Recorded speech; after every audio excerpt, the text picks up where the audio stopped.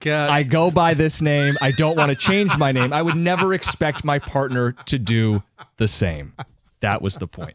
Anyway. You gonna be all right over there? He is. You've laughed a lot in the last hour. This is great. Oh, yes. Well, there's been a lot to laugh at. Okay, Heather, break this down. Okay, so the other day here at the office, unfortunately, locked my keys in the car. So I had to do a lot of sitting around and waiting for the, AAA to come and help me get back into the car. And as I was waiting, somebody here at work went to the refrigerator to grab their food and opened the door and was like, okay, grab the container.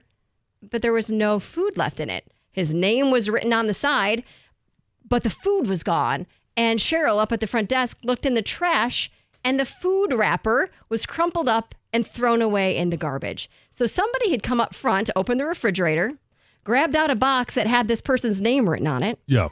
Ate the food, put the box back in Empty the refrigerator, box. and threw out the wrapper. I mean, I saw the container, pretty easily identifiable that there was a name on it. Yeah. Belonged to somebody else. But yet somebody came in there and ate this man's food. And I thought it happens all the time because you always see people are like, do not touch, right?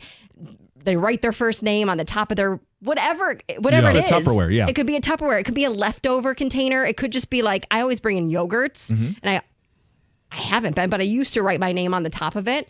But who are these thieves that steal other people's food? Because it happens all the time.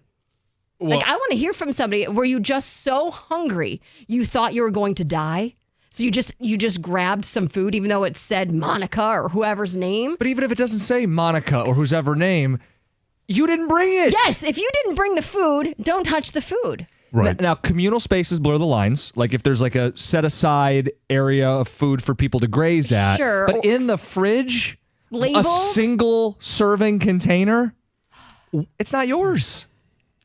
Trying to find a reason that this would happen because you said it was his. And so I'm guessing it. So normally, sometimes if you have a relationship where you're going to mess with someone like Rico and Mr. Kitty Cat here, that, hey, we're going to take the flag back. We're going to hang the flag. We're not going to do that.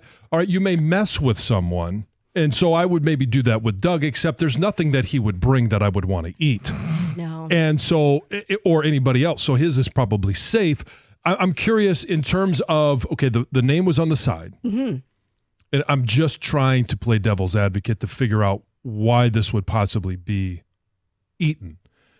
The cover, was it a clear cover or was it like foil so the side, the name on the side was covered up? Well, there actually wasn't a cover on it.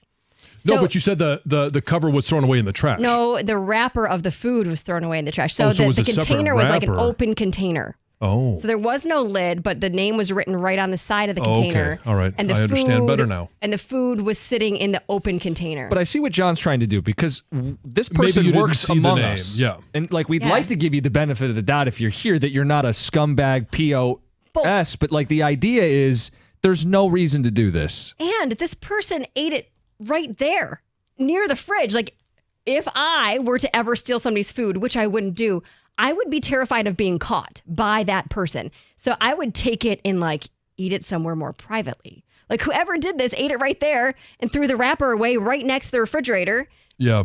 and put like, I would want to hide all evidence. Evidence, yes. Yeah, just make it all disappear. The container and yes, everything. Don't just put the poof, empty gone. container. Yeah, that's just gone. But I want to hear from the people who do this. Have you if done it you before? will call Yeah. yourself out. Will you own up to it? I don't think we have the voice changer technology, but just step up, say it as Dan Campbell was Or saying. it happens, let's say, not even at work. Maybe you have a At home? roommate or you're in college. This happened in Oh, like I label my food in the fridge all the time. Like if there's a leftover. So for Father's Day, we had an ice cream cake and there was one little piece left. I put it in a container. I put Dad's. And don't touch. Yes. Do not touch. So they are very well aware. And the kids do it as well. Now, I will eat their food because their food is my food. But they are not allowed to do the converse. Lines are more blurred at home. Yeah. Right?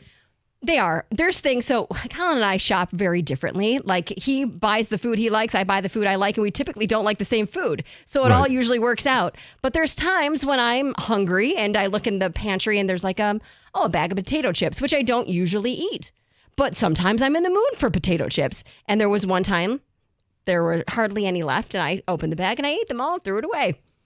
Colin went home to have said potato chips, and they were gone. And there was, how dare you eat my potato chips? I'm like, yours? They're ours. Have you ever had to hide food because you know the other person's going to get to it? Oh, this happens all the time. Not usually. Oh, that's yes. See, John knows what I'm talking about. Oh, yes. Something that's like sweets, things that everybody eats. Because again, like people have different diets. Like my wife doesn't eat seafood. She doesn't eat like red meat. So that stuff's safe for me. But the stuff that's everybody loves. Oh, yeah. You get. And there's only just one little bit left. Oh, Hide it, save it, put it in the back, tuck it behind something else. Ice cream sandwich. Those get hit all the time in the Jansen house. I'll be like, hey, what happened to that last ice cream sandwich? Nobody wants to say anything. And then all of a sudden you see one of the kids walking by with one. You're like, where was that? Oh, well, it was hidden under there. So our question is office food thievery, but food thievery in general. And we want to hear from people who have committed this crime. Let's go to Josh in Wyandotte. You've been a part of something like this? Yeah, back in my 20s, I worked for Lowe's, and randomly my girlfriend at the time said she made me a lunch, put it in a brown bag, and had my name on it. Well, I worked with another guy named Josh. So when I went to grab the lunch, I opened up the bag and started eating because I didn't know what it was. And did you get caught? He came in. He opened the fridge, grabbed his, realized his was not the right lunch. And, you know, we laughed about it. But then later that night, I figured out my girlfriend made that lunch for me because she was telling me she cheated on me. Oh, what? Buried the lead here. Wait. So what does she pack you with? What was the lunch?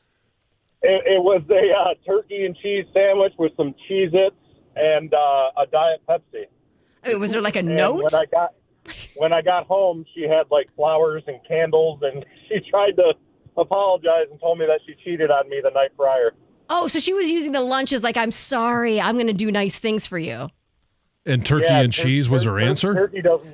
Turkey's not that good. Yeah. No, it's not. No, I thought you were going to say maybe it was a filet mignon sandwich or something. I would have took that. I rather would have had my butt kicked by the guys that I ate his lunch. Yeah. So your situation is two Joshes with brown paper bags? Yes. Okay, that's maybe the most plausible way for this to actually happen. It makes sense. So maybe another person with the same name is this person thought, ate our coworkers' that's my food. Sandwich. Yeah. But if you didn't bring it, it I would have to be the exact same. You didn't bring it. It's not yours. Don't eat it. Period. Ever. No exceptions. You know me, I like to argue. There's really no room to argue here. You didn't bring it. It's not yours. Don't eat it. But the better question is, if you're trying to butter up your significant other because you're just about to tell them that you cheated on them the night before, turkey and Swiss is the answer? Cheez-Its. Cheez-Its. And what's his answer going to be? Okay, I forgive you. Yeah, no, Sandwich man. was good. You know what? That was a great sandwich. You're okay. I was going to make this the end of the relationship, but That sandwich. that brown bag lunch, relationship saver. It's 97.1. Hey, the summer driving season is upon us once again, and the combination of increased traffic, big trucks, motorcyclists, and construction, which is all over the place, all contribute to the fact that summertime in Michigan has more accidents than any other season of the year. And if you've been injured in an accident, injury attorney David Feminino and his team are ready to help you right now. David will never take a fee until he wins your case. I'll repeat that for you so you know. David is never going to take a fee until he wins your case. You can speak to David personally right now by calling 855-65-CRASH or go to his website, getdavidgetpaid.com. That's 855-65-CRASH or on the web at getdavidgetpaid.com.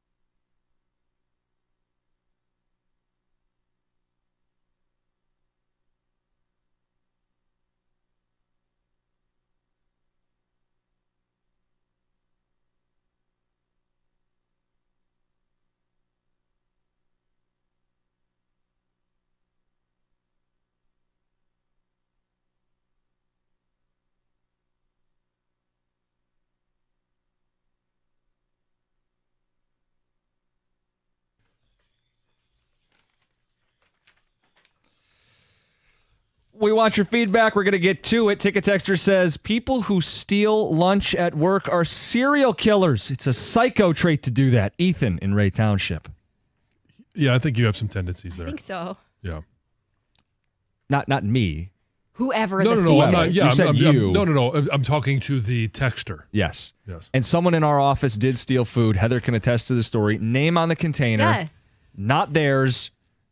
I don't understand. They just opened the fridge and said, "This looks good. I'm going to eat it." We also had someone call in and say this has happened at their workplace, but the story was not about that. No, the story was about this is the. I'm. Were they married or just boyfriend I girlfriend? think they were dating. This is the meal I'm going to prepare so that you are happy when you get home, and I can tell you that I just cheated on you. Texter says, hold on, turkey and cheese is a, quote, I'm sorry I banged another dude lunch.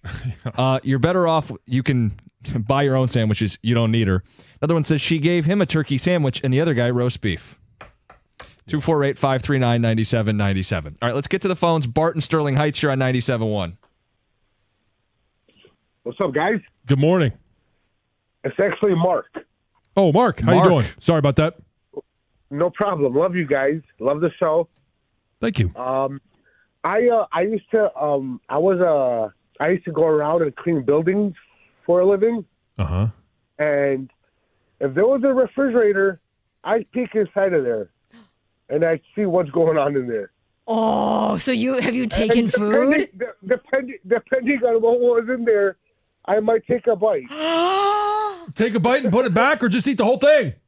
No, well, it depends on what it was. Like if it was like a salad or like something like that, where I wouldn't, give them germs or anything, I take a bite. Never to be caught because he doesn't work there. Yes. The perfect Oh, crime. wow. So what was the best prize you found? Good question. I'm a salad guy. Oh. One time they had like a big event at the office, and they had like a bunch of food in there, and they had like a Greek salad, and the Greek salad was amazing. Okay. All right. And I just ate a bit of it. Just a little bit. Yeah. But why? It's not yours. Why? You're hungry? He's hungry. No, just curious. You're not even hungry. Yes, an honest thief. Because he could, basically. Uh-huh. Appreciate the phone man. call. We'll have to tell Doug to watch out. That guy's after salads. Ticket Texter says nobody ever steals my lunch. Doug in Ann Arbor. Except this guy. Apparently this guy got to watch out. Uh-huh. Lamont on a cell. Good morning. You're on 97.1. Good morning, everyone. How's you doing? Good. Good. So I ate somebody's lunch, and I did it on purpose, and there was a reason behind it. I worked in a call center, and I knew the person. They worked the day shift. I worked the night shift. And every Friday, they cleaned out the refrigerator. So it's Friday at 7 o'clock, and I thought the person was gone. I knew it was their food. I didn't want their Tupperware stuff to get thrown away, so I ate it, took it, washed it out. And as I'm washing out the Tupperware, the guy comes in. I'm like, dude, I thought you were gone. So I ended up buying him lunch, but I was trying to save his Tupperware is the reason why I ate it. All right, so you made good on it. You actually I made then good on it. you I you made got him good on another it, but lunch. I knew it was his. I thought he was gone, but he ended up switching shifts with someone. So I ate his food, and I bought him lunch that evening. Was well, it good? At least you made up for it. Yeah. But it was. I had good heart. I was good-hearted. I was trying to save his Tupperware. That's my excuse, and I'm sticking to it. Do you remember what it was?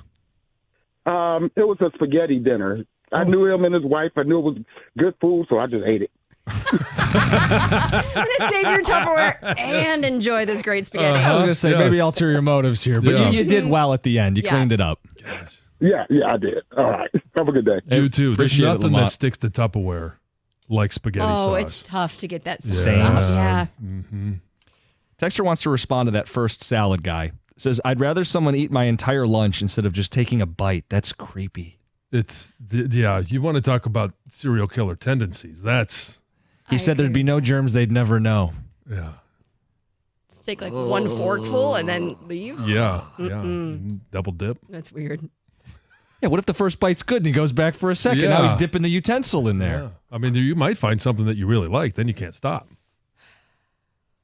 I mean, Am I wrong? Like you get This that is why little you just taste don't in do your it. mouth, yeah, and all of a sudden you're like, well, I need more of that. I mean, somebody brought in cookie dough. It'd be one of those things where you one bite and you can't stop.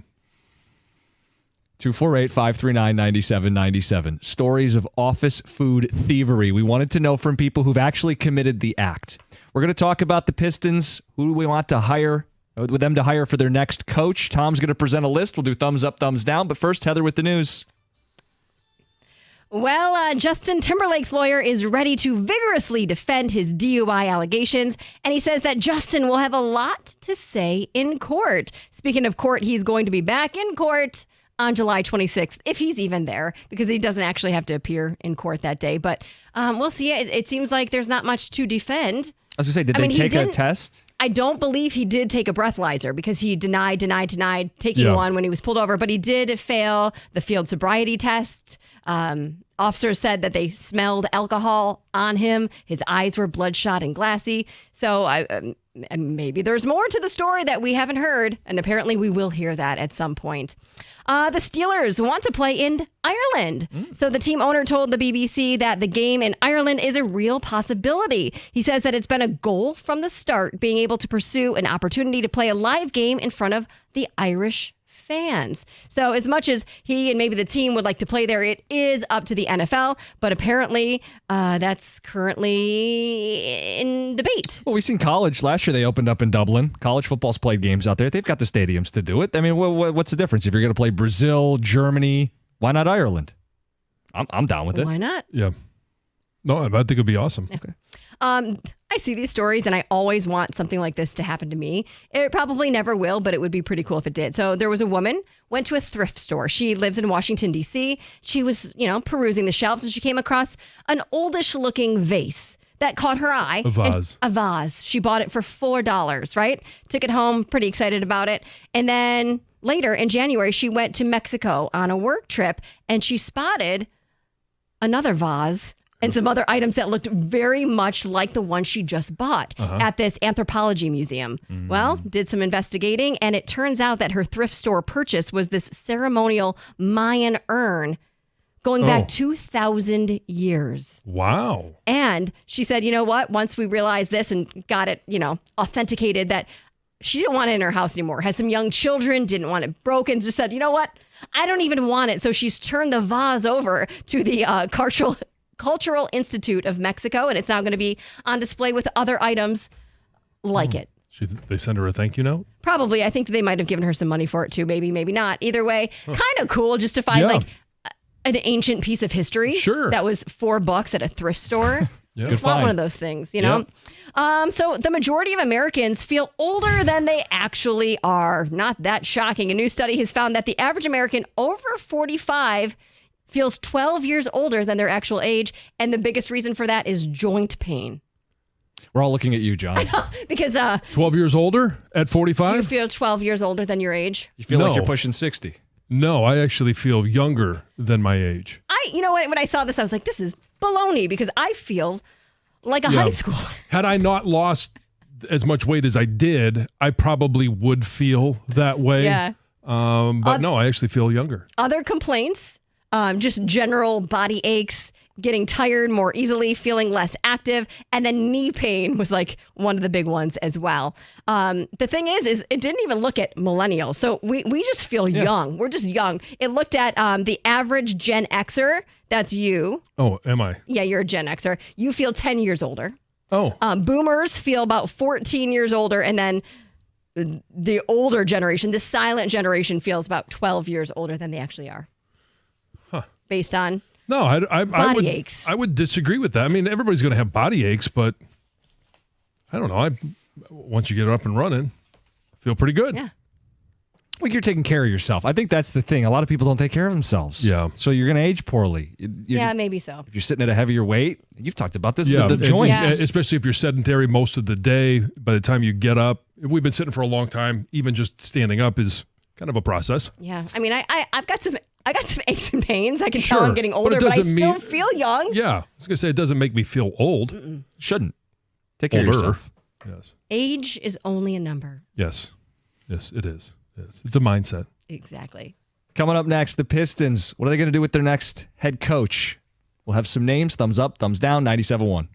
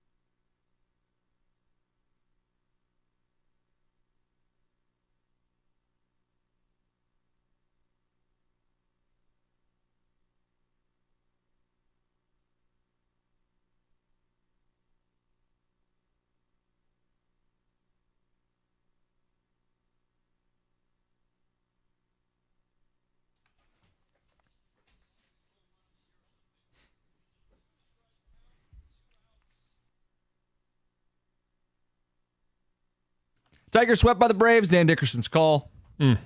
6 games below 500 now. 6.5 officially back of the wild card. It's easy to lose count at this point. They are in a full free fall. Don't blame me. Greg played the highlight coming back. We talked about the Pistons. Listen, not much brighter over there, but at least we could say ownership stepped in, was willing to pay the price to move on from Monty Williams. I know the news broke at the end of the show yesterday. You've had a day to digest it. We just went through some names. The state of this team right now, it's, hey, Gores, you hired a basketball guy. Learn from your mistakes. Let him be the basketball guy.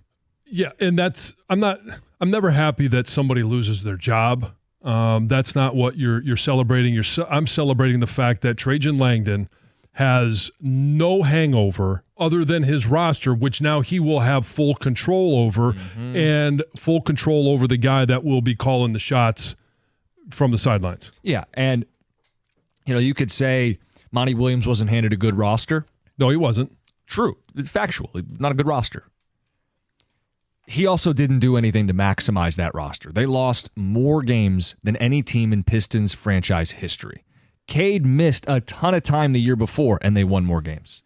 Monty's all bench units. Monty's baffling decision to play Killian Hayes as a starter for the majority of the first half of the season, only to then admit, oh, yeah, I shouldn't have done that. Like, his heart wasn't in it, and the only way to move forward was to move on from him. I don't feel bad for a guy who's going to cash $65 million to not coach for the Detroit Pistons. No, I mean, he's already cashing checks for not coaching for Phoenix. And so you did the math. You said if you take his buyout from Phoenix, what he made as a Pistons coach in 1 year, $100 million. $100 million. And he's coached 1 year.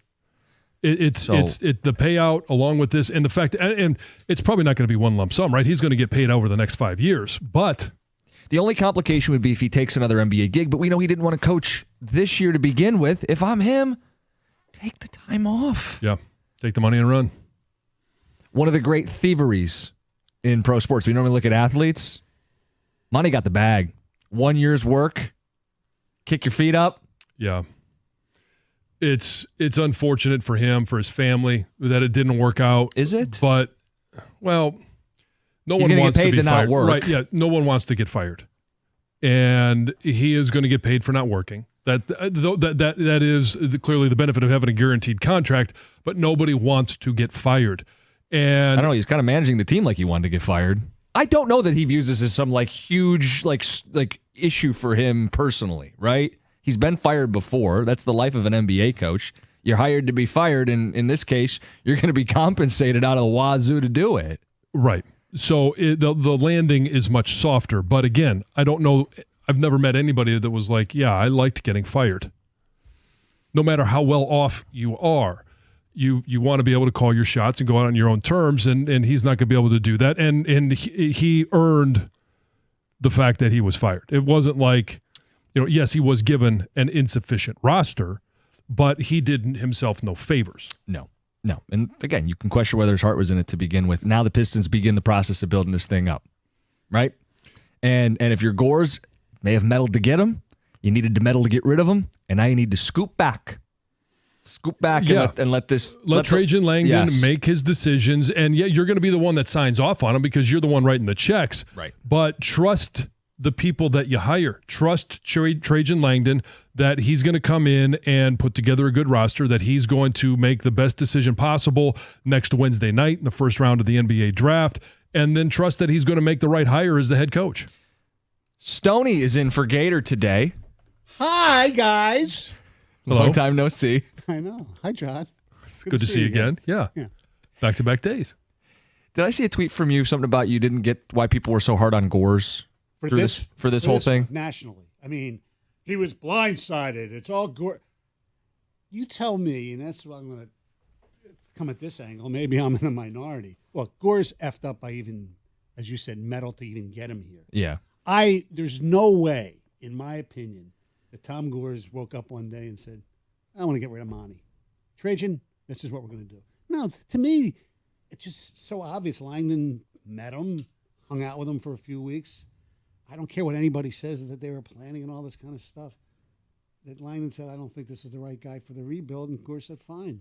This is what I hired you for.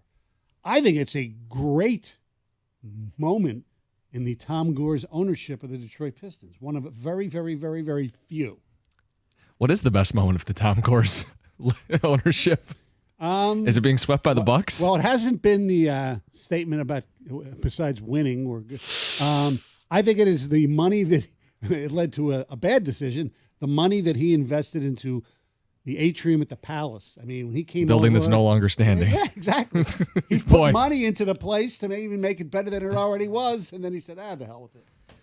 Yeah. And we had people point out the differences, in ownership in the city, where Gores has spent recklessly, but has spent. Right. There's an effort. He is what you want your owner to be in certain situations. Okay. An open checkbook and let his people who know more than he does run things. What are you guys going to talk about? I don't think he did that. No, you think this was Langdon? Yes. And I could be wrong, but I've been wrong many a time. What's the plan today? The plan today is that, and we have some interesting Sports Illustrated things that we saw, too, among other things. Right, Doug? Yes, we. I think we all had the same observation driving in today, which we'll get to right out of the gate. Oh, Yep. Okay. Yep. Curious as to what those observations might be. Yes, indeed. I don't know if you guys. By the way, this is going to be a first tonight. Oh, history? Have you guys never done a show No, together? Never done a show. Besides like the draft stuff. Yep. You're in for a treat. Yes, I'm looking. Heather's talking to me. Yes, I am yes. in for a treat. Yes, I am. I am very excited about this opportunity. The full Stony experience. That's right. It's Thursday and Friday right here on 97.1 The Ticket.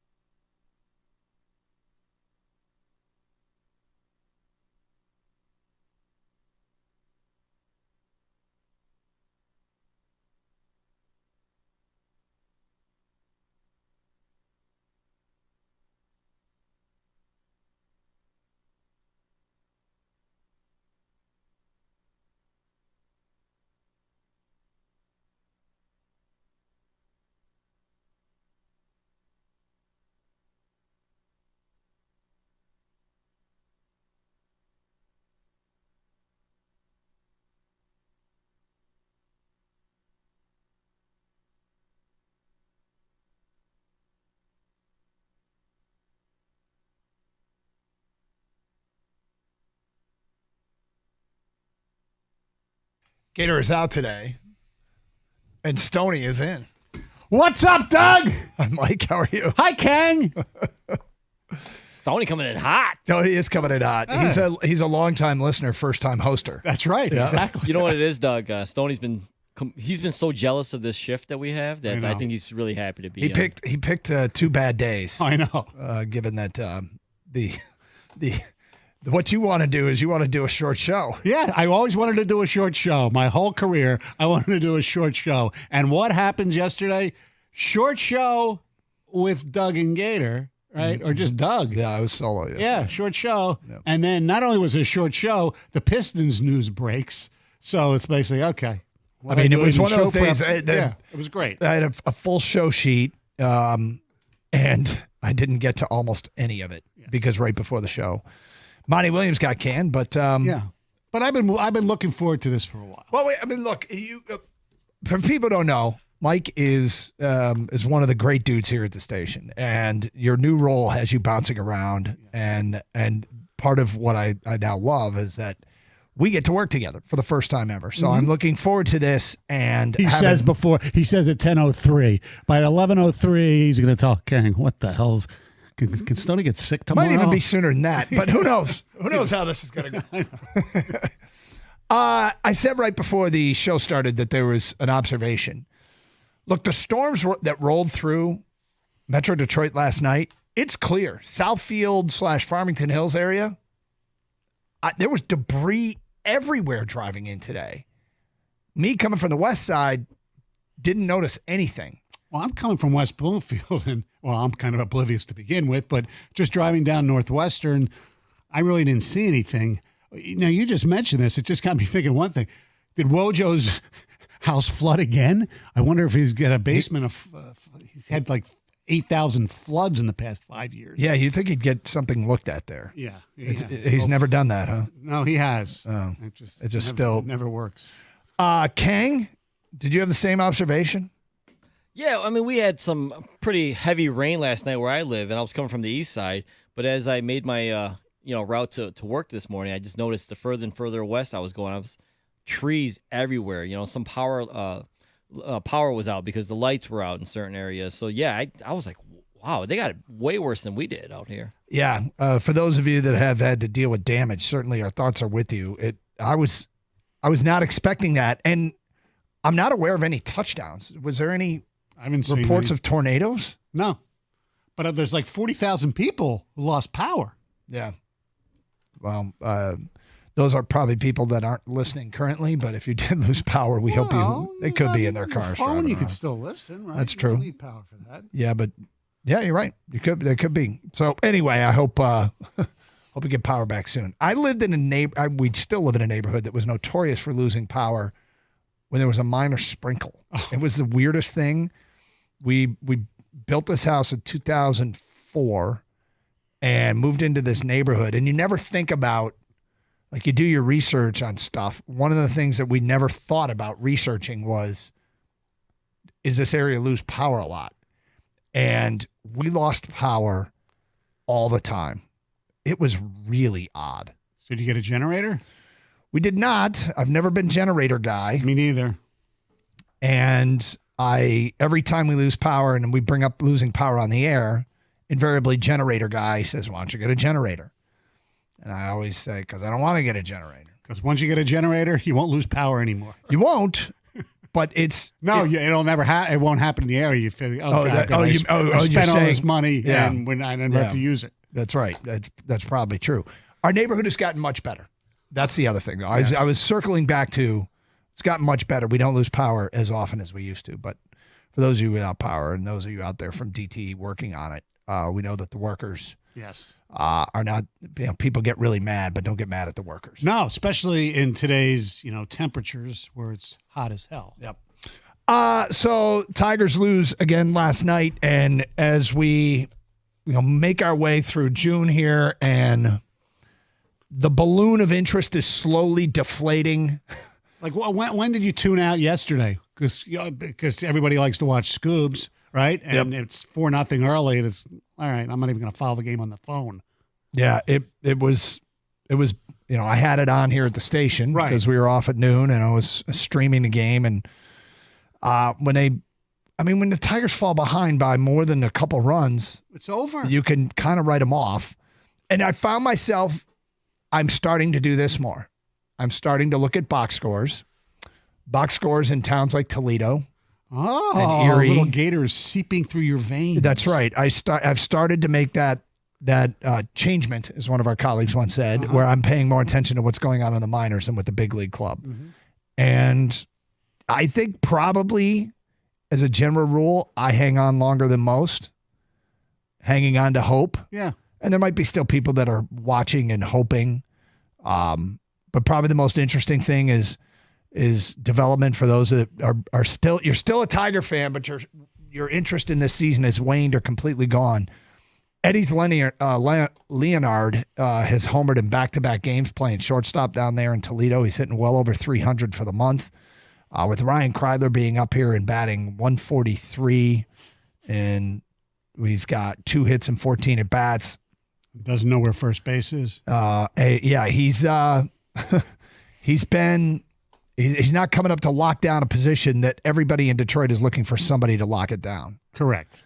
But Eddie's Leonard starting to play after being hurt early in the year, starting to play well down there in Toledo. So maybe something to keep an eye on. But he's only 23. But not just looking at the box score of that, you and I have the, I don't know, the ability is the right word, the luxury of having B teams that are at least pretty good. And actually, they played each other yesterday. Yeah. With your Padres beating my Phillies 5-2. So, as the Tigers wane, I'm spending more time, interested in the Phillies, who will be here next week. It's true. They're really good. The thing about the Pods are still in the NL wildcard race, but almost everybody in the NL is still in the NL wildcard race. I can't believe with that payroll and the players on that team, they're still 2 games under 500. Who, the Padres? Yeah. The Padres do this all the time. They sign a whole bunch of players. They run their payroll up. They stink. They get rid of everybody. A few years later, they sign a bunch of players, run the payroll up, and they stink. It's the weirdest thing. It is the weirdest thing. They need to hire a good general manager like the Phillies did. Right. Familiar name? Yes. Yeah. Dombrowski. So anyway, this might conclude our Tiger discussion for the day. There's some trade stuff out there, but really the big news of the day is the whole world's still reacting to what the Pistons did. Yeah. And that is replacing Monty Williams. Now, the Pistons, I get that there are hardcore fans out there. In the grand scheme of things, they don't move the pulse all that much for Metro Detroiters, which is frustrating when we ever have a team that isn't performing and people start to check out, like what's happening maybe with the Tigers right now. But they were getting ripped nationally. Yes, which makes, look, they are a poop show. There's no doubt about it. It's been over. We know here how bad they've been. Have not won a playoff game since, 2009 or whatever. So we understand that. And we understand that the owner, Tom Gores, is eccentric, goofy, awful at his job. But in this case, I think the national narrative is wrong. Now, obviously, guys like, not our Woj, the other Woj, they're more locked in than I am. I think that Gores did the right thing here, but he's getting blamed today, blindsiding, Monty Williams. And look, you can rip Gores all you want for basically overpaying, bidding against himself to bring Monty Williams here. Look, everything Gores has touched has been bad for the most part, on the floor, which is what we care about. We don't, the community stuff and all that, lovely. But this time, I think he got it right where he hires a guy to run his basketball operation. And in my opinion, he's letting him decide how to run his basketball operation. I don't see Tom Gores saying, you know what, let's get rid of Monty. It just doesn't seem like it'd be Tom Gores. It'd be Tom Gores to listen to Trajan Langdon and say, hey, listen, I've been with Monty for, a week or so since, you hired me. And I think since we want to rebuild or whatever we're going through, I don't think he's the guy for the job after spending time with him and, good guy and all that kind of stuff. But we need to go in a different direction. But it's a lot of money that you have to, eat. Is that okay? And Gores says, yes. I don't think this is Gores' idea. If it's Gores' idea, there's a problem. Yeah, because you hired somebody to make this decision and then you made it for him. Right. I don't believe that that's the case. No, I believe that I'm going to give Gores some credit for doing what a good owner should do. Let his basketball people run the show. Stay away. I don't care if he lives in California or whatever. As long as your checkbook is open and the guy you hire, now obviously you have to give the guy time to figure out if he hired the right guy, which he hasn't done yet. But that said, let Langdon run stuff for a few years, and you know what? If it doesn't work, fire him and hire somebody else. Odds are working. Well, we'll get into this a little bit more. And Kang, it's your first chance to talk about this. You were off yesterday. I want to get your opinion from behind the glass. Our producer, Kang Wynn. 248-539-9797. Carson Anderson. Stoney's in for Gator today. 97-1 the ticket.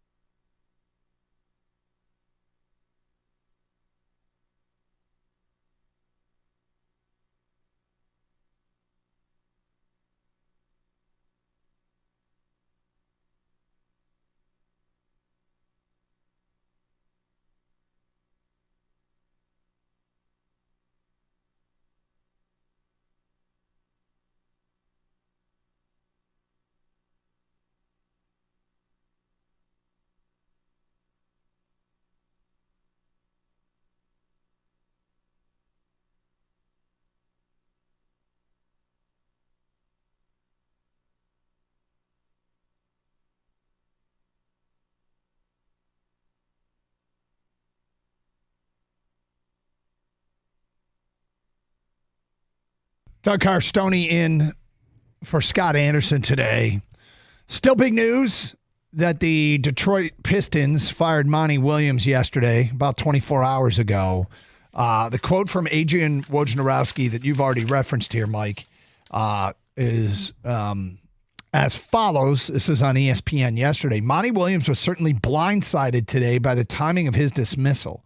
He'd been meeting with their new president of basketball operations, Trajan Langdon, for weeks preparing for next season. They hired a new assistant coach recently in Fred Vinson. And listen, they are just 1 week away from the draft. But this was a decision made at the ownership level with Tom Gores in Detroit, the same man who gave Monty Williams and recruited Monty Williams with that 6-year, nearly $80 million deal last season after he left Phoenix. If that's true, and I'm Trajan Langdon, Yeah. I resign now. Yeah. You hired me to be your president of basketball operations, and you decide who my coach is going to be.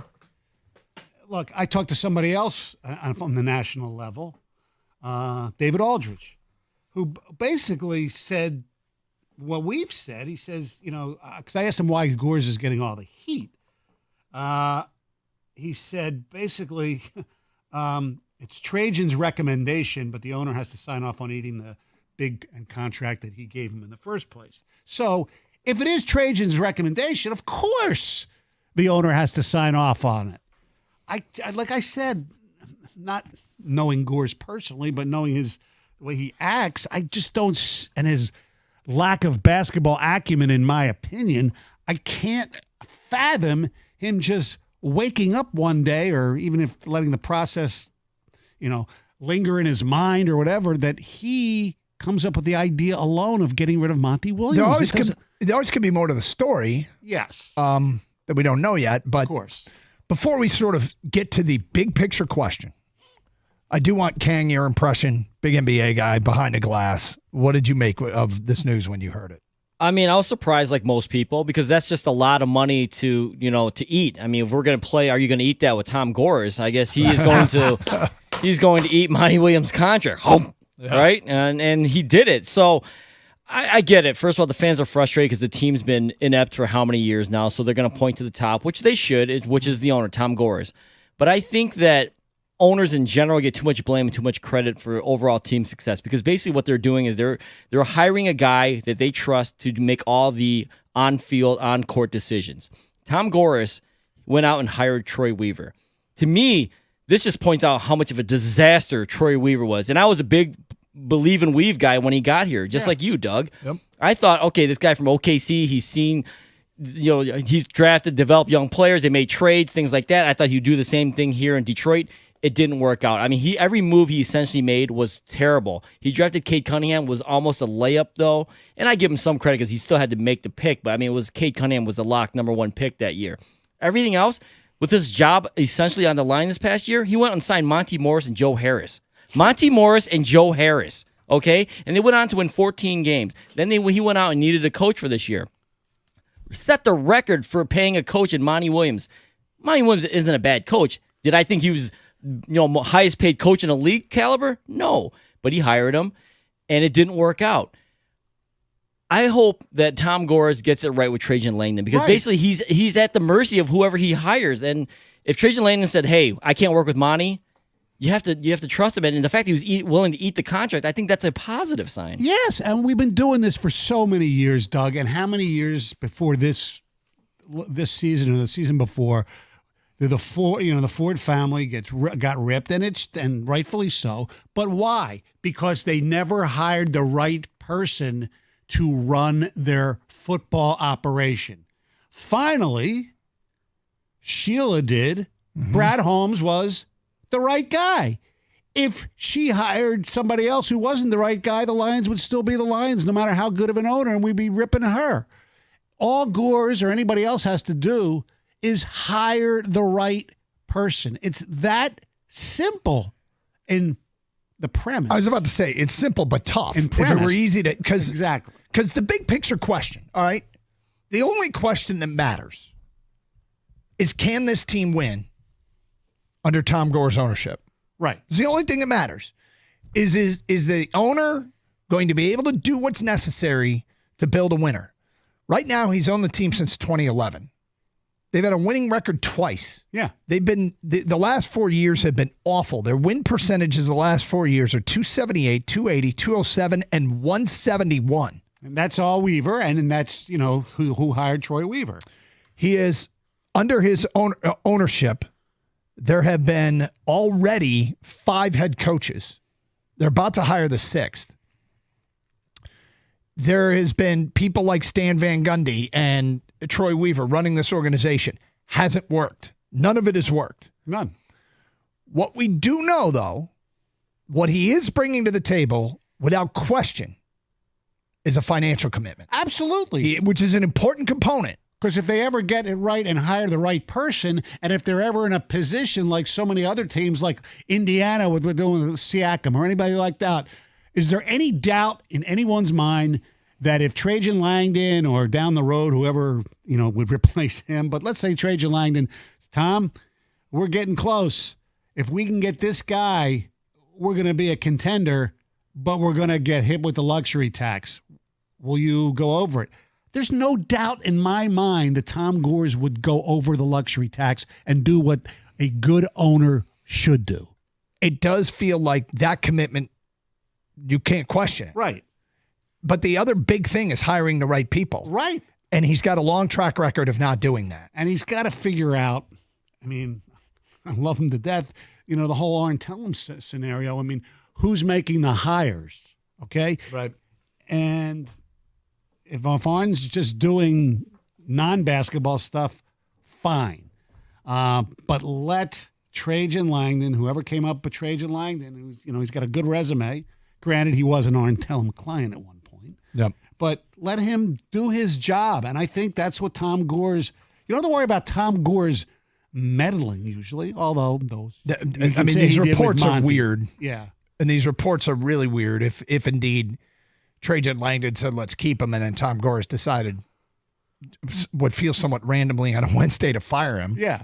Now, the timeline would fit. I have no problem with Langdon being here for a while and deciding to fire him. Yes. You meet, you get to know somebody. I know that, you think about job interviews. When you have like a second or third job interview, you interview once, I think I like this guy. You interview a second time, I think I really like this guy. You interview a third time, and you go, maybe not. Something comes up in the third interview. There's a reason. And so even though they've been having basketball meetings, according to Woj, that Monty Williams was having basketball meetings and was blindsided by the news he got fired because he'd been meeting with Langdon, it might have been essentially him interviewing for the job as they discussed what was next with him in charge. And then Langdon said, I don't think this is the guy. Something happened. Something was said that says, I don't think this is the guy. And that's perfectly fine. But people saying that this was a ownership decision only would be worrisome. Yes. And that is why I'm not jumping to that conclusion until Langdon has the introductory press conference and says, yeah, that was my decision. Right. It was my decision.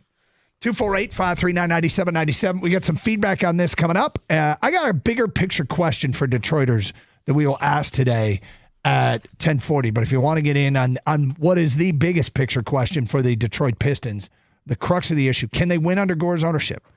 There's two big things. You have to have the ability to hire the right people, which he has not done, and the financial commitment, which he has done in impressive fashion. Almost to a fault. It's his fault. Yes. But he doesn't let the mistakes, the financial punishment of his mistakes, hold him back. He did the right thing. They moved on.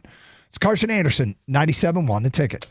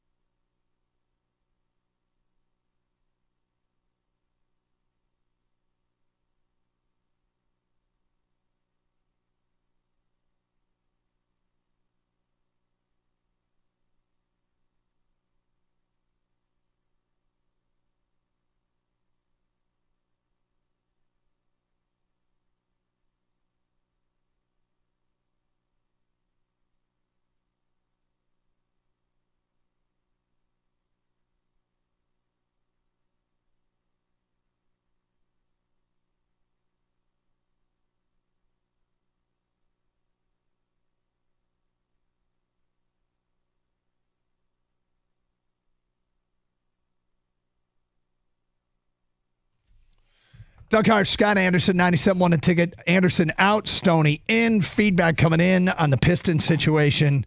Kind of mixed reports on who actually did this firing, but Stoney, you and I both firmly believe it was a Trajan Langdon call. If it isn't, we're going to find out, and this is going to look like it's probably going to look like a mess. Yeah, if it's not if it is all Gores, then we have a bigger problem than we thought. Well, it's a meddling. Hired a guy, but made his decision. Why'd you even hire him? You should have fired Monty Williams first.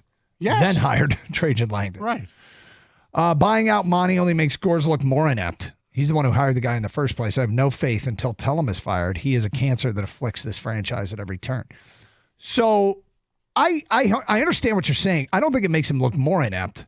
I think it makes him, I don't want to give him credit for firing a mistake that he made. Correct. However, I do give him a ton of credit for not letting money stop him. This bodes very well for the future. As you said, will he go over the luxury tax threshold? Yes. Yeah. Well, they have the most cap space in the NBA right now.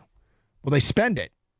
If Langdon sees ways to use it, we're at a huge pivot point for this team. Oh, absolutely. Most cap space in the league.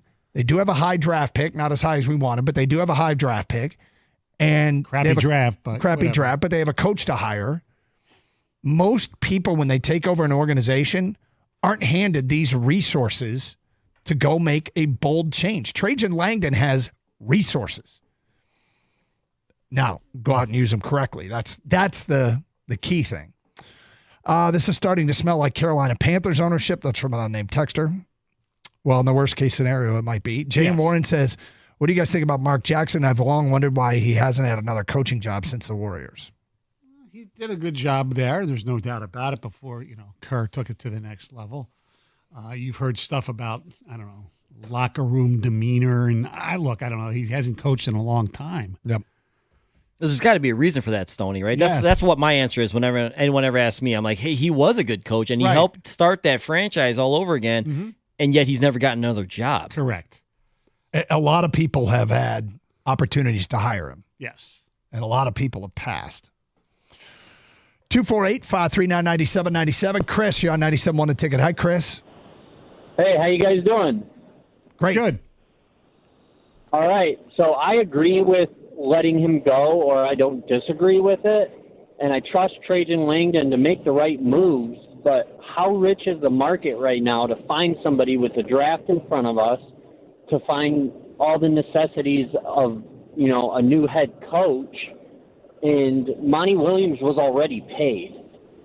Like, how are you going to, find the replacement?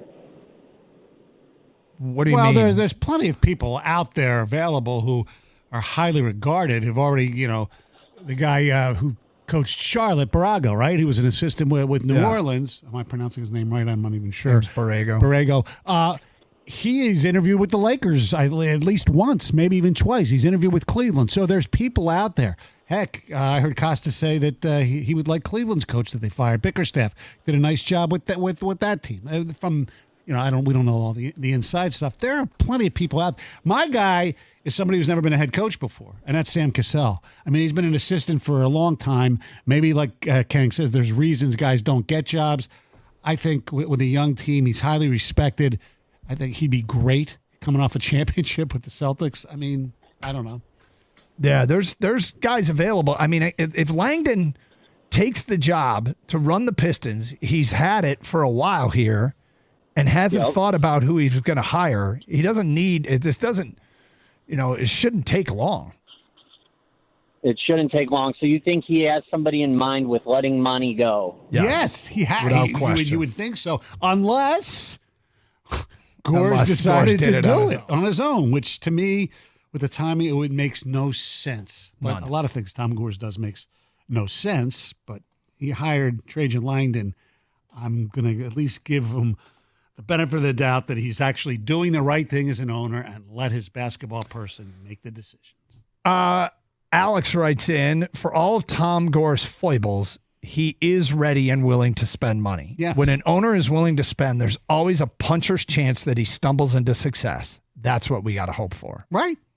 That was the thing with the Fords. Another one here. There's zero evidence or even reason to believe Gores is involved in a basketball decision. Arn is the constant problem. Unnamed texter, I know professional media members can't make this type of accusation up, but Chris from Armada can. I believe it is more likely than not that Monty Williams never wanted to be here and basically actively tried to get fired so he could take his money and run. Now he's saying the right things and pretending to be, quote, blindsided so he can keep his reputation and return to coaching years down the road if his heart is ever back in it. I vehemently disagree with that. You can say what you want about Monty Williams, okay? Bad coach, did a horrible job this year. No argument there. He might not have wanted the job when he got it, but I do not think that he sabotaged the team, sabotaged himself, and tried to get fired. I don't buy it for a second. That doesn't seem to be anything that goes with his makeup. No, I mean, the conspiracy theories are popular, and this one kind of came up yesterday. He never wanted to be here. There were two things. One is Tigers do this with Baez, and the other was he never wanted to be here and didn't really try. And I said it yesterday, I'll say it again. That is a heavy accusation to make. I would not put my name behind that. But You're right. But Chris and Armada can, and Chris did. That's right. Well, you mentioned Baez, and it's true. You probably got a lot of calls on that, but he's right. If Tom Gores owned the Tigers, Javi Baez would not be on this team. Here's the problem. If Scott Harris wanted him gone. What you can't do is, when you fire a coach, assume you're going to get better. Right. In Baez's case, buying him out now, at this point, there's no better option. Now, am I watching Eddie's Leonard? Yes. In the back-to-back games with home runs and hitting over 300 as a 23-year-old potential shortstop down in Toledo. Right. Yeah, I'm paying attention. When Ryan Kreidler got called up, we were all like, okay, what do we got? And Kreidler, unfortunately, I mean, it's only 14 at-bats, but he really hasn't hit much in his career with a few exceptions. Well, the analogy I'd make with Baez, and excuse me for the analogy, but he's a pile of poop. Wow. So would you rather have the pile of poop in your house or the pile of poop on your front yard? Put it in my front yard, get it out of my house. I just don't want another option. You're paying $25 million anyway for poop. So you don't have to play the poop. No, but if the poop, you have to replace the poop with other poop that smells worse. Even if it's cheaper, you're paying him anyway. But it can't be worse. It can be. It's impossible. I would think he's still like the worst player in professional baseball. Right now he is. Right. But who has a better chance to hit over the next few months, Kreidler or Baez? Doug Karsh does. Well, that goes without saying. Look, I don't like defending Baez. I understand why he hasn't been bought out yet. I'm just waiting for somebody to earn the chance. I get it. Where it makes it makes baseball sense to replace him. From Mark in a UPS truck. Personally, because of the way Monty was fired all of a sudden, I can't help but wonder if they're going to try and trade for Devin Booker soon. He wasn't crazy about playing for Monty, but has hinted that he'd love to play for the Pistons one day. If they talked to Booker, or maybe he indicated Monty would have to go. You never know. Interesting theory. Yeah, that is interesting. Okay. So what do we have going on right now? Well, we just had the NBA Finals wrap up. Mm-hmm. Stanley Cup has turned interesting as the cloak of invincibility has been taken off Bobrovsky, and now it's 3-2. And our baseball team is fading. There's air rapidly leaving the balloon of interest. And there's no notion or sign that it's going to get any better. No, there's none. Which brings us to the following, and we'll take 10 texts on it right now. Detroit fans, right now, what do you find you miss the most? Is it having a great baseball team so your summer can be so much fun?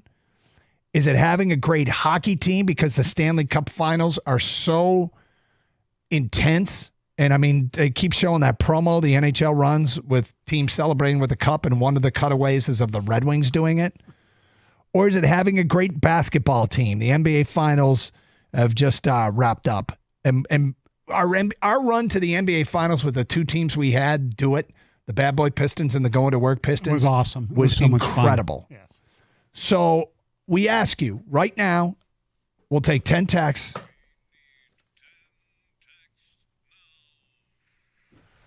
What do you miss the most here in June of 2024? Is it having a great baseball team, having a great hockey team, or having a great basketball team? 248-539-9797. We'll read those 10 texts. Make sure you sign them. Give us a little bit of reason why. 248-539-9797. We'll read the first 10 texts that come over. We'll continue the conversation after that. It's Carson Anderson, Stoney in for Gator here on 97.1, The Ticket. Hey, we love sports, right? We love them so much, we never want them to stop. But as the playoffs have wound down in the NBA, we get fewer games, and the sports aren't sportsing like we want them to. But FanDuel lets us keep the sports going whenever we want. All we have to do is open the app and dream up bets anytime we're in the mood. And this summer, FanDuel is hooking up all customers with a boost or a bonus daily. That's right. There's something for everyone every day, all summer long. And they've got 30% boosts a lot, and it's a lot easier to bet a favorite when you get 30% more money if they win. Start to feel like it's worth your while. Head over to FanDuel.com/Doug and start making the most of your summer. FanDuel is the official sports betting partner of Major League Baseball. Must be 21 or older and present in Michigan. Opt-in required. Wager requirements do apply. Bonuses awarded as non-withdrawable bonus bets or profit boost tokens. Restrictions apply, including bonus expiration. See terms and conditions at FanDuel.com/sportsbook. Gambling problem? Call 1-800-GAMBLER.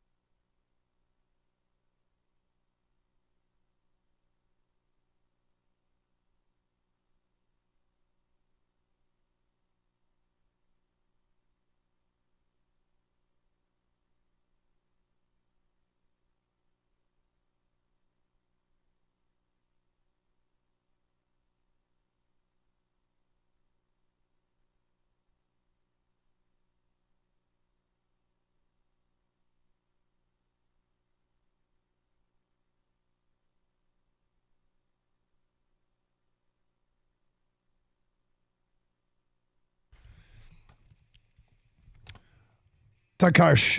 Stoney's in for Gator today. 248-539-9797. What are you missing most? What are you missing most? Having a great hockey team with the Stanley Cup Finals going on? Having a great basketball team. Man, it was fun when the bad boy Pistons and the going to work Pistons are in the NBA Finals. Having a great baseball team. Look, I use the term, make your summers great. Summers are going to be great in Michigan, no matter how good or bad the Tigers are. But it certainly is more fun at the end of the day when you have a Tiger game to sit down and listen to or watch and go to. But what do you find yourself missing most? Don in Newport writes in, definitely hockey. Mike in Detroit says, having a great Piston team. Unnamed texter, without a doubt, baseball. They play so many games, and to sit and watch them win makes a summer great. Steve writes in hockey, no other answer. Oh, there is. Yeah, there is. Hans, an Uber driver, says, I miss the Red Wings being the rock stars. Now they're the toilet of the NHL. Stevie has failed us. They're not the toilet, but they're not.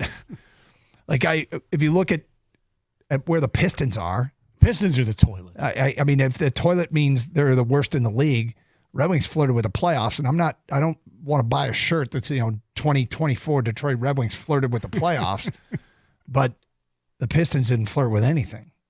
No. Unnamed texter, good baseball makes a good summer and extends summer because of the playoffs. It's simple as that.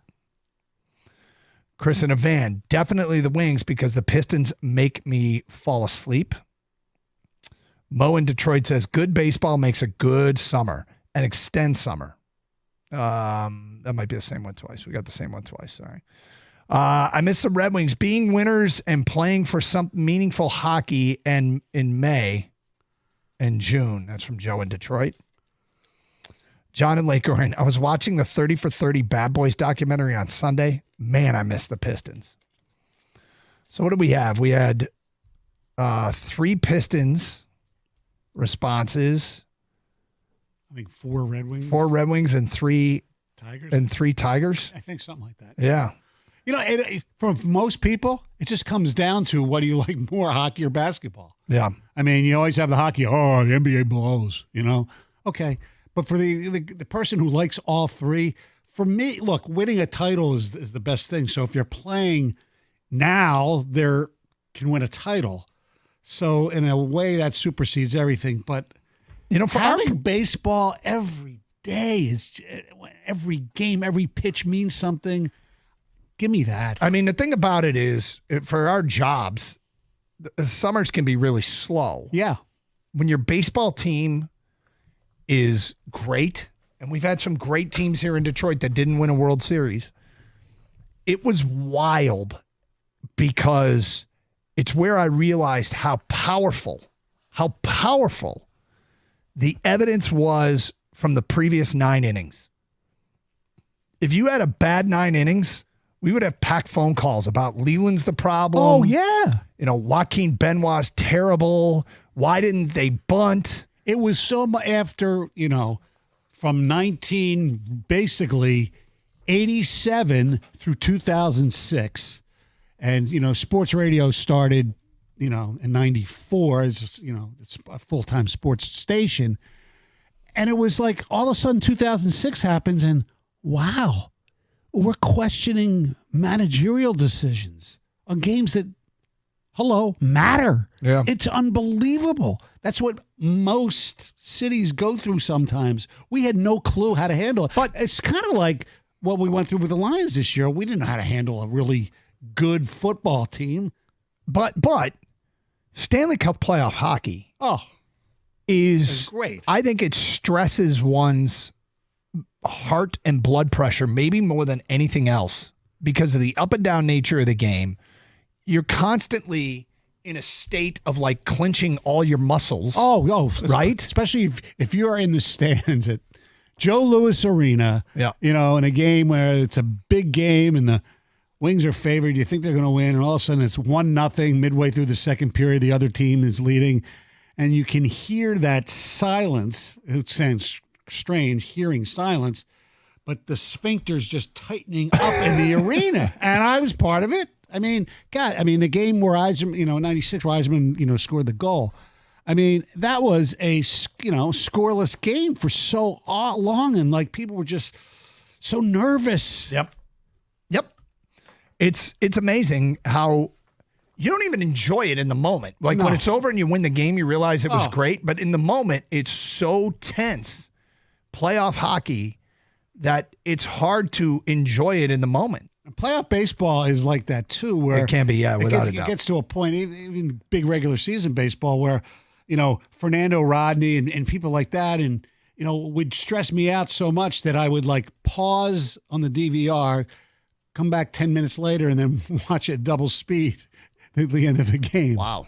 Yeah. It's like a horror movie or something. Yeah, you're trying to watch it between your hands. They're trying not to watch. Yes, exactly. Wow. Kang, what about you? Well, clearly all 3 sports have something awesome to offer for each fan base. And if it comes down to it, it's probably going to be you're going to pick the sport you love the most, your favorite sport. But if you objectively look at it just from a sports fan's point of view, the answer should be baseball. Because from basically May until the end of summer, it's the only thing going on. Like during the fall and winter, you've got, you know, you got the other 3. You got hockey, basketball, football, college basketball. So you could lean on something else, even if, you know, your favorite sport is, you know, your favorite team isn't doing that well. With the summertime and baseball, yeah, we have great Michigan things to do, But outside of sports, it's the Tigers. And selfishly for us, it'd be great too, because it literally is the only professional sport going on. But the summer with baseball, it adds another activity to do, by the way, with the Great Michigan things to do. Yep. But it's the only thing going on. You have nothing else sports-wise to lean on. And so I think, like I said, objectively from a sports fan point of view, you got to pick baseball. That's what you miss having a great team the most out of the three that are down right now with the Wings, Pistons, and Tigers. So it's funny. I was just thinking about, we're in a weird period in time where as a sports market, we have gotten something that we have begged for forever, that we never thought we would have, that people were convinced would never happen. And that is, we've got a competent football organization. Yes. We have begged for it forever. We have now seen playoff wins. We've seen a division crown. We've seen a team that is being praised for how smart they are, not by everybody, but by most people. Yes. That is set up for success. And a team that when the schedule came out and I came in to work in the morning show for John, so Costa says, game by game, we want to hear yours. And it came out to 11-6. I got vilified. Right. What are you doing? What world are we living in where the Lions are going to win 11 games and that's like a heathen? But the funny thing about it is we've gotten that, and it's like the sports gods have said, okay, we've given them that. Let's kill off the other three. Right. Let's make them completely, almost irrelevant in their sports. And look, the Red Wings are flirting with relevancy. They're flirting with it. Yes. They feel like they're the closest to the other three, but when you watch Florida and Edmonton play, you realize they're pretty far away. Way off. It's still a long way off. Yeah. But they've got a chance to at least get in the playoffs and be more than first-round fodder. Yeah. And in that sport, there almost isn't such a thing as first-round fodder. No.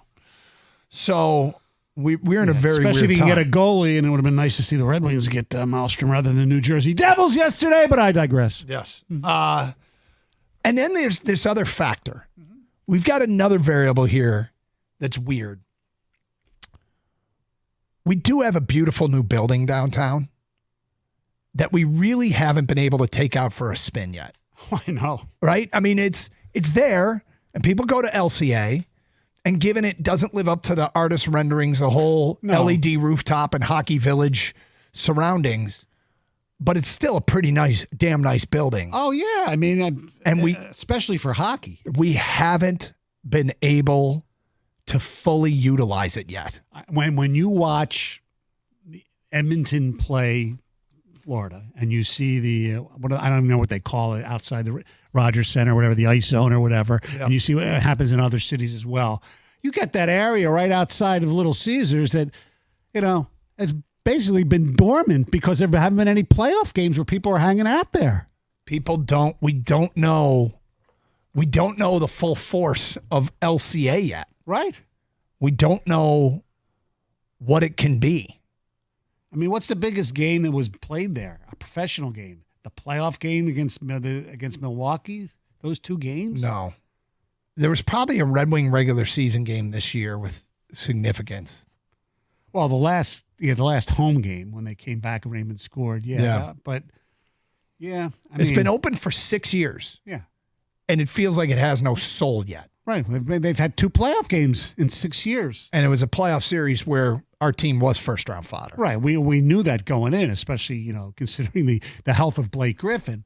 I mean, the biggest game that was held there was the Michigan State-Syracuse game in the NCAAs. Probably.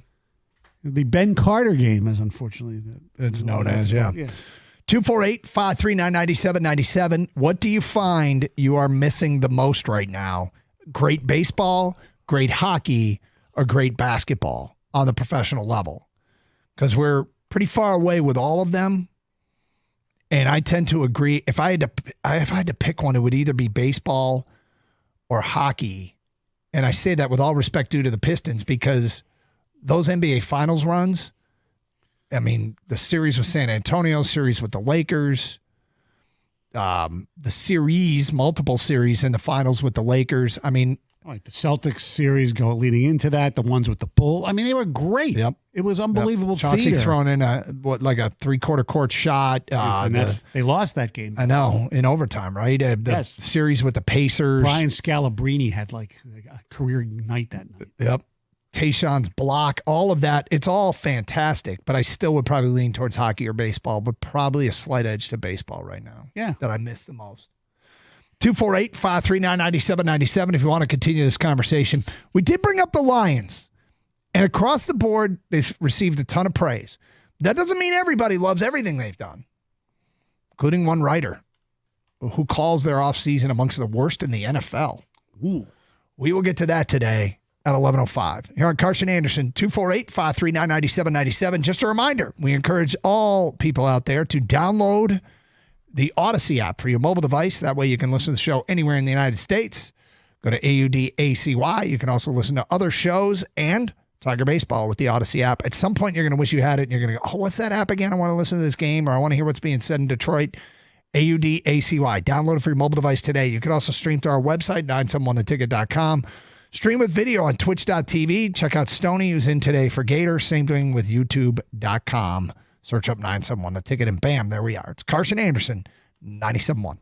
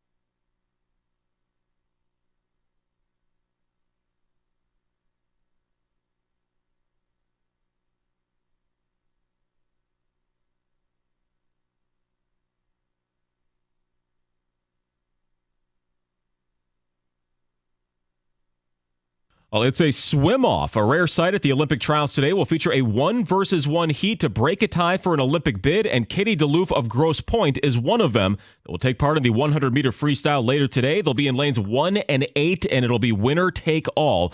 Also in Indy will be Oakland University swimmer Ian Allen, who will try for a spot in the 200-meter individual medley, where they swim 50 meters of all 4 strokes in the same race. The trials have actually been pretty huge at Lucas Oil Stadium. They drew over 22,000 fans last night, the most attended swimming event ever. Who will be the next Pistons coach? That's the question being asked now that Monty Williams is officially gone. Names being floated around include James Borrego. The New York Post says that Detroit has him under serious consideration. Gilbert Arenas on his podcast had his own ideas for Detroit.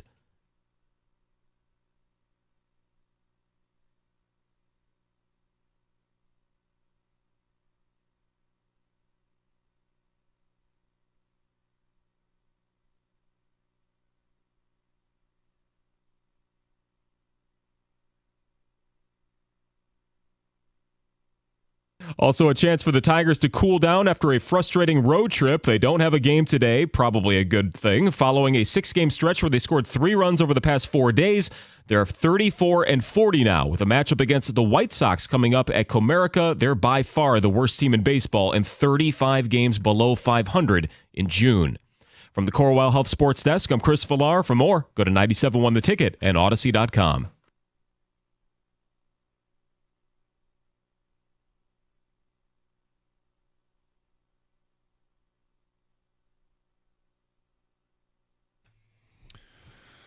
Stoney, have you ever been to a major swimming event? Major? No. Something like the U.S. Olympic trials? No. My neighbor went with his daughter. Oh, did they? They loved That's it. cool. Yeah. That's cool. Have you gone? No, I've never seen anything like that.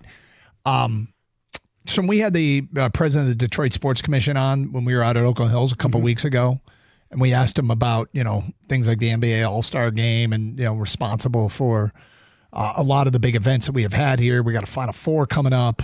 Obviously, the draft was a huge success. And the one thing that was funny, we asked him, and he goes, "Yeah, I'm just, about Detroit and bidding against other cities." His quote was, "Yeah, I'm sick of hearing about how great Indianapolis is." It's incredible. I mean, look, it's perfect for a lot of settings, but there's no reason, especially we're getting so many more things like better hotels downtown, that we can't have those events here. Yeah, Indy has got the infrastructure right now. Detroit is building the infrastructure, but we're talking about a downtown with so many hotel rooms and such a walkable city for like basketball in what used to be Conseco Fieldhouse. I don't know what it's called now, but Lucas Oil Stadium. There's a lot to do down there where you'd never have to get in your car once you park it for $94 a day. It's great. It's great. $94. Or whatever it is. It's the most underrated part of all of that. But Stoney is in today for Gator. Okay, so look, I don't really, this doesn't bother me, but there is a story on ESPN.com right now grading moves and changes for all 32 teams. It's written by an analytics guy for ESPN named Seth Walder. And he writes, every NFL team's offseason goal is to improve. Depending on the individual team's timeline, they might mean getting better now, getting better later, or simply setting itself up for a chance to get better down the road. But no matter where an organization is, the offseason requires a flurry of team-building decisions that will have a lasting impact on the franchise for years to come. With that, we're taking a leap at grading every team's offseason. The grades you will see below are only about the offseason. They are focused on the choices each team made based on the situation it was in at the start of the offseason. For example, the Bears won't get much consideration for drafting quarterback Caleb Williams with the number 1 pick. He was almost certainly going to be a Bear from the day the offseason began, but trading for wide receiver Keenan Allen, that was a decision and move that took effort. Everything is fair game in this exercise: free agents, trades, draft picks, extensions, and coaching changes. We'll start with the best grades and work down to the worst. Teams that have identical grades are listed in alphabetical order. So the best offseason goes to the Philadelphia Eagles, according to Seth Walder, who get an A. I like their draft, but, I mean, they got Bryce, what's his face? The edge rusher from the Jets. Bryce Huff. but he didn't play a lot of games last year. So, I mean, who the hell knows? Saquon is the big one. Yep. And they had good extensions on their contracts with their wide receivers, Brown and Devontae Smith. And they had, the coordinators are a big deal. Yep. But, I mean, it's not their fault that they lost their all-pro center. A- goes to the Chiefs and the Chargers, Dolphins, Patriots. Bears get a B+, Browns get a B+. Work our way down the list. The Detroit Lions are near the bottom. Hey, at least we're not the Cowboys or the Saints, right? Lions get a C. The Falcons get a C-. Minnesota gets a C-. Dallas gets a D+. Raiders get a D. New Orleans gets a D. So what is that, 6 teams below Detroit? Yeah, or 5, something like that. So he doesn't like Detroit's offseason. Why not? Well, here's what Seth Walder, analytics guy for ESPN, writes. The most important transaction the Lions made was a 4-year, $212 million extension they handed to Goff. It's not a move I can endorse at this price, and it has the potential to hamper the organization for years. Goff is a divisive talent, but I think most would agree he's not a top 10 quarterback, and that offensive coordinator Ben Johnson deserves a fair share of credit for Detroit's offensive success. If Johnson leaves for a head coaching job in the near future, how effective would Goff be? It's a fair question. Had the Lions let Goff play out the 2024 deal, roughly $27 million in cash, and then give him the non-exclusive franchise tag in 2025 and again in 2026 and again in 2027, that would be roughly 1 year and $27 million, or 2 years and $69 million, or 3 years and $129 million, or 4 years and $193 million, based on over the cap's franchise tag projections, and assuming a 20% raise each year for future tags. With this deal, and he basically plays out that it could be 5 years, $241 million. The Lions lost their flexibility and now need Goff to play on the contract through 2027 just to break even, or through 2028 to get any value relative to the tag. Okay.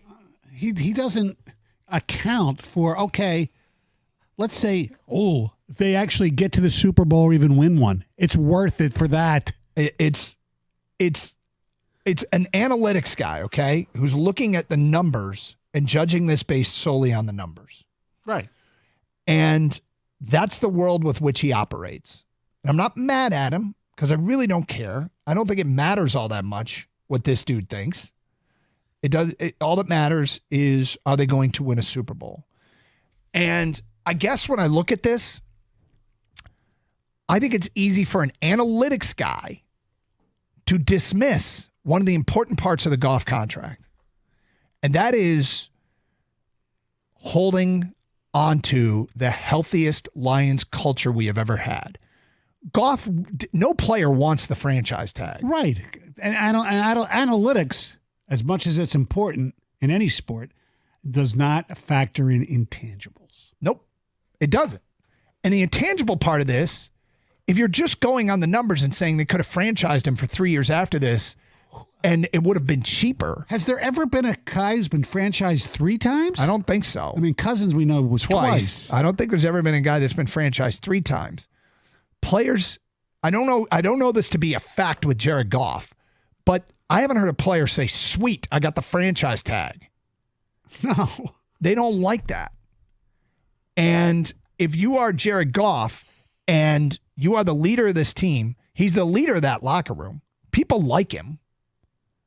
Yeah. If you don't re-sign Jared Goff, the contract becomes a storyline all season long and a potential distraction. Now, is it fair to say that those distractions matter in every locker room? No, but it matters in some. We have said forever that the Lions have a losing culture. They just put their money where their mouth is and backed up the guy that took them to unprecedented heights in our lifetime. Division title, multiple playoff wins. They've been to an NFC title game before, but they didn't win 2 playoff games to get there. Plus, I don't like his math. Even if he would believe, okay, they tag him 3 times, okay, year 4, $193 million. I mean, really? 4 years at $193 million. That's a bargain. And isn't it, by today's math, for a quarterback? Well, if Even you, a top 15 quarterback, even if you don't think he's a top 10 quarterback? here's the thing about it too: his contract in terms of total value, his contract right now amongst quarterbacks in terms of total value ranks 10th. Now his annual average right now is 3rd, but he ranks 10th in total value. The other thing that's interesting about Goff's contract, when I compared it to all the top quarterbacks in the NFL, it's the shortest. It's the shortest of all of them. Yeah, So his idea that it's going to hamper them, is it any more than any other top quarterback that could fade over the next 4 years? no.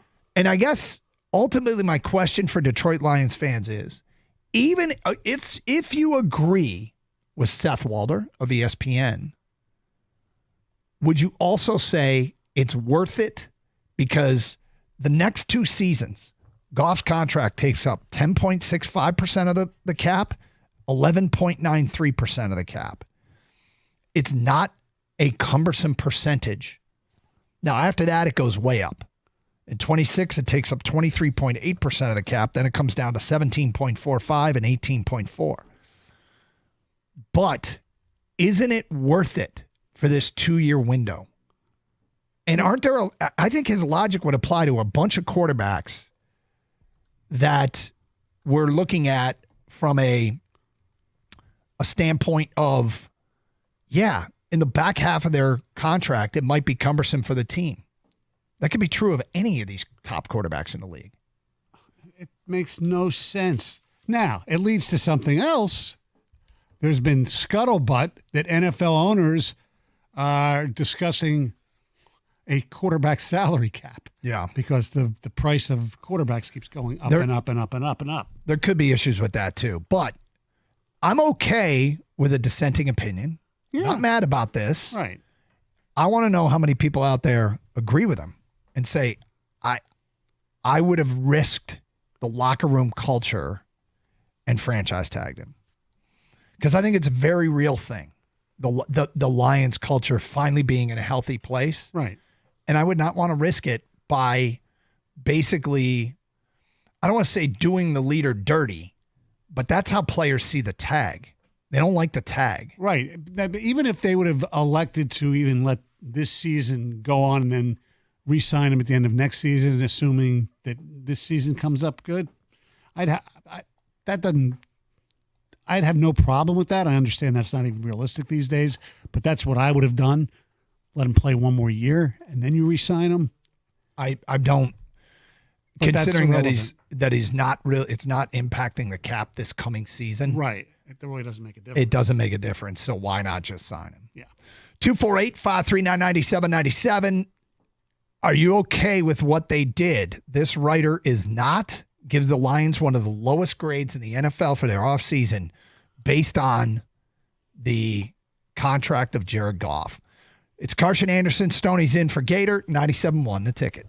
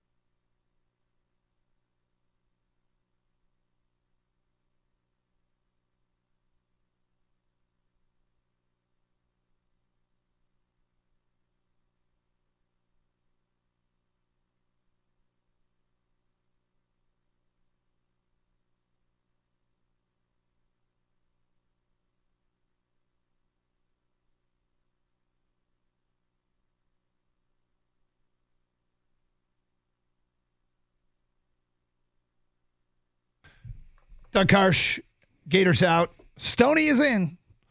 Talking about this ESPN story put together by one of their analytics guys who thinks the Goff contract is pretty bad and that the Lions didn't need to do it, and he would have just kept franchising him over the next 4 years and paid less. And I don't know that an analytics guy, and I feel like I'm attacking his credibility. I hate when my argument against somebody is look at this guy's credibility, but if you're looking at things through an analytics prism and an analytics prism only, you might not account for things like a locker room culture that is healthy as it's been and extending the quarterback who is the leader in that locker room. You discount that. I don't think he's, including, and it matters probably more to me and us here in Detroit than it would to an outsider, because we've always heard that the Lions simply have a losing culture. Correct. And now, I guess if you think it's the wrong move, you think it's the wrong move, but only 6 teams got worse grades in the offseason than the Detroit Lions. And he likes all the other moves. He liked DJ Reader and Zeitler and things like that, and the extensions to Sewell and St. Brown. It was just the Goff thing that he went crazy on. Mm-hmm. Now, I was mentioning the quarterback salary cap. Tom Pelissero was on with Rich Eisen, and he basically said, and the quote is, at some point you want your quarterback numbers not to go over a certain percent of your salary cap. And Cincinnati, Burrow, $55 million a year, which he signed last year, 2023. It counts for 25% of their salary cap. So you only have 75% for the rest of your roster. And that can be a problem. So I understand why the owners might want that. I don't think it'll ever fly, though. 248-539-9797. We'll get to your phone calls. Mark, you're on 97.1 A Ticket. Hi, Mark. Hey, guys. How you doing? Okay. Good. I got a comment, obviously, about this guy's take on this. And I had a question for Stoney. I was wondering afterwards if I could jog his memory about the Lions. But, yeah, I mean, you can't quantify what Goff means to the team. If we're just, I mean, you already mentioned that, Doug. We'll just go straight to the numbers, which is what this guy's talking about. Mm-hmm. The numbers are good. I mean, they got him at a really good price at a time when the team is within their window to make a run in the next 2 years. I mean, everything fits. It's perfect. The signing of Goff solidified their offseason. I mean, it was the cherry on top of everything else. I didn't read what this guy wrote in totality, but, did he mention any of the acquisitions that the Lions made as well? Carlton Davis, Reader. It was a great offseason, man. Well, he did. Yes, he did. He did. He mentioned the draft. He mentioned Penei Sewell and Amon-Ra's contracts. But it says those guys were deserving of the high-end deals. He doesn't think Goff is. Yeah, absolutely. Okay, so he did mention that. That's good because that is part of it. So, Stoney, can I ask you a quick question? Sure. Okay, the Hail Mary game, the Lions. I drive down to Toledo for work, and I was talking to a guy down there, and he said that soon after the game, at a local news station, the Lions came down to do some charity work, and when they ran the spot on their local news station, they instead of showing the Lions helping people, they actually showed the Hail Mary. Is that true? Do you remember that? I have no recollection of that whatsoever. You're talking about the Aaron Rodgers Hail Mary, correct? Yeah, the Aaron Rodgers Hail Mary, correct, yeah, at Ford Field on that Thursday night game. Yeah, they were preparing for the back and forth type of thing, that one, yeah. Why did you think Stoney would remember that? Oh, he remembers everything. Okay, all right, that's fair enough. Thanks, guys. See ya. Not everything, obviously, or unless it didn't happen. No, I don't remember every local news broadcast either. Kang, what do you make of this guy's contract? This guy's story about Goff's contract ruining the Lions offseason. He honestly, it comes off as he's just a Jared Goff hater. Yeah, And so if you want to go with the analytics, the numbers actually, to me, they look really good. The contract makes sense. It's in line with every other quarterback contract. The things that you guys have mentioned that you can't quantify is the off the field stuff. I mean, you had someone text this in earlier. I hate to steal his thunder, but you had the entire city chanting Jared Goff throughout this, the Metro Detroit, throughout Michigan. Right. And actually, I think we had a text that said at an Arizona hockey game, they started chanting Jared Goff or something, or a baseball game, whatever it was. And so all that you have to take into account, and I think that I would just respectfully have to disagree with the article. Well, he said the main reason is he doesn't think Goff's a top 10 quarterback. So it's that simple. And he thinks if Ben Johnson leaves, Goff is going to turn to crap. You know what's interesting is Jared Goff is, if he's a nameless, faceless person, and you just look at the resume, he has all the characteristics of a player that would get the benefit of the doubt. Yes. He's got a winning postseason record. Players that tend to go 1-1 overall, people see in a favorable light as long as they aren't a bust, which he's not. No, he's played in a Super Bowl. He's won division championships. His stats are good. Yeah. And I feel like Jared Goff, for some reason, doesn't get the benefit of the doubt anywhere. You know why, Doug? Because he doesn't throw helmets. He doesn't bark and yell at his teammates like all good quarterbacks are supposed to do. Is it that? Is it that he's immobile? I feel like it's the most overrated aspect of playing the position. I don't think it's unimportant, but I think people see an immobile quarterback and go, eh. That's part of it. The other part of it is he is not a major strength of his is not his downfield arm strength. So when people look at the quarterback position and they go, ooh and ah, it's the mobility that you speak of, and it's the bombs. Yep. And he doesn't throw a lot of bombs, and he's not very mobile. All he is freaking efficient. What did the writer write about Trevor Lawrence and the Jags and giving him a huge contract extension? I mean, what has Trevor Lawrence done more in this league than Jared Goff has? The only thing he's got ahead of him is he's younger. Well, let's go take a look. The most significant move in Jacksonville's offseason came last week when they team signed Lawrence to a 5-year, $270 million contract with $142 million guaranteed at signing. Though the $55 million per year number ties Joe Burrow the most expensive, Burrow's deal was signed a year ago and therefore was more expensive. Though it's big money, Lawrence's deal is not among the top 10 contracts in terms of APY over the past decade after adjusting for cap inflation. It's closer in line to Dak Prescott's deal in 2021, according to historical data from Over the Cap. I'm a believer in Lawrence and thinking signing him now makes sense. The price will go up next year because of cap inflation, but also because he'll likely be coming off a better season. Yeah, they gave the Jaguars overall a C+. But he also wrote in there, "I'm a believer of Lawrence." So, he's not a believer in Goff. Exactly. That's what it comes down to. All right, there's more here I want to get into, plus more of your reaction. The Lions get a C in the offseason, according to ESPN analytics expert Seth Walder, because of the Goff contract. He thinks it's too much. 97.1 The Ticket.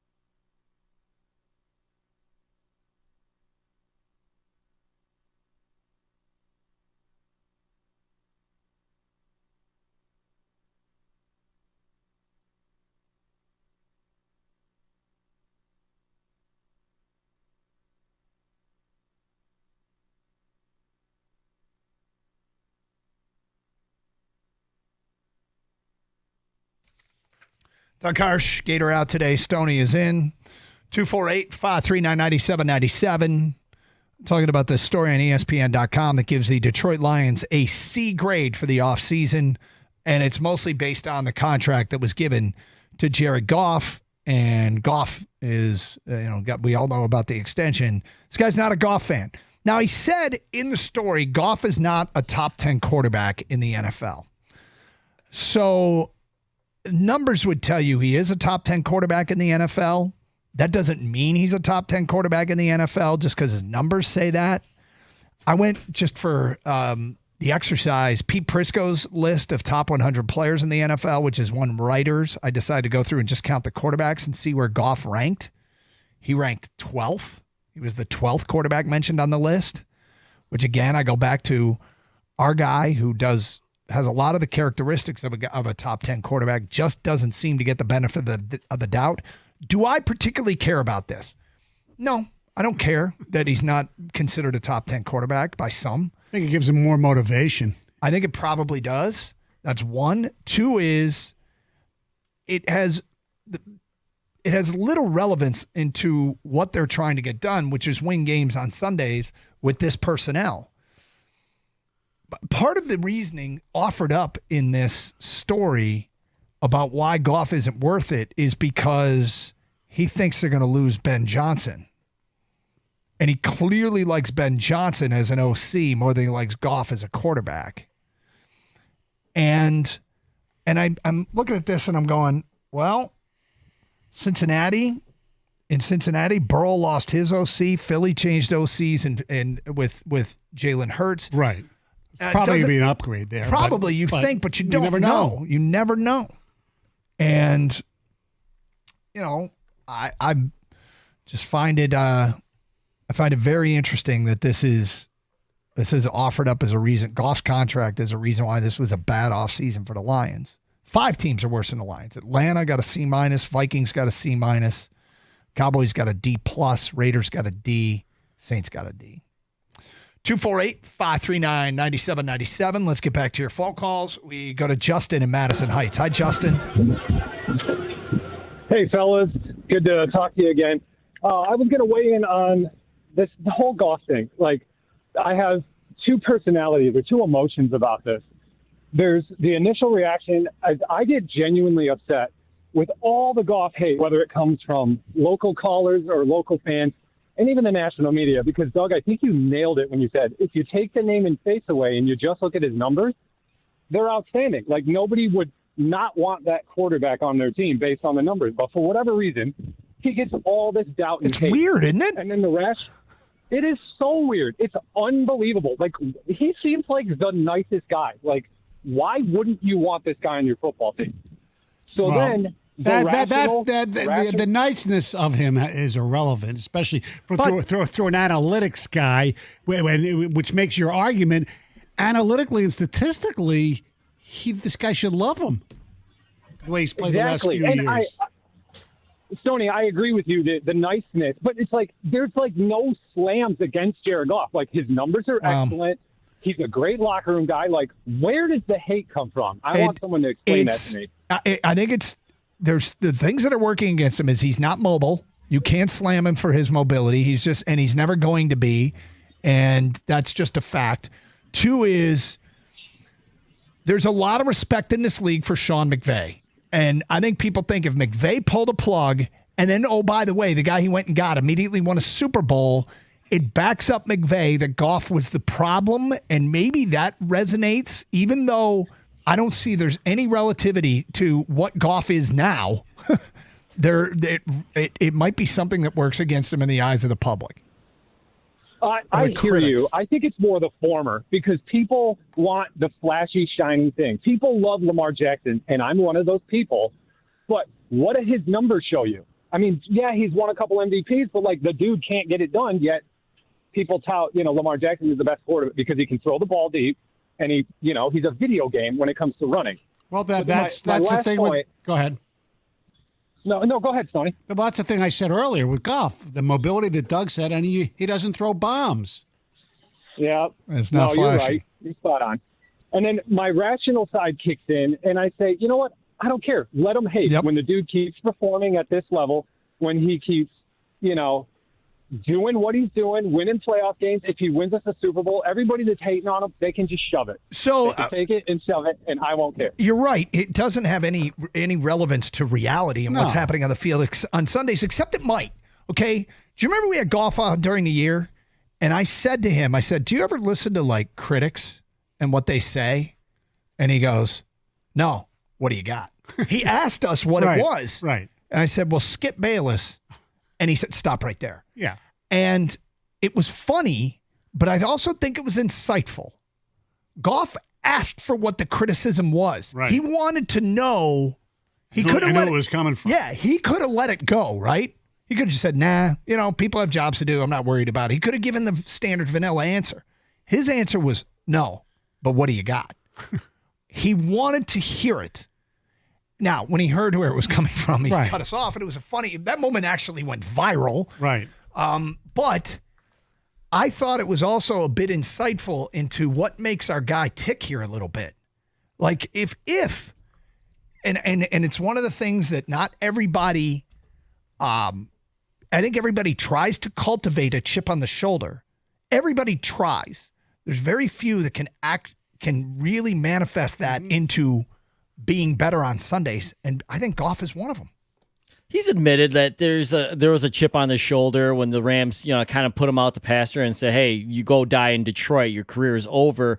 Remember that was it an Amazon game where he had a great game, went onto the set to talk to the guys after, and he got word that someone called him like a poor man's Joe Flacco or something. And he immediately said, well, I don't know if I'm a poor man's anybody, right? And so he hears, he knows, he's found a way to use it towards his advantage.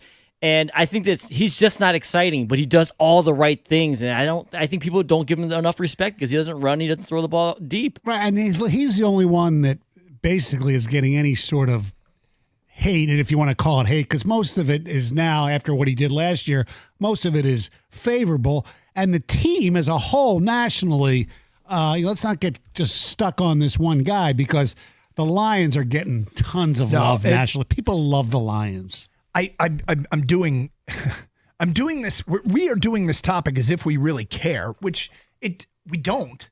It's interesting to hear other opinions. Yes. It's interesting to argue why this doesn't bother me, but it actually, in reality, may help because of Goff and what makes him tick. It may help that somebody's saying, hey, he wasn't worth it. It gives him that motivation, chip on the shoulder, whatever word you want to use. And then we'll get into a little later in the show, there's a national writer who actually has some pretty interesting things that are promising about the Detroit Lions, including one, a really, really good one. We'll get to that in the noon hour here on Carson Anderson with Stoney in. 248-539-9797. Here's some text coming in from Detroit Rugby. By the way, was that a hockey assist tease? Yes, it kind of was. Thank Yeah, you. it was well done. I like the way you set me up. Detroit Rugby writes in, what a horrible take by this Yahoo. Goff is not a top 10 quarterback. I want some of whatever he is smoking. The guy's he's a numbers guy, and Goff's numbers clearly say he's a top 10 quarterback. We've locked up our best players, added D-line depth, and fixed the DB situation. Lions offseason is an A. Next text. Goff is not a divisive figure within Detroit. Hell, the entire city of Detroit fan base chants his name at every sports arena in Michigan and elsewhere. It might be a divisive thing in this writer's brain, but not even most people nationally like Jared Goff. They might argue, is he top 10, top 5, whatever. You can argue he's definitely top 12. Sounds to me like your ESPN writer is a Hendon Hooker fanboy. Just more nonsense from ESPN. I don't think he's a Hendon Hooker fanboy. I just think he does. I mean, he looked at Goff's contract, said, hey, he's not a top 10 quarterback. Looked at Trevor Lawrence's quarterback and said, I believe in him. Yeah. Looked at Trevor Lawrence's contract, and said, I believe in him.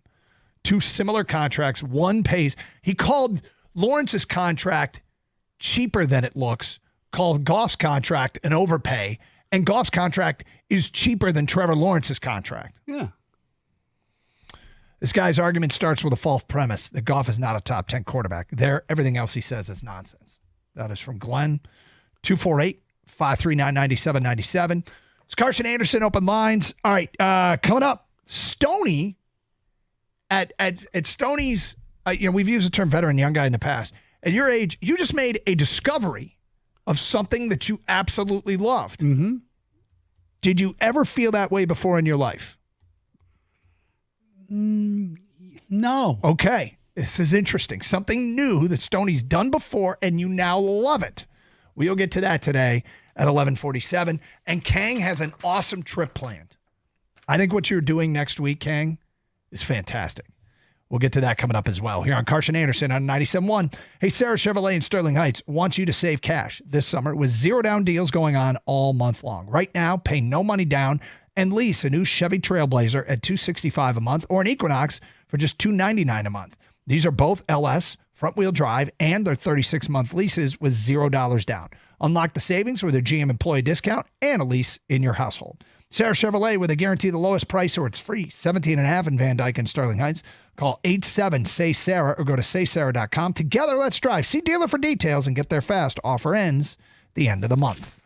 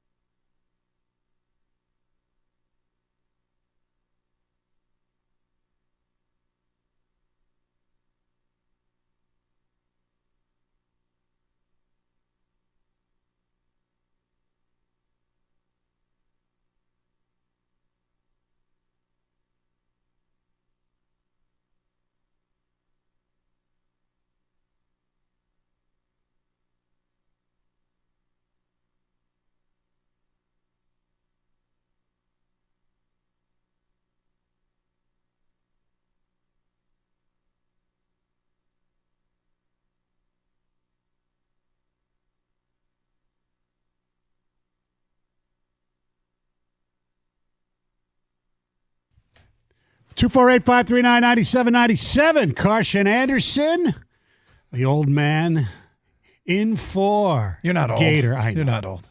Well, not old in spirit. You're not old in any way. By the way, did you see this? The trailer for the Madden game? They have Justin Fields returning kicks for the Steelers. Do they really? Yes. That's fascinating. Okay, so look, you just made a recent discovery, and you said, I actually liked it. Yes. You did something. You've done this before. I hadn't done it by myself in a really, really long time, if at all. This sounds very, yeah.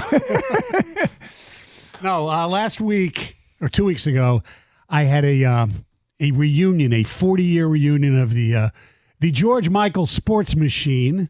For those of you who remember that old show, I helped start it together, and I worked at a television station in D.C. Syndicated, yes, right? Exactly.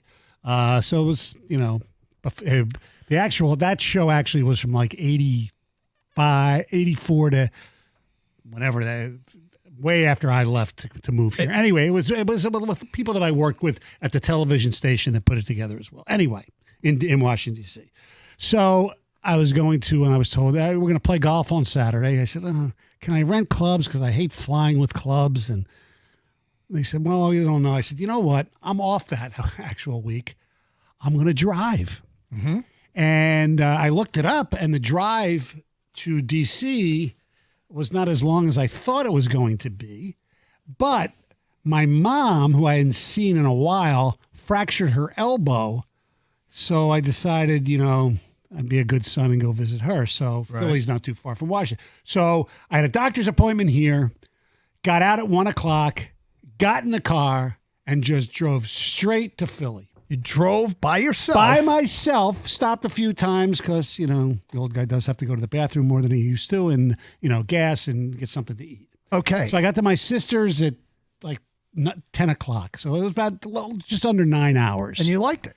I said, okay, it's all right. I'm not crazy about driving through the Pennsylvania Turnpike because they always do construction and there's lanes and you go through the mountains and stuff like that. And that's fun. Yeah. And then on the way back, and then I drove to D.C. for the weekend and then drove here from D.C. It took like 7 hours and 45 minutes by myself. And?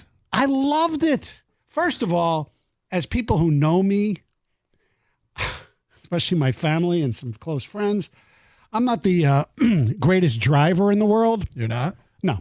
All right. So, but I don't get into accidents. I sometimes, get oblivious to things, as you know. So it was just a pleasure for me to be in my car that long by myself with listening to you guys. I listened to the station for a little bit on the app. I listened to other stuff on, music, sports radio, Springsteen stuff.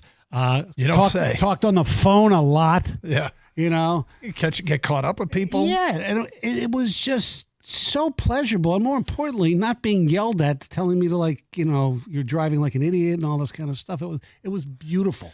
So I think it was Joey from Friends who once said, I just wanted to be alone with my thoughts. Turns out I don't have very many thoughts. And so he called off a vacation. But you get to be alone with your thoughts? Yes, for that, Figure that some much stuff out? Absolutely. So Stoney, you liked driving by yourself. Yeah. Road tripping by yourself. Yes, indeed. Okay.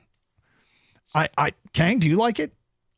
I like it for my drive in. 9 hours, too much. That seems a lot. But like in the morning, I've spoken about this before in the show, Doug. That's my time to kind of wake myself up, gather my thoughts, kind of relax and get ramp up for the workday. Exactly. So that 45-minute drive in, I'm fine with me, the radio, my thoughts, all that stuff. Remember, I had the Stoney. I don't know if you heard.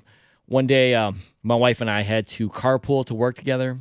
Oh. And we get in the car because she works right by us, and she just starts talking right away. And I said, "Listen."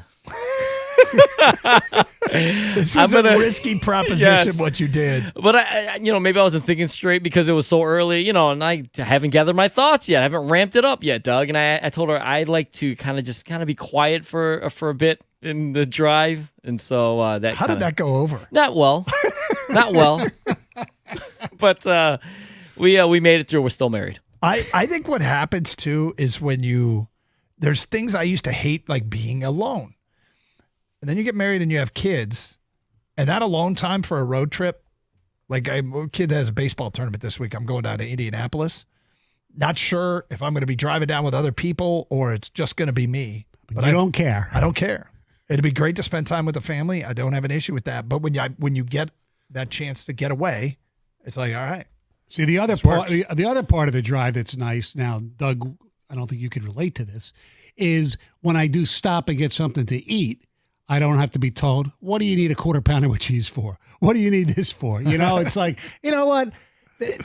To me, like when I drive back from up north, which is 4.5 hours by myself, the McDonald's that I stop at, it's always better on the way home from up north because it's for some reason the smaller towns they seem fresher and hotter. Really? Yeah, it's probably just my weird mind that thinks that way, but it wouldn't shock me. Yeah. All right, so Kang, you have a trip scheduled for next week. Yeah, I got some time coming off next week, so I'll be leaving the state. And he is going to a place that right now feels very similar to the depths of hell in terms of the temperature. He's going to Las Vegas, people, where you looked up the temps next week. Yeah, I just happened to look them up while I was in the cubicle earlier, and they are hot, my friend. Yeah. I think it was 108, 109, 110, 111, 112. It was like... But it's a dry heat. Yeah, of course. Oh, they say it's not the heat, except there it's the heat. But this is my annual trip. I do it every year. Yes, but here's the best part about it. I think the NHL has done something cutting edge and awesome, and everybody's going to want to follow suit. That is, they're holding their draft in the Vegas sphere. That's going to be awesome. And Kang is going. That's the plan. I think, we all have our strengths and weaknesses and, which sports we like to. I think for you, Kang, I don't want to out you, but is hockey 4th out of 4? Yeah, it's 4th. The big 4. It's out of the 4. You like it, but yeah, I like hockey. I just not more than baseball, basketball, and football. So are you going as a fan, or are you going to get a credential? I see. Someone brought that up to me. Oh, get a credential. I was thinking about it. BS with Draper and Eiserman and all that kind of stuff. Be there with the commish. We'll see how it goes, but I definitely want to be in attendance, and I want to see the Sphere live and in person. So he's going to the draft. You've been to the Vegas Sphere. Yeah, I saw the movie that they had there. When I was there to see Springsteen in a hockey game, neither was at the Sphere. They were both at T-Mobile, but they put on this movie about like Earth and all the animals. It was unbelievable. It's the one thing that Jim Dolan has done right in his life. The guy who owns the Knicks and the Rangers and all that stuff. It's incredible. What is he on Sphere? Is that his? Yeah. Okay.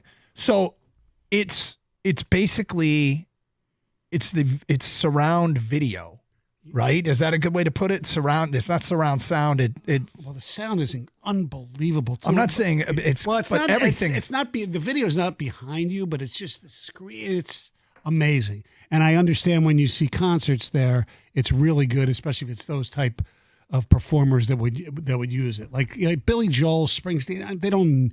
Sphere, I don't think would even do anything for it. What they do, but like Dead and Company did it. And I heard U2 was tremendous. U2 was great. They got a residence going on. I guess the Eagles just agreed to a residence there. I don't know what they need to be in the Sphere for, but whatever.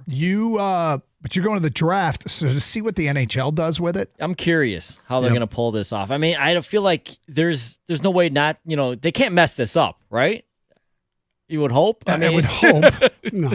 I mean, remember their award show with the campy 1960s walk-up music? But so the NHL has done some weird things in the past. But I wonder if they just turn to Vegas and say, "You have the rights to all of our video. Right. You guys put on the show. We'll just show up and do our thing." Right. Look, I don't think it's going to be. You never know. It's going to be an annual draft at the Sphere because they go around just like they do for the NFL. I heard it's really steep though. Stoney. It's incredible. So but you don't feel like you're too far up because we were like in the when equated to like the second or equated to like the upper bowl, but it is really really steep. But the sight lines are incredible. Yeah, and it's weird when you are in the Sphere that something that's built like that can hold like 19,000 people. Does it feel like it or no? Yeah, but you look down and oh my God, there's so many rows, and it's incredible. When the Wings make a pick, do you think a giant octopus will come over us? Probably, and, they'll do something like maybe not the octopus, but the winged wheel will be will encompass you. I'm so jealous. You got to so make jealous. it out there. I think this is the one thing that we've all heard, Doug, that you have to actually experience this. Well, yeah. I mean, Jimmy came back and went to see the Dead tribute band and the guys that are still remaining. And he said it left him speechless. He didn't know what to. And I found myself in awe and speechless twice in my life. One was the Grand Canyon, the other was Zion National Park, where I just didn't even know what to say. Oh, he'll go there when Celine Dion plays the Sphere, right? She's back, baby. I heard. She's back. So you're just leaning right into it, Stoney. Day one working with me, you just lean right into it. He's a big John Cicada fan too, Stoney. I got to make it through the day without her. All right, so I'm fired up for you. I can't wait to get your report back. Kang will be at the NHL draft. Maybe I'll try to get on TV. Yeah, that would be they show the crowd. Like I'll have some Red Wing gear on or something, so they pan to me. Aren't you thinking of taking one of your daughters? Yeah, I am. That's why I'm not sure about the media pass yet, Stoney. If I'm gonna go to do a little family thing maybe here, or I'm just gonna go, by myself, or go with some friends that live out there, the adults only. But the family thing for a 5-year-old at the Sphere is one thing. When if it's a cool movie, it's education. I know. The NHL draft. She's gonna go home on vacation. Yeah, we had a great time. We did this. My daddy took me to this thing where all these people, walked up to the stage, held up a jersey. It was really boring. But the visuals could entertain her, right? Well, yeah. Hopefully they show Bluey or something up there. I don't know. Seems unlikely. Yes. With the 5th pick, Chicago Blackhawks select Bluey. That would be nuts. I mean, that means another player falls to the wings. Unexpected move.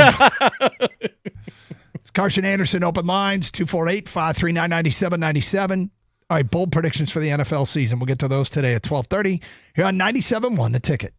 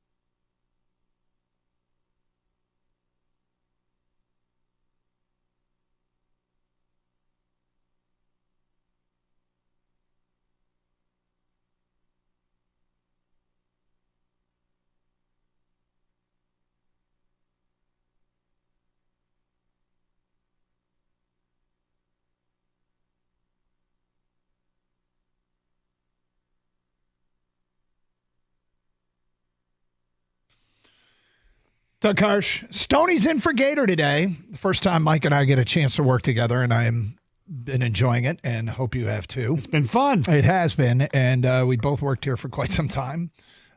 We worked at another radio station, you as a full-timer, I as a part-time. That's right.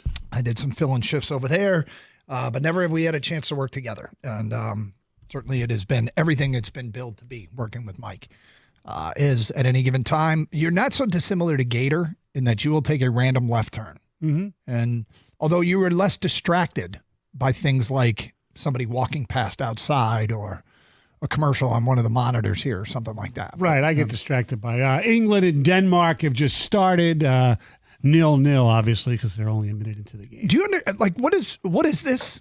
The Euro Cup. And is it just national teams from Europe? Mm-hmm. Is it like a bracket style? Are there groups? They're groups, I believe. Okay. It's like a mini World Cup. And right now, going on at the same time is, what's it called? The Copa, I think, with... we're in Canada, the South American countries, I believe. Okay. I think. I don't know. I don't follow it that As closely. a soccer fan, I only watch World Cup soccer. And I feel like I'm missing out. But part of it is I don't really know who I'm supposed to be rooting for. Well, Denmark or England? Well, it's tough. Well, I think you got to go with the Danes. Why? I don't know, because... Good reasoning, Stoney. Because England, they they don't have... I'll stereotype. I don't know. Their teeth are bad. They're bad teeth. Again, no, England, they're... sold me. You know what's funny? You know what's funny? England, they're very pompous about their snooty? They're snooty about their everything, but definitely about their football. The they call it. The Danes aren't? Yes. No, the Danes they're just, the Scandinavians, they're harmless. They're great. You know what I might do here? Yeah. I might look at the table. Okay. And see who I should be pulling for. Right. The table, for those of you who don't know, is like this, is almost like the standings, is what they call it. Isn't that exactly what it is? Yeah. Yeah. Or, some people decide, what team they're going to root for by their kit, which is the uniform. So here's the thing about this is that they play for so many different coinciding championships. I know. There's like the clubs in your country and you're trying to win the championship, like the Premier League in England. Right. And the then Bundesliga in Germany. That's, their NFL or CFL. You're trying to win that. But then they have the combination. They have a few teams, the best teams out of those, and do a Champions League type of thing. So that's all the champions of all the different countries play. Then there's this Euros, which is the national teams.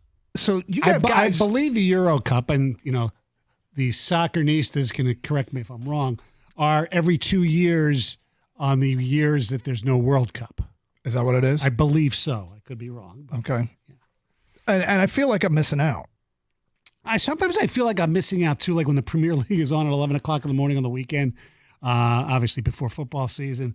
Who do I really care about, Leeds or Arsenal or Crystal Palace or any of these teams? I just like watching for the reaction of the crowds when they score the goals and the great bicycle kick. When there's, people always say, soccer, it's so boring. They're all nothing or 1-0. I said, well, they all start with nothing. Yes, but sometimes they end nothing. This is true. That doesn't bother me. It's like there are great hockey games that are 1-0 as long as there's scoring chances. And what bothers me about the sport of soccer is there are just a lot of times there's just so much midfield play that just kills time. A lot of puck nothing. possession. Yes. A lot of puck possession. That's my only problem with soccer. Yep. And look, there used to be a team here, the Detroit Express, the North American Soccer League. There is a team here. Well, yeah, I know. I'm talking about. Yeah, I know. But back in the day when they would play the Cosmos and those teams, and the Washington Diplomats, and you had a guy named Trevor Francis who was from England, who was a great player here, and that league unfortunately fizzled. Now, as far as the Detroit FC, I'm going to piss people off. You are.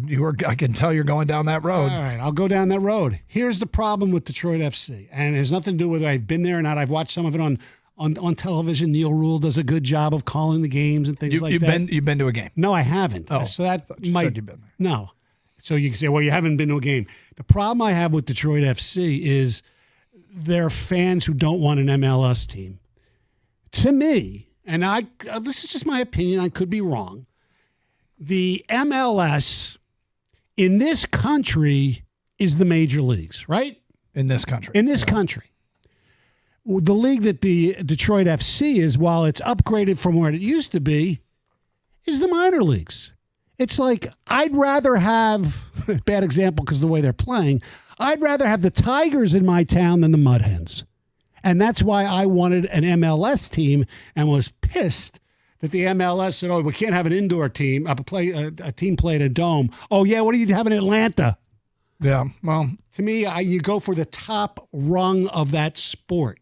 And as great as the fanaticism and they're building a new stadium for the Detroit FC, I think it's great. It's minor leagues.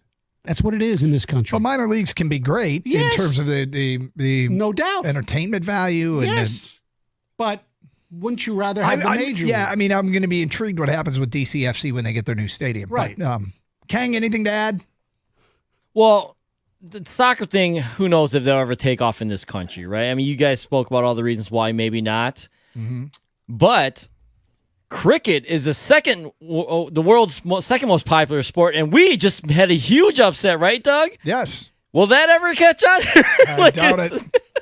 And those games aren't 0-0. You will not see a 0-0 cricket Exactly. match. It seems to be more action in those games. I have no idea what's going on. When will a cricket player go in and play baseball? Because they make the catches. There's guys who can hit, right? Yeah, but they hit with a paddle, I know. essentially. And you can hit in all directions? Is that true? Yeah, you're in the middle of the field. You can go 300. You can just, a pitch is going by, you can just touch it with your bat and run. But you choose when you run. Yeah. You only run when you think you're going to make it. We do. I'm kidding. We're not going to go down that road. There is some news here as it pertains to the Detroit Pistons coaching search. Ooh. Let me start with this. Former 97 won the ticket and Carson Anderson intern Vincent Goodwill I did see this. has said a couple things today. One, he's reporting, quote, there are 4 factions in that building, which is meaning, I mean, I hope that's not true. Well, it's Gores, Tellem, whoever the general manager or vice president is, and I don't know who the fourth would be. Unless you're talking about the president and then the GM who he hires, which in this case would be Blackstone.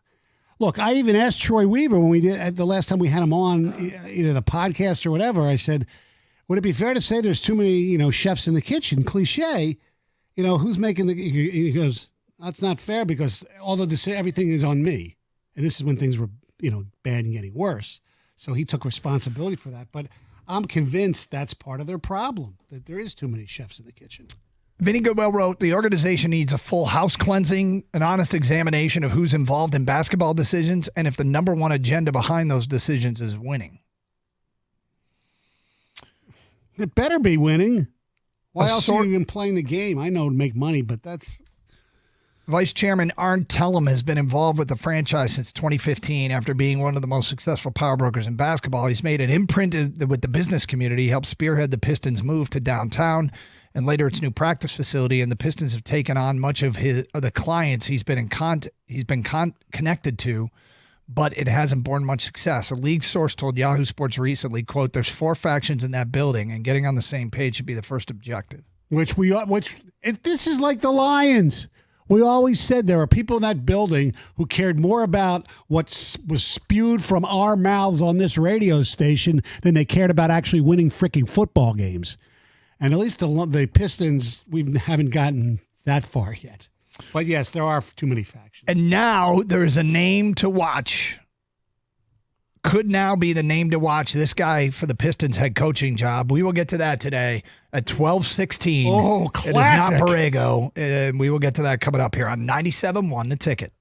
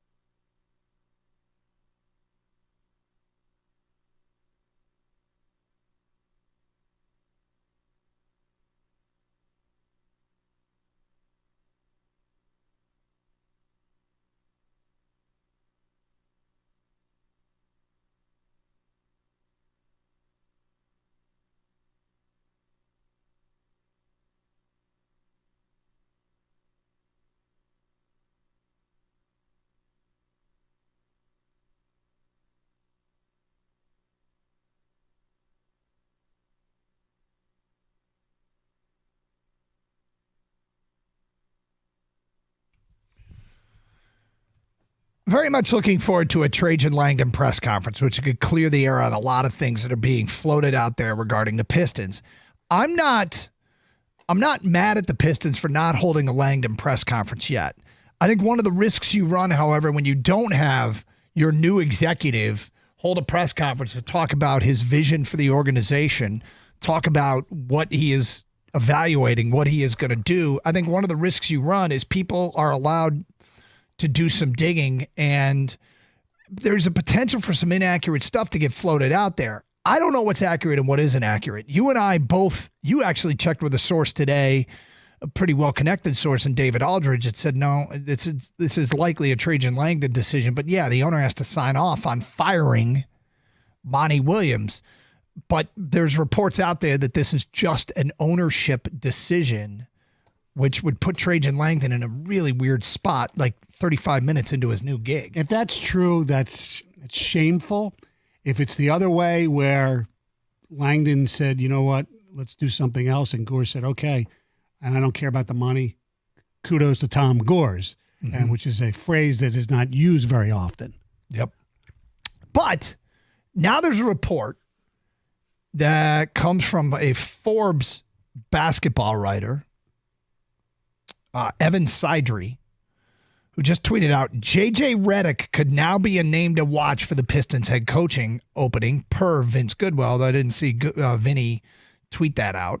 I went to follow the link, and I didn't see it from Vinny. Sidrey goes on to say Detroit's vice chairman Arn Tellem used to be Riddick's agent during his playing days. The Lakers might have competition now for their top target. Here we go again. It's optically, it looks awful because Langdon's a former Tellem guy. If Redick's a former Tellem guy. It looks like you have somebody in the organization that might be doing clients a solid. Yeah. Now, look, sometimes it works. It can. I mean, look at Leon Rose of the Knicks, Jalen Brunson, Tom Thibodeau, former, clients of his. Yep. Sometimes it does work, but he's had too many of his former clients here. And then you add to the fact that his son is an agent who, if the Pistons draft the guy they have them, Mazelis. Oh, Montas Mazelis, which everybody has them drafting. Right, he's a Tellem client. Tellem's other. Isn't Clutch Sports really dialed in with the Lakers?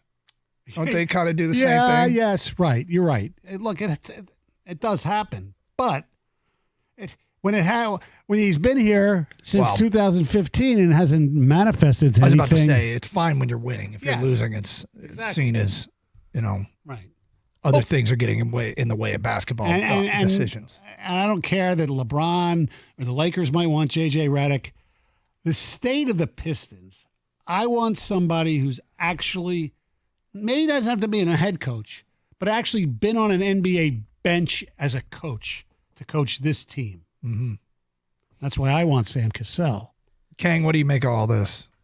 Well, the Tellem thing is, when you have a client list that big and long, he's been doing this for so long, it's hard not to find someone who's not connected to him at all. True. So that's one thing. But There's too many of them. Yes. But the fact that Goodwill comes out and says or writes that there's 4 factions, Arn Tellem has to go because they had to clean house completely, whether he's part of the problem or part of the solution. Because you have to let Trajan Langdon do whatever he wants, and that means coach, president, vice president. I know he's the president, vice president, general manager, whoever. They have to clean house completely because it has not worked at all. Or just tell him just deals with anything other than the product.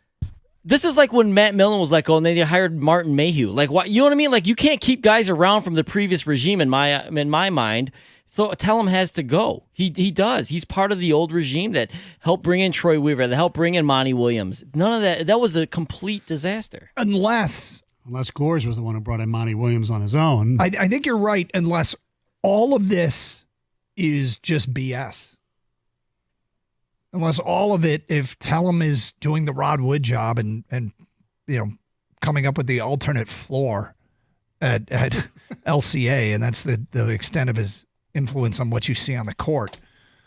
But there's a lot of smoke over here, isn't there? Yeah, and you'd like to know which decisions, especially the past few years, personnel decisions, draft, player acquisitions, that Tellem influenced Weaver or didn't influence Weaver. And I don't think we'll ever know unless Troy takes, truth serum. So back to the original report that J.J. Redick is now a name to watch. I think everybody was focused in on Borrego. Redick's name's been out there. If these are two names that in terms of the reporting are gaining momentum, you want Borrego or you want Redick? I'd rather have Borrego. Yeah. Although, then again, okay, so pick your poison. Borrego worked for Trajan Langdon in New Orleans as an assistant before he became a head coach. Are we turning this team in? Are we going to turn this team into the New Orleans Pelicans, just like the Lions were almost the Patriots, and that didn't work? Well, it doesn't mean it doesn't work just because it didn't work in one sport. I know. One team, it can work. Well, you would have here's the thing. You'd have Fred Vinson, who they hired last week. Okay, but are we turning into the NBA's Duke?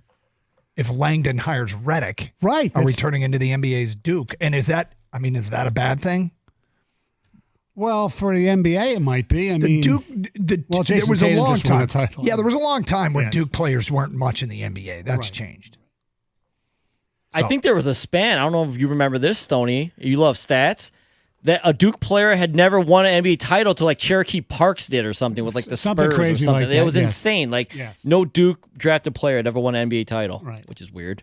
But that's long since been Yeah, I think changed. Yeah, someone finally debunked that or beat it. But yes, on Omari Sankofa. Yes, thank you for pronouncing. I'm here for you. correctly, Yes, his top 6 candidates: Borrego, Kenny Atkinson, who everybody seems to really like, was a former head coach of the Brooklyn Nets from 16 to 20. Chris Quinn, who's been a longtime assistant in Miami, interviewed for the job before they hired Monty Williams last year. He kind of looks like Mikey Day from Saturday Night Live. There's Mike Nori, who was a former Piston assistant who took over on the sidelines for the Timberwolves when Finch had the ACL problem. Johnny Bryant also is another name. He's an assistant with the New York Knicks. And I want Sam Cassell. His name is nowhere. Borrego makes a lot of sense. J.J. Redick is, I think, awesome on television. But I don't know if that, if people say so was Matt Millen, so was John Lynch, who's built the San Francisco 49ers. Yeah. So it can be indicative and insightful into somebody's acumen to identify and put together a team. But, if Redick's biggest bullet point on his resume is his TV work, that's typically not enough. Or his podcast with LeBron. Ooh, wait a second. Redick brings Bronny here and we get LeBron. They do a podcast. Oh, I could see it right now. At least Redick would probably be good for the media. Who's the other? Doug Gottlieb taking over the head coaching position at Wisconsin Green Bay, and still doing his national radio show. Yeah, that's really bizarre. Yes.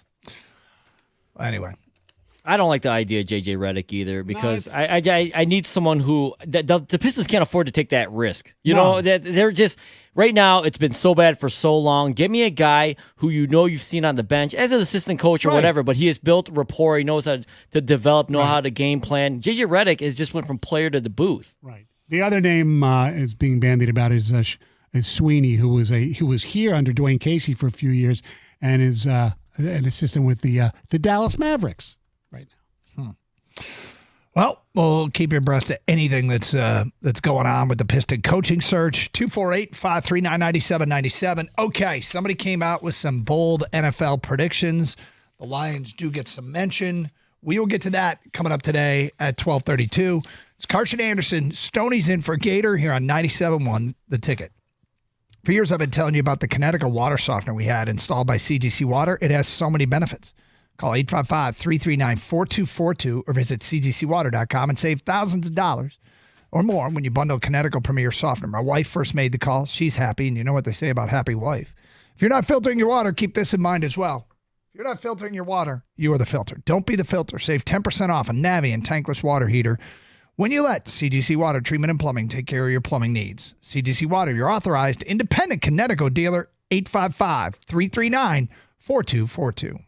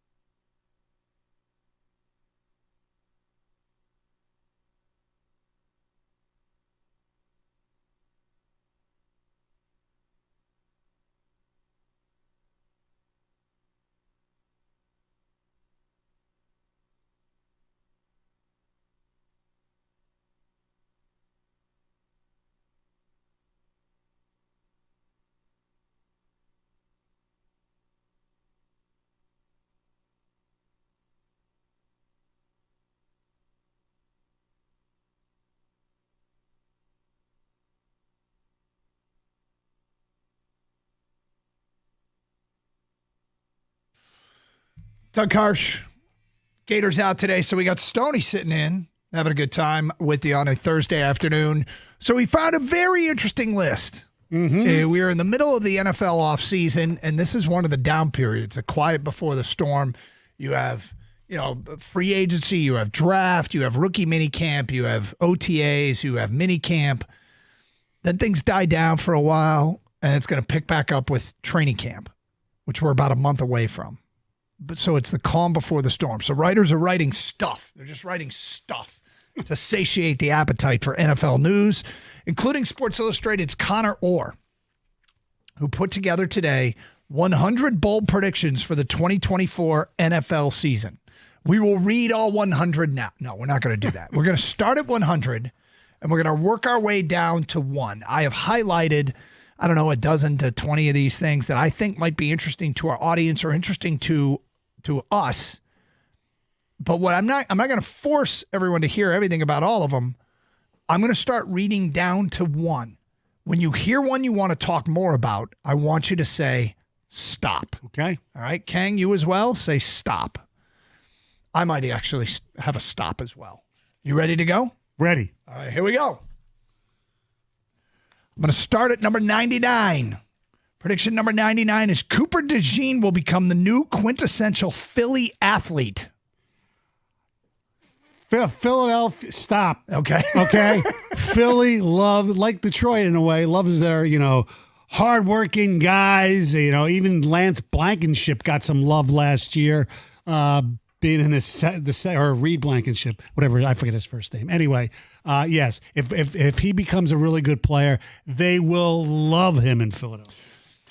Number 97, Bo Nix will win the Broncos starting quarterback job outright. Stop. I think Sean Payton loves Bo Nix so much, and he's willing, even if he's not the best guy for the job, even if he's not ready. And Sean Payton has said some pretty outlandish, I don't even want to say outlandish, but he's had some high praise for Bo Nix right off the bat. To me, I still believe in Sean Payton, but I feel like I am on a dwindling island where the population is fleeing the island. I saw last night he called a lot of these rookie quarterbacks orphans. So he wants to see what the orphans can do. Nice. Prediction number 87 from Connor Orr, Sports Illustrated. Detroit will finally get props as one of America's barbecue destinations. Whoa. Yeah. Wow. Number 84, the Super Bowl halftime show will come down to a choice between Pitbull and Miley Cyrus. Stop. Pitbull, talented dude. I don't need to see him at the Super Bowl. He's perfect for the parking lot before the game. Miley Cyrus, on the other hand, she's really, really talented, but we've seen her act before. No, I'm a little surprised at this one. Yeah. I wouldn't expect either of them in the conversation. No. It's time for Taylor. Prediction number 75. After a slow start, the use of Guardian caps will pick up. Stop. Really? You think the players are going to wear these things? Do you remember a few years ago when Major League Baseball, I think it was only one player, but they instituted the hard helmet cap? Yes. There was one pitcher for the Padres wore it. I think he's the only one that ever wore it, and it went away quickly. The Guardian caps will get use in games, huh? I don't think so. They're allowed to wear them starting this year. If you haven't seen a Guardian cap, these are like padded helmets. They're like padded. They look like an oven mitt that goes over the helmet. All right, over under, guys, on a half a player. Does someone wear one this year during a game? I would say yes, but he is saying, I'll go over, but he's saying Guardian caps will pick up. I don't know about pick up, but I feel like at least one guy's going to do it, right? It's Yes, John Olerud at first base. It's Don Beebe. He had the oversized helmet or whoever. Yeah. Steve Tasker? Yeah, I don't know who it is. Yes. Tasker? Okay, yeah, whoever. Someone's going to do it. Prediction number 72. Ben Johnson will win Assistant Coach of the Year, then choose to remain in Detroit again. Stop. Yes, God willing. God willing. God willing. God willing. God willing. I've heard that Ben is wired in such a way that this is a possibility. Yeah. Number 69, a playoff game will be moved because of bad weather. Number 66, serious beef will remain from the Tom Brady roast. Beef with who? Yeah. With what? Like, With his family? With his ex-wife? Yes. All he writes is, and I quote, hot beef, y'all. Oh, so that means it's got to be something with Giselle. Number 61, Terrion Arnold will lead rookie cornerbacks in interceptions. That would be pretty cool. Number 55, Trey Lance will not be dealt at the deadline, fueling speculation that the Cowboys are going to let Dak Prescott walk at season's end. Oh, I agree with this. Can I stop? We're Stop, doing? yeah, you can stop it as many times as you want. Trey Lance, I have to. If you got to back your guy. If I'm Sean Payton and he's got Bo Nix, well, I got Trey Lance. I've got to back him. I'm stuck. I'm not backing off now. He's still in the league. He's still got a chance. I'm looking for a Malik Willis prediction in here somewhere. Number 54, the NFL's new kickoff rules will be awesome. I think we all agree they will be, right?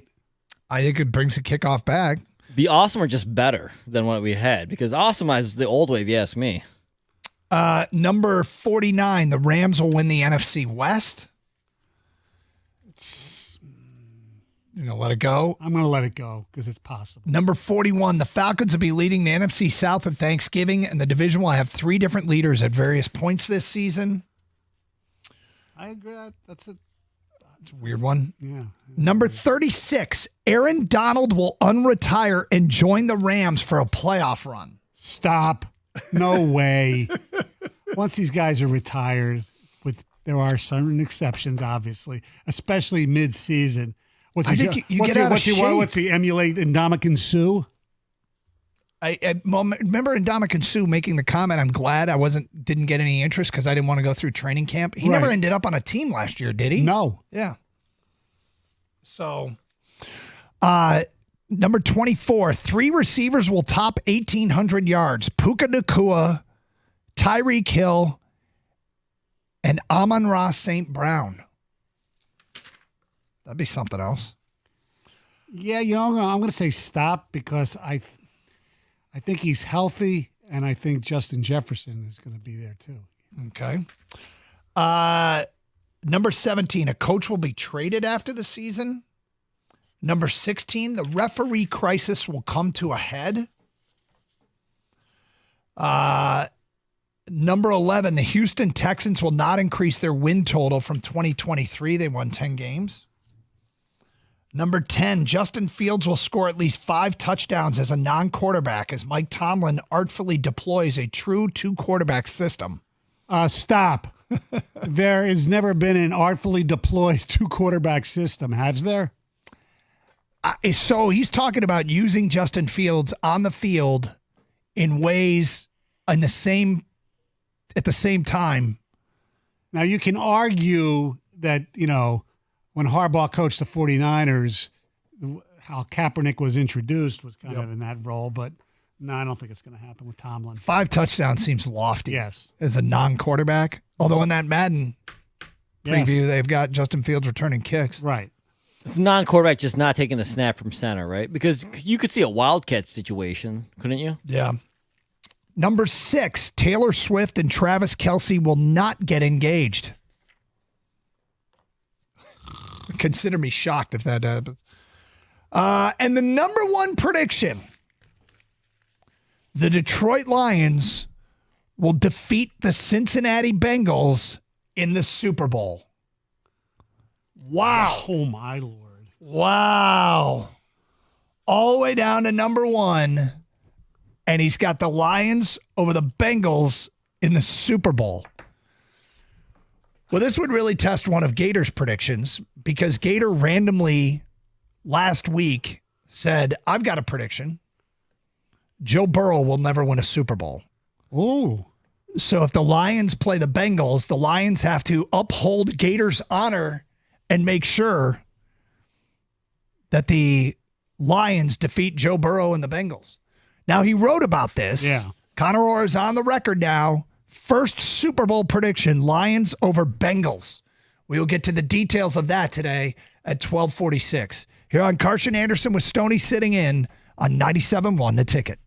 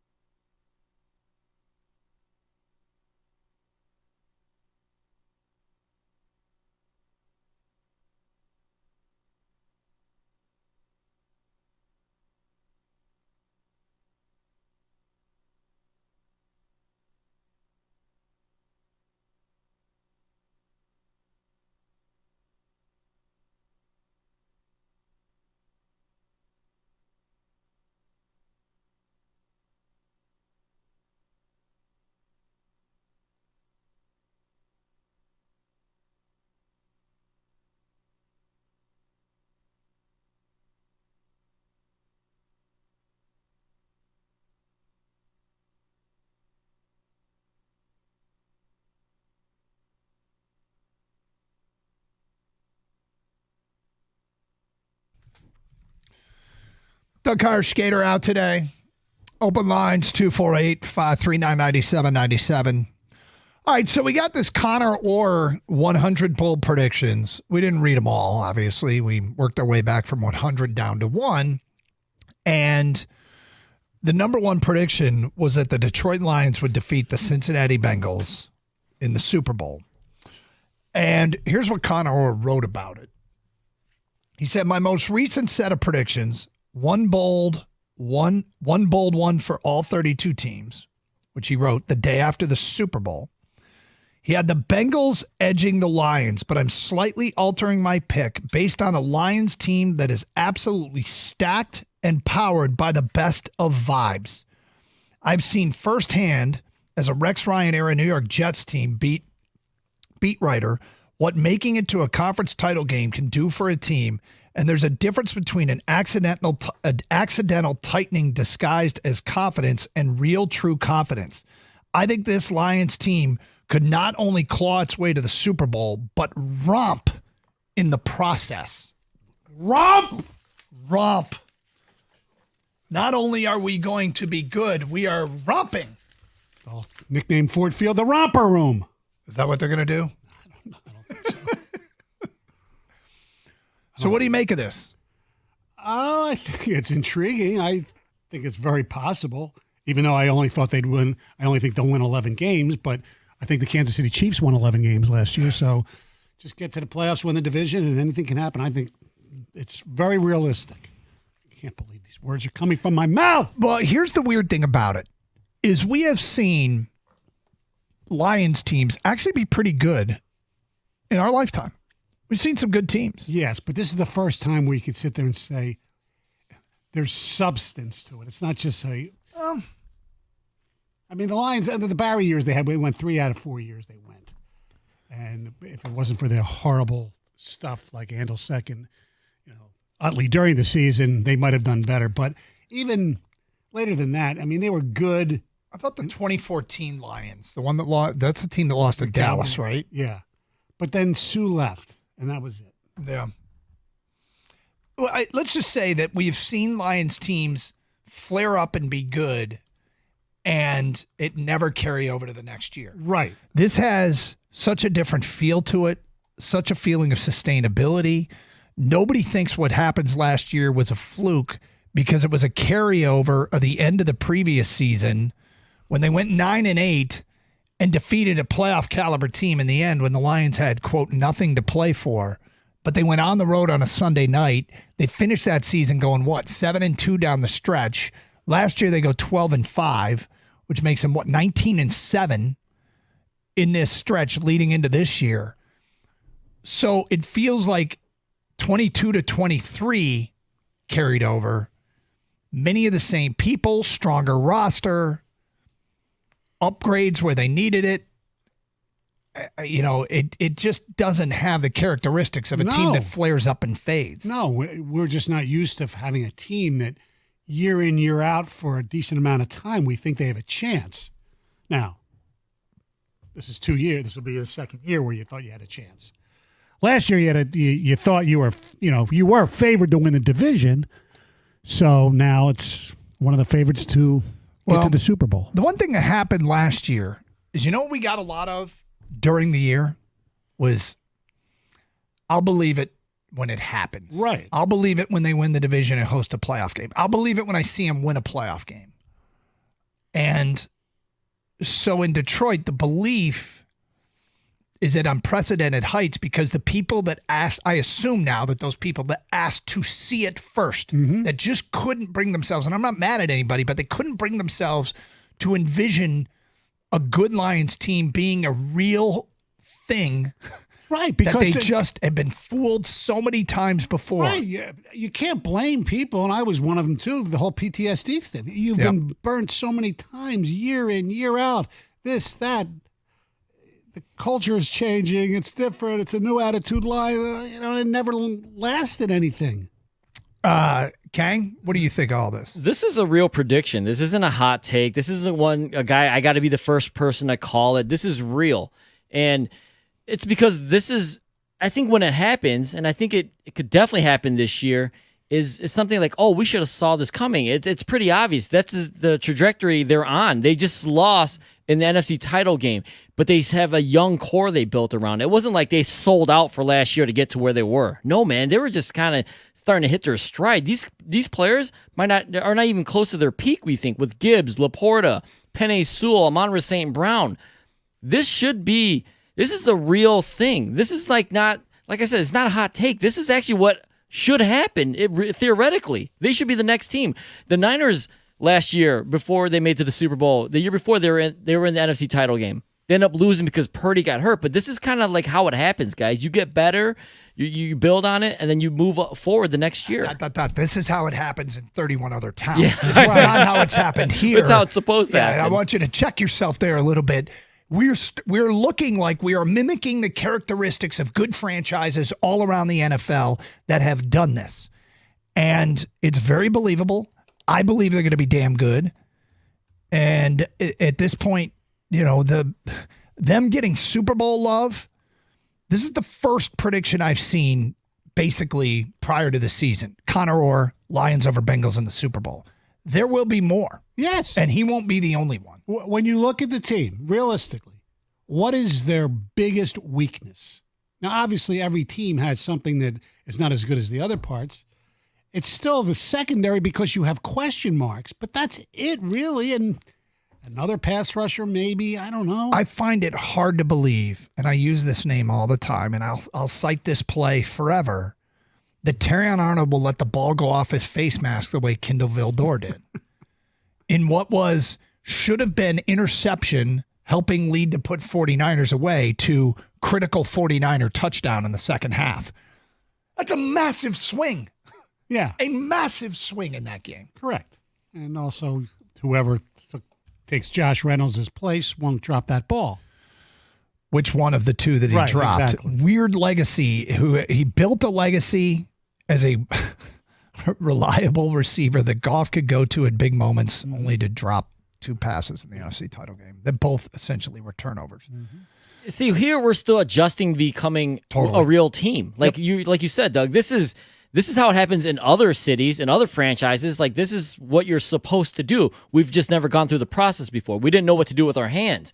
Now that we've been there, this is what is supposed to happen, guys. So you have a weakness. Is it the secondary? You address that weakness to get over the hump. That's what other good teams do to become great. Now, we don't know if Terrion Arnold's going to work out. We don't know if Carlton Davis is going to be the guy, but they definitely tried to address it. 248-539-9797. Your thoughts, Connor, or Lions over Bengals in the Super Bowl. Matt, you're on 97.1 The Ticket. Hi, Matt. Hey now, Doug. Stoney, good to hear your voice. Hey, Thank you. I think the best way that I feel is it's the word hope. And that's the biggest change, because previous years when they were decent, there was always like, gosh, I hope that the defense is better, or I hope that offense is better than I think they are. That's not the case anymore. They're just flat out way better. And Kang mentioned it. You got a young core that's only going to get better. And then if you even think about last year, our number one corner last year probably wouldn't even start on this year's team. So that is just crazy that our number one deficit last year is now like a strength for us. So it is going to be crazy. I wholeheartedly buy into this, and Super Bowl. Why not? How can you argue against it? I'll argue against the number one problem is now a strength.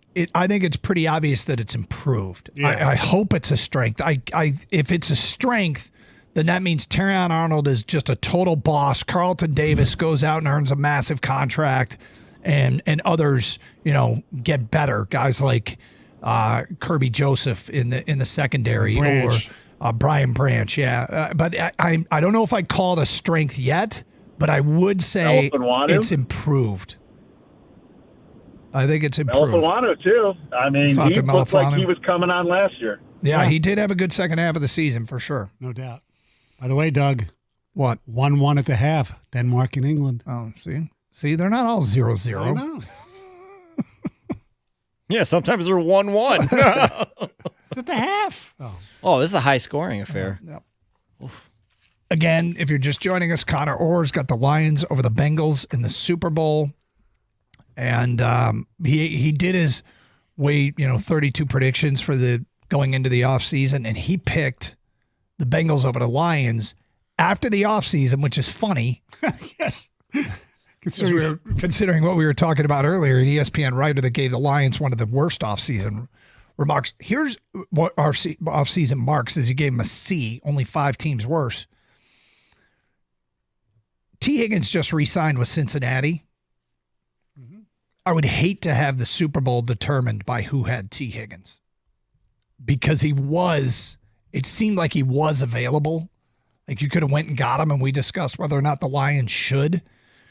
If the Lions draw Cincinnati and get to the Super Bowl and T. Higgins makes a huge play, we always ask this following question. When moves are made, we always say, will there be ruing? That would be an example of the ultimate rue, right? Rue is a great word. It is a great word. A very underrated word. Yeah. What would our boy Coop do, King? Our boy Coop, who's a huge Bengals guy. He would probably start trash talking you and Gator the week leading up to. I don't know if there's a hype week this year or not, but there's always a hype week. Is there? Yeah. I don't know anymore. Yes, he would. He would definitely do that. I think Gator would be distracted by the fact that there's Lions. It's like a cat Super Bowl, Lions and Bengals. How Gator is. He would fixate on something like that. Yes. All right. Well, there you go. Connor or bold predictions for the season. Loves himself some Detroit Lions. 248-539-9797. All right, somebody's coming to Detroit. Does that mean you're going to go see that somebody? We'll get to that today at 102. Big name. Big name. Guys, hear me talk about Twin Peaks a lot. It's hard not to in terms of being a sports bar. No one does it better. But compared to other restaurants, they deserve your time. They don't just serve up bar food. It's elevated and impressive. They have a scratch kitchen. Their team is in there at 7 a.m. preparing all the food you're going to enjoy. I drove past one at a 7 a.m. one day rerouting to try and avoid construction. Parking lot was full. I was like, oh, they're open. Oh, no. Getting the food ready for the people. They make all their own stuff, right down to the salad dressings, even their own croutons. And they're more than just burgers and rings. A trophy trout is popular. Mom's pot roast. See for yourself. Hey, we talked about the bar a lot because they got high-end bourbons, favorites like Orphan Barrel, Jefferson's Reserve, and Blanton's. High-end tequilas like Cincoro Anejo and Don Julio 1942. My favorite is the coldest beer in the state.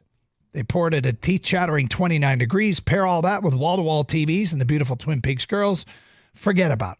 And make sure you're at one of their lodges as Copa America begins today with an awesome matchup featuring Argentina and Canada at 8 p.m. Not a bad way to spend your Thursday night. To find a location nearest you, go to TwinPeaksRestaurant.com. Twin Peaks, eats, drinks, scenic views.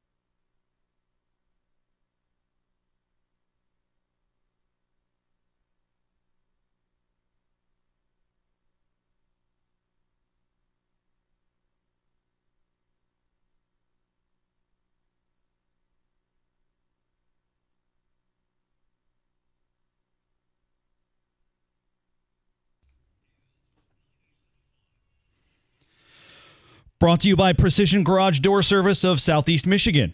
Multiple reports say Pelicans associate head coach James Borrego, whom new Pistons president Trajan Langdon worked with in New Orleans, is the frontrunner for the Detroit job. But Yahoo's Vincent Goodwill reporting that ESPN analyst J.J. Redick now, quote, could be a name to watch. Redick, who's in the running to take over the Lakers, is a Duke alum, like Langdon, and the pair also shared the same agent during their playing days, current Pistons vice chairman Arn Tellem.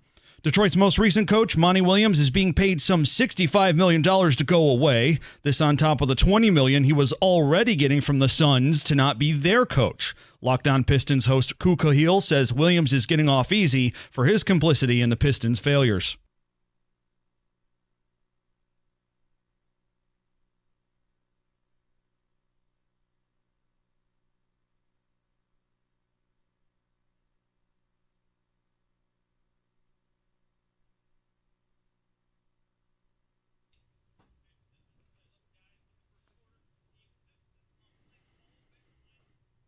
And checking in on the opening round of the Travelers Championship in Connecticut right now, Akshay Bhatia, Ricky Fowler, and Mackenzie Hughes out front early at 6 under. From the Corewell Health Sports Desk, I'm Beanie Howell. For more, go to 97.1 The Ticket and Odyssey.com.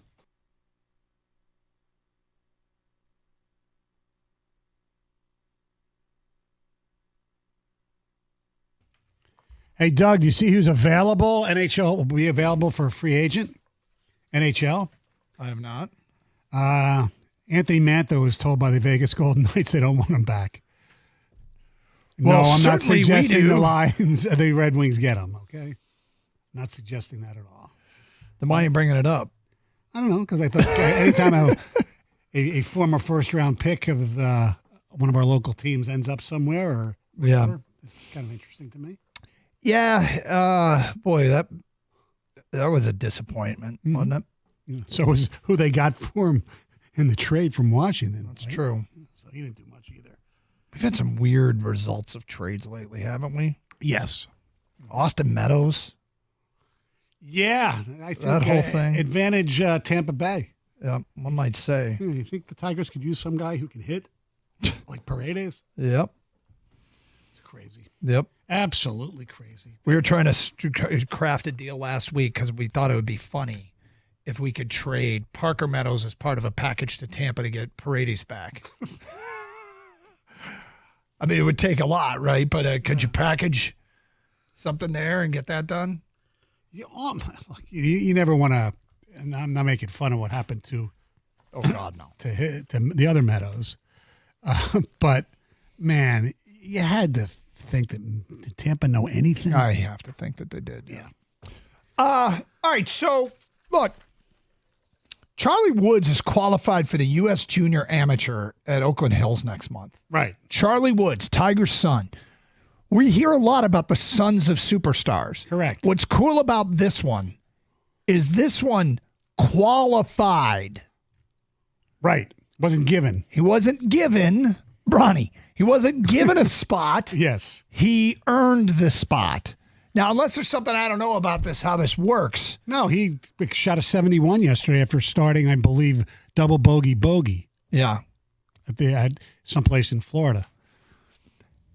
Is Charlie Woods a box office draw? No, I don't think so. But I think knowing that his dad will be there will be more interest in the U.S. Junior Amateur at beautiful Oakland Hills than there would if he wasn't there.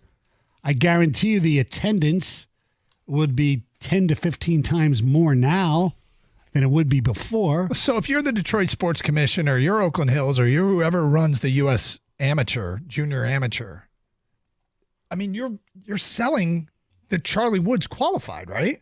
Yes, absolutely. And since it's here, it's a chance to go watch Charlie Woods play golf. And this is the weirdest part.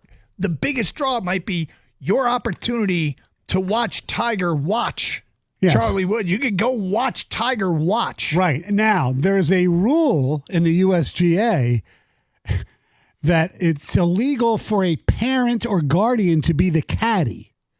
So we're not going to see Tiger caddy for his kid. he'll have to probably be, like everybody else, outside the ropes. So you have your chance to brush with greatness, so to speak. I'm sure there'll be bodyguards. I would assume so. I would think that he will somehow be inside the ropes.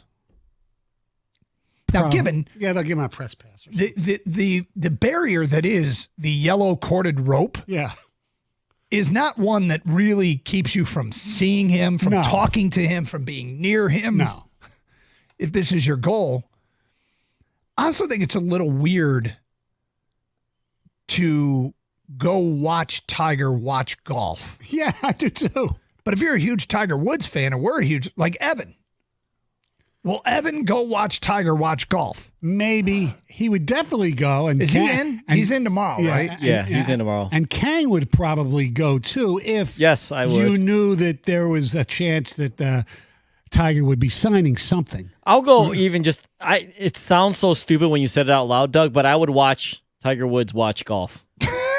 I would watch Michael Jordan watch golf. Okay, so let me ask you this. Would you watch, I don't know, Steve Eiserman's kid at the draft or Gretzky's kid at the draft?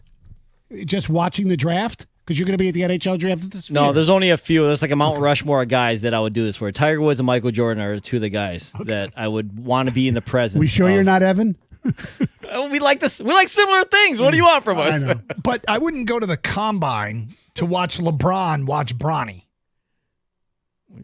Well, I guess. Nor am I going to go to. I'm not going to the junior amateur to watch Tiger watch Charlie either. I wouldn't do it for LeBron either, but I'd do it for Tiger. Here's the thing about this. I'd go to the junior amateur just to watch Charlie Woods. Name one other participant in the junior amateur. Ready, go. Yes, exactly. It's Charlie Woods. That's who we know about. Yeah. But seriously, if he earned it, it's kind of awesome. Yeah, it is. It's way more awesome than it was given to him. Right. He's 15 years old, right? Yeah. Is there a creepy factor in this? I was gonna say, what's this creeper? You guys want to watch a 15-year-old, or me? I want to watch his dad. If he's a 15-year-old athlete, I mean, there have been 15-year-old like Olympians. Yes, that we would want to go watch. I mean, look at all the gymnasts. You could go watch. Now we might be crossing the line. Okay, creepy a little bit, but yes, if you're a fan of the sport, and there's a 15-year-old phenom. I mean, wasn't Freddie Adu playing in the MLS at like 15, 16, something crazy like that? Something crazy. And I know he doesn't rival, Woods and Jordan on your scale, Kang, but would you go watch Bill Belichick have lunch with his 24-year-old girlfriend? God. That is the weirdest story. I did not have that on my bingo card this year. And also, by the way, is one of the weirder questions. Who's asking the question? Yeah. So on brand. That whole thing is weird. So on brand. How is that even happening, by the way? We're on to Applebee's. Is that how that goes? When you ask Belichick, where you taking my daughter? We're on to special. We're on the Capitol Grill. Yeah. Chipotle. Yeah. Well, I would say that with Charlie Woods qualifying, there will be there'll be more tickets sold because Charlie Woods is there than there would be if Charlie Woods was. It might even double ticket sales. Well, I said it's even going to be more than that. It's 10 times as many. You think it'll be that much? Yeah, because nobody knows anybody else. But it's because of Tiger, though. Of course. Well, if Charlie, right? let's say hypothetically, the Tiger was performing on the PGA Tour that week, you'd still get a lot of people here to go watch Charlie Woods because it's Charlie Woods. But not as much as without Tiger. No.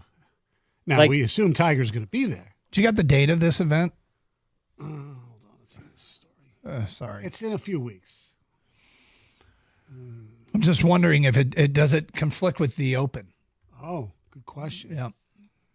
This is at Royal Troon. And you know my theory about the Open. It's the same golf course every year. I know. They'll have a road hole. They're all next to an ocean. July 22nd through the 28th. So this is post-Open. Mm-hmm. So unless Tiger's playing in the 3M in Blaine, Minnesota, he'll be here. And I bet he passes on Blaine. Yeah. With all respect due to Blaine. See, what he should do, if he cared about his son, he should come here and play in the Rocket and have his kid do practice rounds at Oakland Hills at the same time. That's actually a smart idea. Yeah. Look at you. But he won't.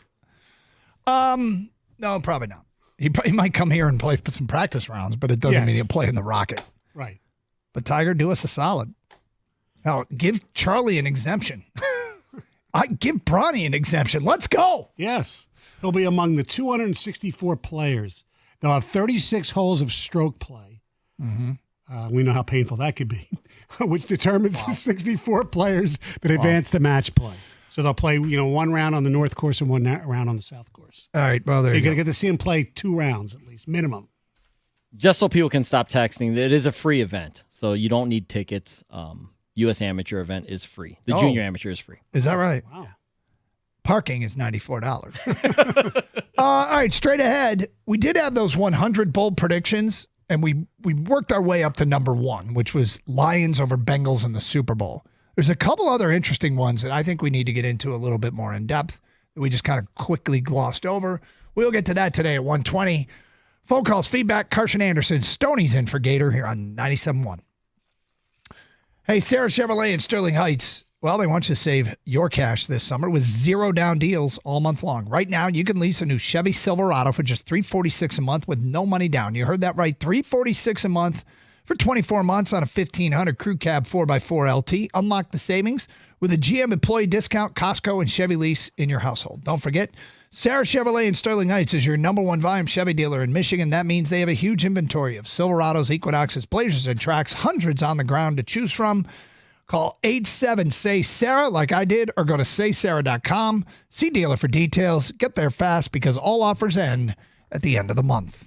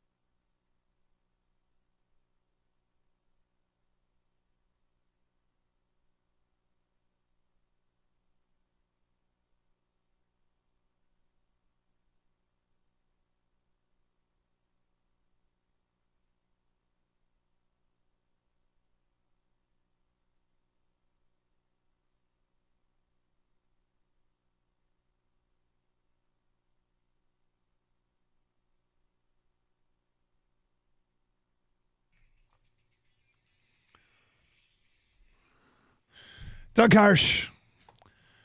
Gators out today. We got the legend Michael Stone in, joining us here this afternoon.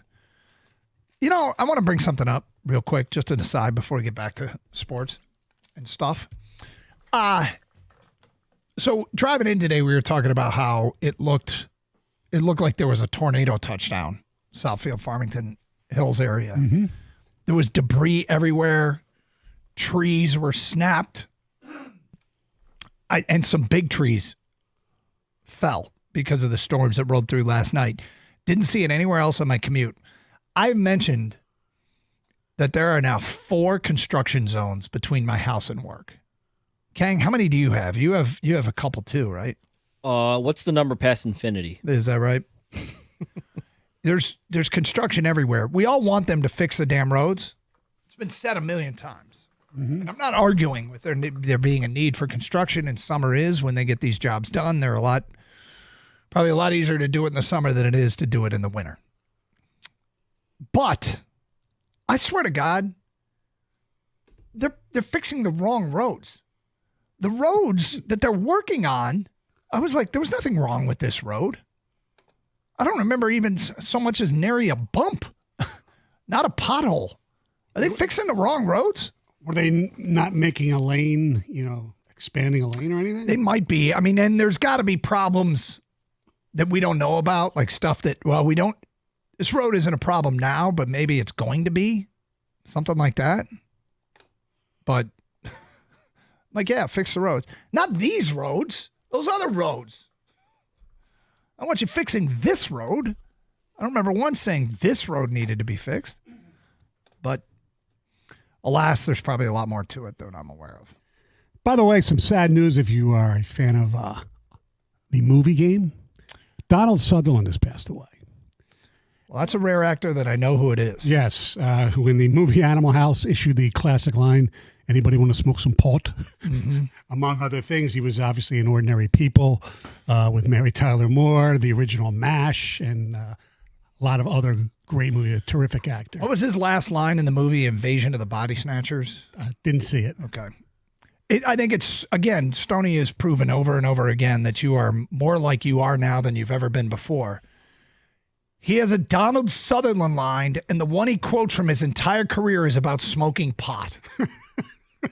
Donald Sutherland's entire portfolio, his whole IMDb, your go-to quote is about smoking pot. It was a great... I was almost going to say you go to Animal House. That's like the 50th best line from that movie. I know. You remember that movies. One. It's like the movie Rocky. My favorite line is, "These are my 2 turtles, Cuff and Link." I mean, it's just a throwaway line. Mm-hmm. I don't know why that's funny, but to me it is. Yeah, there are. Are you an Animal House fan? I did not know this. I'm not really an Animal House fan. I barely remember much from the movie, but it is a very quotable movie. Yes, it is. Okay. We said we get to this. Let's follow through. The 100 predictions that we touched on briefly, many of them. Connor Orr of Sports Illustrated throwing a lot of love at Detroit. First of all, saying that the Lions are going to win the Super Bowl over Cincinnati. That was his number 1 prediction. At 87, Detroit will finally get props as one of America's barbecue destinations. Here's what he writes. Slo's is one of the best barbecue restaurants in the country, period, full stop. Behind Joe's in Kansas City is my second favorite barbecue stop in the NFL, period, full stop. Now that the Lions will be on a ton of nationally televised games, TV producers will have to stop leaning on the, hey, Eminem is here storyline and discover the true gems of the city. You know, when your team is good, seriously, when your team is good, it reflects better on your city.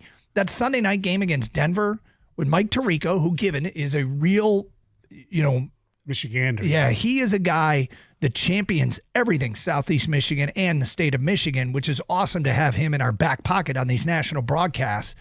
And it's not because, he's not native to here. No. He loves it here, which is great. But Connor Orr is right. When that Sunday night broadcast, Mike Tirico's Look at the Beautiful Downtown, they had a shot from overhead and they made Detroit look beautiful. It was no longer about the blight. And you don't have to go to the same old spots anymore because there's a lot of new stuff to see. And this Connor Orr's point, watch Slows get some national love. They serve Slows in the press box. Yes. So it's only a matter of time before one of the TV producers says, where is this place? Send a crew there on Friday get shots of people eating. There's also a Slows in the concourse of Ford Field too, right? Right. They could just get the shots from there, I suppose. But anyway, I don't know that I would put Detroit on the scale with Memphis, St. Louis, Kansas City. I mean, down south. I love going to some of these cliched barbecue towns and getting their local barbecue. Right. But it's good to get some love. Wait, hold on one second. What do you eat barbecue-wise? Chicken? Okay. Chicken, yeah. A lot of places now do like turkey where you can put barbecue sauce on it. Oh, yeah. Well, fried turkey's really good. Yep. So I can't, this is not a topic that I really should have much of an opinion on. Well, no. Because, I'm a one-trick pony at barbecue places. But there's definitely, for the chicken eater, there's a lot of stuff there. Almost everybody has barbecue chicken. Slows is very good. The few times I've been there, like the restaurant, really good. But the speed of the service fits the name, at least when I was there. I think, I'll agree with this, though. Every city that every media or TV or whatever goes to, they always lean on like the cliche. Yeah, exactly. So Philly, Stoney, what is it every Cheese time? steaks. Exactly. So Detroit, they're going to show the Conies, the American and Lafayette. And so I get that. I do wish they would branch out to other things. I feel like barbecue, though, is a thing like America is getting right. Like every state's going to have some good barbecue. You just got to find it. I mean, everyone's doing barbecue. It's fantastic. Well, I mean, it happens in college football, too. I mean, what's the percentage of shots of Zingerman's at Michigan games on TV? They go to Zingerman's as a go-to. Yeah. The deli there in Ann Arbor. Definitely. And it's still good. It's really good. Yep. I mean, they're not cheap. But, But you know what you never say? I'm still hungry. No. Said no one ever. No. You have to learn how to eat half sandwiches. We did our rehearsal dinner at Zingerman's. Oh. Yep. There or at the Roadhouse? We went to the old school deli and had area cordoned off, did our rehearsal dinner there. That is awesome. You like that? Yeah, I do. That was good. It was really good. Nobody was mad. How could you get mad? I don't know. Unless you restricted it to certain foods, but no. I mean, you go in there and you can get any type of meat you want. All right, so the other prediction, Terrion Arnold will lead rookie cornerbacks in interceptions. Here's what he writes. The first-round Lions pick, this prediction 61 for those of you counting at home. Lions first-round pick will nab 4 for the amoebic Detroit secondary, which will have a fun, fast, and loose look in 2024. As Dan Campbell said, this unit is no longer reading off a teleprompter, Ron Burgundy style. I don't know that that's what he was referencing, was the secondary. I think he was referencing how you go through your drills. Mm-hmm. Don't just read off the teleprompter. Put some effort into it. Pay attention to detail. Don't sleepwalk through these drills. But anyway, Terrion Arnold leading all rookie corners. There's videos of Terrion Arnold working out in the offseason on the socials. And I got to tell you, he may be a bust. I feel like the likelihood of him being a bust is so small. I'm falling for the hype for sure as it pertains to Terrion Arnold. I'm ready to go all in with Terrion Arnold love. Not like Jack Campbell love. No. But I do like Terrion Arnold a lot. More Arnold love than Quinyon Mitchell in Philly or Rakestraw here or DeJean in Philly. Those are your 4 best corners, right? Is there a ton of... I'm not paying attention to how much Philly is loving those guys, are they? They like them. They think they drafted really well. That was their bugaboo, just like it was for the Lions. Slay's getting older and had some problem. Then they brought back Gardner Johnson, so they're pretty happy with what they're doing there. Kang, what do you make of this prediction? I hope it's true, of course. But my question is more to you, Doug, is what makes Terrion Arnold, this is not like I'm not trying to shoot down, right, your confidence level in him, but what's the difference between Terrion Arnold, your confidence level in him, and like Jeff Okudah or any other high, Yeah, defensive back. I was a Kuda fan. And that wasn't a shot at you for Okudah. Just in general, how do you have this confidence based on it? Just like I said, I'm falling for the hype. I'm completely buying it, hook, line, and sinker. And I'm watching him work out on social media. I'm like, look at this guy. Maybe it's because as simple as Brad Holmes is the one who drafted him, right? Yeah, that's part of it. You know what else, Doug? Possibly, I have no idea. You actually saw him play in person, and you probably saw some of his stuff in your prep for the bowl game. I did. Yep. Good player, but I've seen a lot of guys that look good in college. Right. Yeah. I know. I mean, at least I know who he was. Right. Did he look definitely better than Kool-Aid when you just did your prep? Yes. Okay. I did like him more. 248-539-9797. There is more. Lions love in these predictions, so we will go in a little bit more in depth. It's Carson Anderson. Stoney is in for Gator today here on 97.1 The Ticket.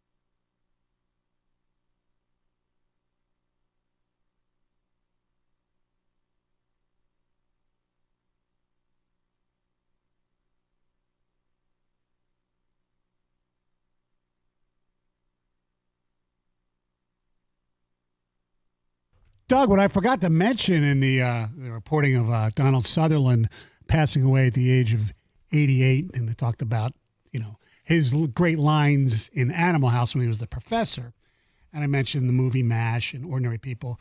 He was also, the president in the Hunger Games? He was some kind of, No, he was a big role. He was a big role in the Stoney. Hunger Games. And also, I forgot also to mention President Snow. Yes, he was also, he is Kiefer Sutherland's dad. So, Doug, do you know who Kiefer Sutherland is? I do know who Kiefer Sutherland is. Just making sure. Yep. Did you know? You know who Lawrence Fishburne is, Doug? Yes. Okay. Doc Rivers? Yes, he is the equivalent of Doug in acting, right, Stoney? He plays Doc Rivers in the show Clipped on, is it Showtime or HBO? I can't remember. Or Netflix. The Netflix, Whatever, whatever I it don't is. even know. He had no idea who Doc Rivers was until he was cast for this role. No Really? idea. None. And then when he looked in the mirror, I said, wait a second. I look at pictures. Why am I Doc Rivers? I look like a fat Doc Rivers. Have you watched it? I've only watched the first 2 episodes. I have not watched it. I want to, though. It is, you know how people thought Winning Time, the Lakers thing, might have been a little overacting, a little bit maybe? This takes that to another level. I think it's so bad it's funny. Really? Yeah. But the Fishburne is him, and Ed O'Neill is Donald Sterling. It just, I don't know. It's bizarre. All right, we said we get to some more of these predictions for the coming season that we kind of went over them briefly. The Guardian Caps one is fascinating to me. If you don't know about the Guardian Caps, if you've seen practice with these things that look like massive helmet condoms that look like oven mitts or whatever you want to call them, soft like material that go over the top, they are now allowed to wear those in games. NFL players can wear them in games. And Conor predicts after a slow start, the use of Guardian Caps will pick up. He writes, this is the first year NFL players are allowed to wear Guardian Caps during games. The padding is said to reduce impact and with long-term effects of repeated head trauma being the chief concern among post-career players, initially hesitant Guardian Caps contingent will rise up in the NFL. I don't understand the objection to wearing these personally, but I know there is going to be some sort of dig your heels in football is war crowd trying to rationalize against common sense safety measures. At some point, though, everyone will realize the true value of a healthy brain. If it's light enough, I don't know. What's the downside? So the downside is, and I can almost guarantee that John Jansen would say it's like the downside of wearing sleeves. It's going to be seen as a sign of weakness in the locker room. Okay, what if they made it mandatory on every helmet? Well, then that would mean that there is no choice to even be made, right? You'd have to wear it. You can say that about any equipment. I mean, why do they have to have the socks up to a certain limit? That's ridiculous. I don't know. But I mean, look, I understand freedom of choice, and I get all that, and it would have to be, collectively bargained. But it's like the same thing, and I don't want to get into the whole. It's like we were driving to the Tiger game, me and my daughter last week, and there was this guy on his really fancy white motorcycle, for lack of a better term. Okay, no helmet. We saw him again on the way back after the game, by the way. Did you really? Which is crazy, yeah. And my daughter said to me, she goes, "Dad, he's not wearing a helmet." I said, "I know, it's the law. You don't have to wear helmets," which is something that somebody who obviously doesn't ride bikes, motorcycles, could never understand. Why you wouldn't wear a helmet? What is the downside?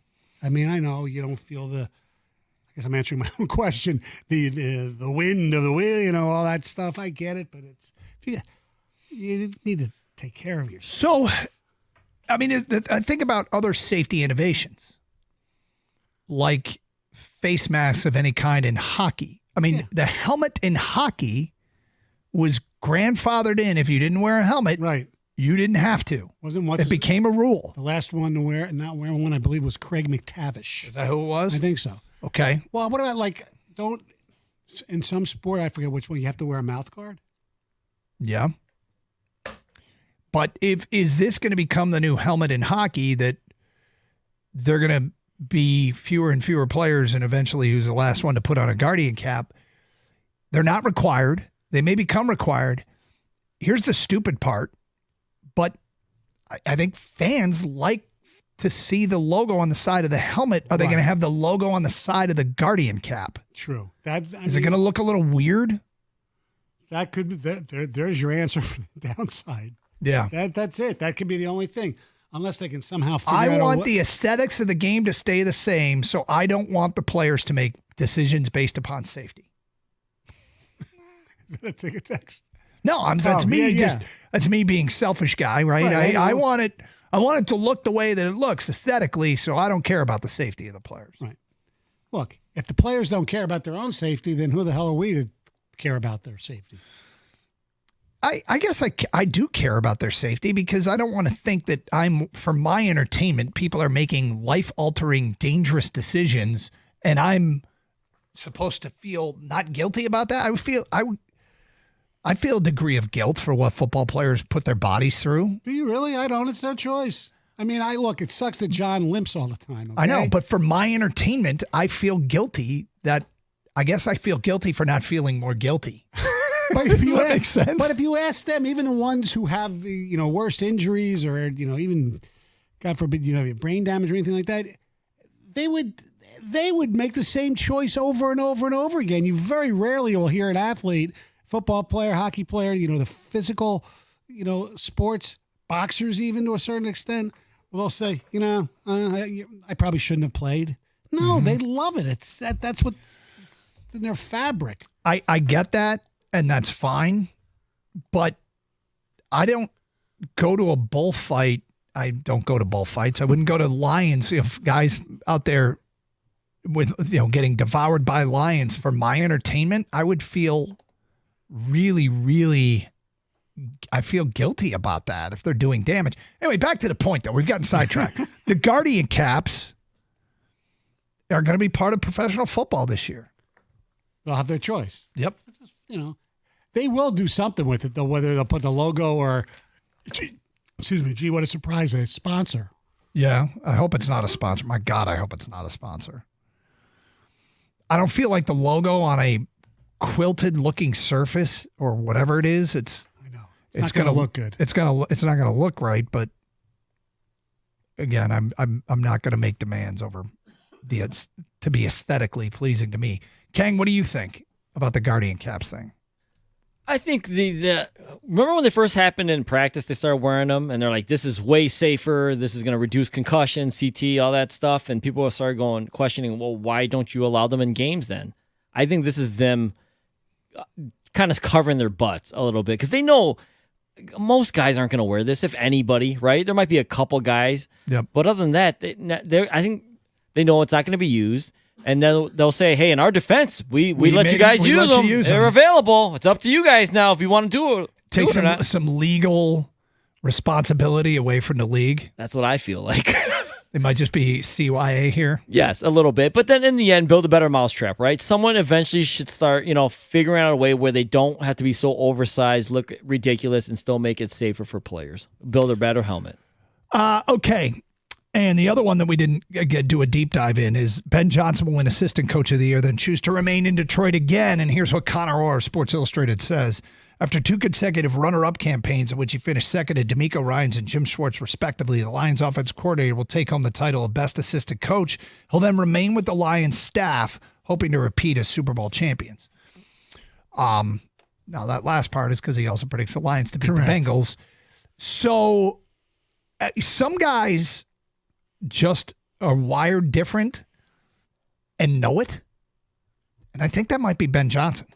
Some people also, and I'm not saying this is him, that they know what they are good at and know their limitations. And maybe he's one of those guys who says, you know what? I can be a great coordinator for a long time. I'm not head coach material. I doubt he would say that because usually guys get into coaching because they eventually want to be a head coach, but you never know. He Less is pressure. I was told that he knows what he's good at. He's incredibly comfortable.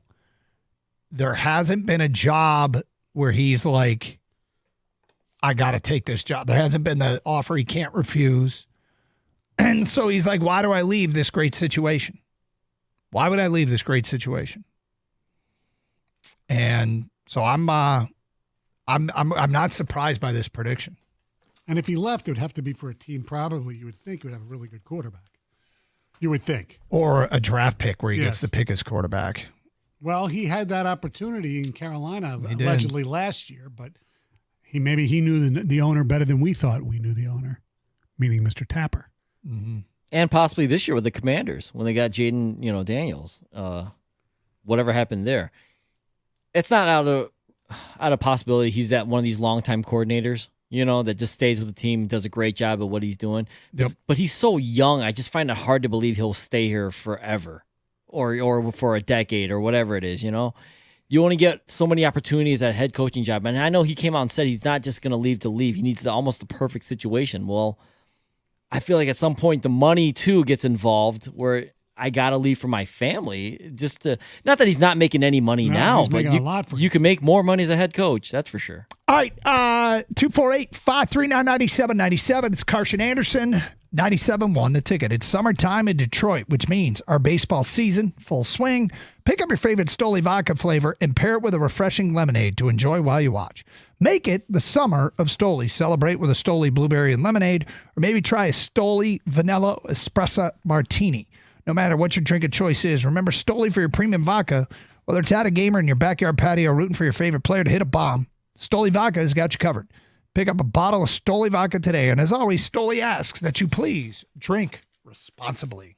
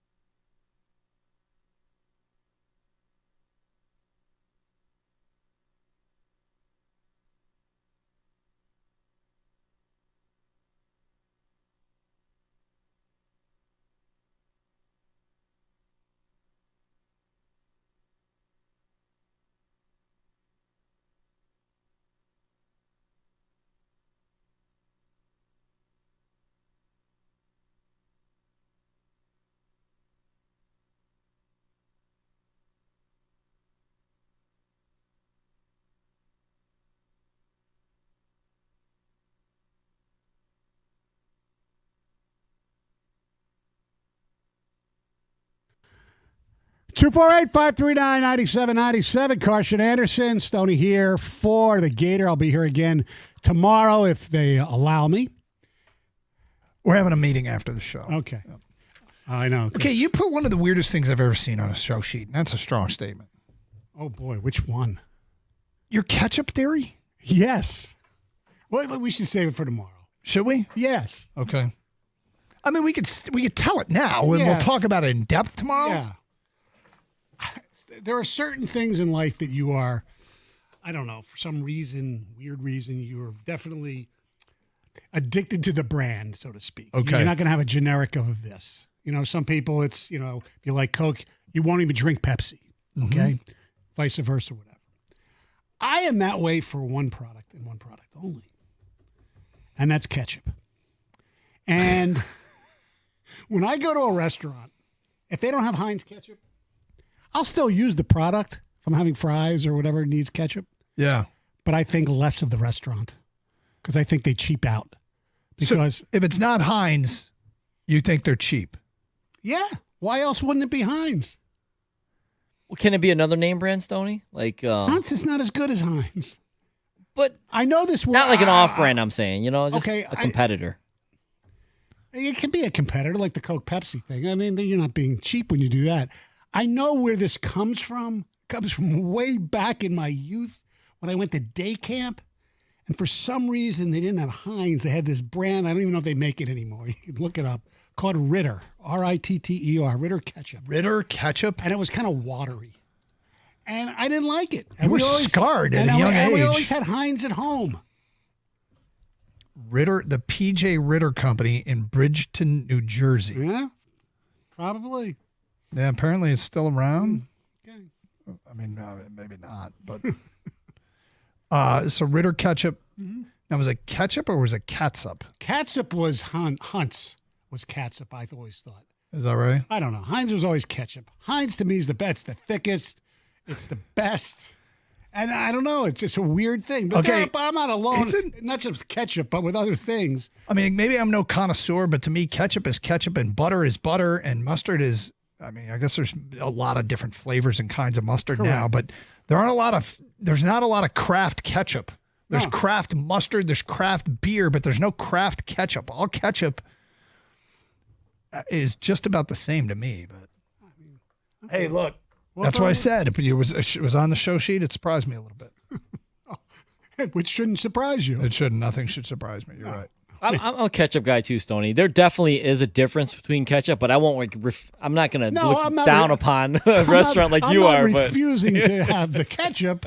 I just look at them a little differently. Will you not go to a restaurant after you find out they don't have Heinz ketchup? No, I'll still go if the other stuff if the food tastes good. What do I care? Well, it sounds like you care. It sounds like you care. Yeah, I was about to say. But not enough to not go if I go to if it's a whatever type of restaurant and their stuff that they're known for is really good and I happen to get a side of fries and they bring out Gennaro brand ketchup, I say, all right, it's not as good, but maybe next time I won't order the fries. Gennaro. Or whatever. I got you. That was a generic word for generic. Okay. So a new mock draft put out for the NBA. We have less than a week to go. We haven't heard from the president of basketball operations or the general manager yet, and we don't have a coach yet. It's got to be there have to be two separate press conferences, right? Trajan Langdon talks about the job, and Trajan Langdon previews the draft. When a GM, how about one before the coach too? Yeah, there's got to be. Can they hold 3 press conferences in the next 5 days? This mock draft comes from The Athletic, and they pick for the Pistons at 5 is Matas Bazelis, 6'9" forward from the G League. Did not have a great G League, if I'm not mistaken. No, and he didn't really shoot it either. The highlights on YouTube are spectacular. But hey, man, everybody dunks. Everybody gets to the rim. Right. They don't show this turnovers and stuff Everybody, on YouTube. yeah, everybody doesn't shoot it. And I want a guy who can shoot it, and that's not Bazelis. Right. And he's also, if you care, Arn Tellem's son's client. I hope that doesn't matter, and nor should it. Is it asking too much for Reed Shepherd to drop to them? The best shooter in the draft. Arguably the best shooter in the draft. No, he clammed up against Oakland. I don't want him. I mean, he can shoot. Well, certainly let that one game be the determining factor. Oh, if Stoney wants Golke, then I guess. No, he's not an NBA player. At 5, the Pistons select. He didn't clam up against Kentucky. I know. I don't know. It's the biggest game of his life, and he really didn't do anything. I can guarantee you in the moment, it didn't feel like the biggest game of his life. I bet he didn't approach it like the biggest game of his life. Probably not. But whatever. He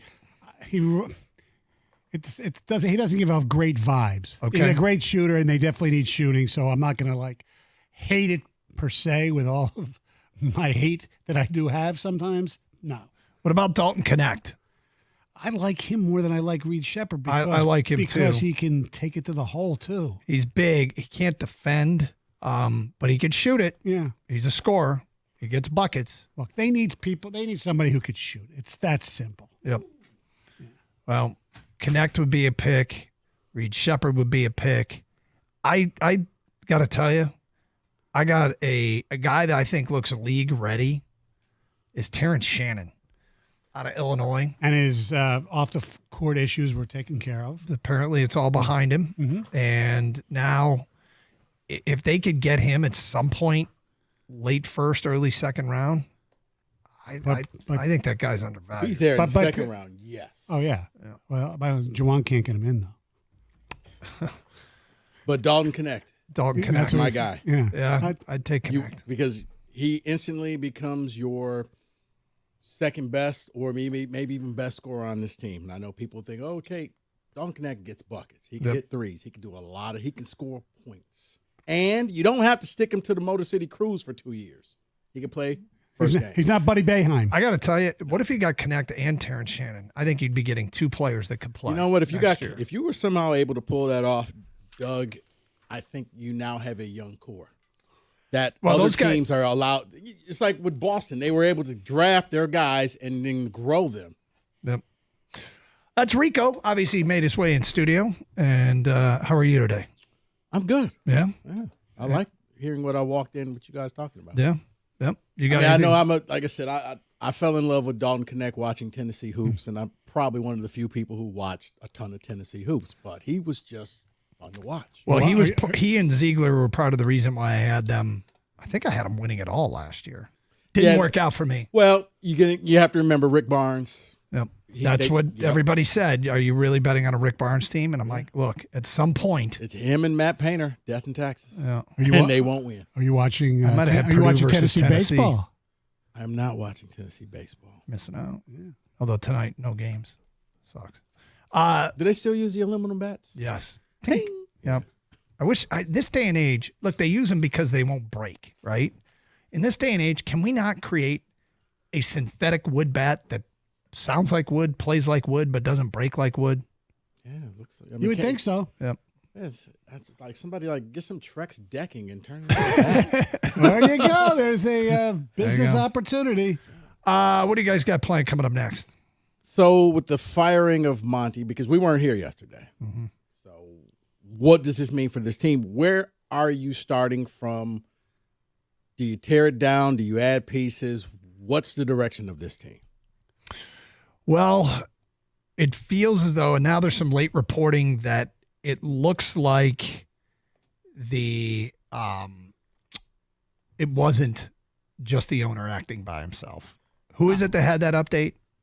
That was Amari Sankofa. See, yeah. I did not read that, but I just don't think that the owner was acting by himself. I think he just okayed it. I think that this is actually Trajan flexing, using his honeymoon period. Yes. Because you can get away with this and say, hey, we can either go here, this direction, or that direction. If we keep the coach, we're never going to hit our zenith. Or you write the check. And for an owner to admit a mistake 1 year in, that's good. That's something you don't get that often. Most of them will know, got to give it some time. I don't want to waste my money. To just realize I'm wasting my money either way, so let's just start this thing over. Yes. And the report says and no owner wakes up says, you know what? I'm just going to cut this check. I made a mistake. That means your ego. The report also said they liked Monty, but they realized it's going to be 5 years and nobody wanted him for 5 years. You don't have a team. Right, exactly. Seriously. Right. That's what you hired Langdon for. If you re-sign Cade and you keep losing, Cade's going to start demanding trades. Yeah. And then what? Right. Now you've lost the leverage because now you just got to get rid of them for a bag of peanuts. Yep. Well, you guys have a great show. Stay safe, everyone. Treat each other with respect. 97.1 The Ticket.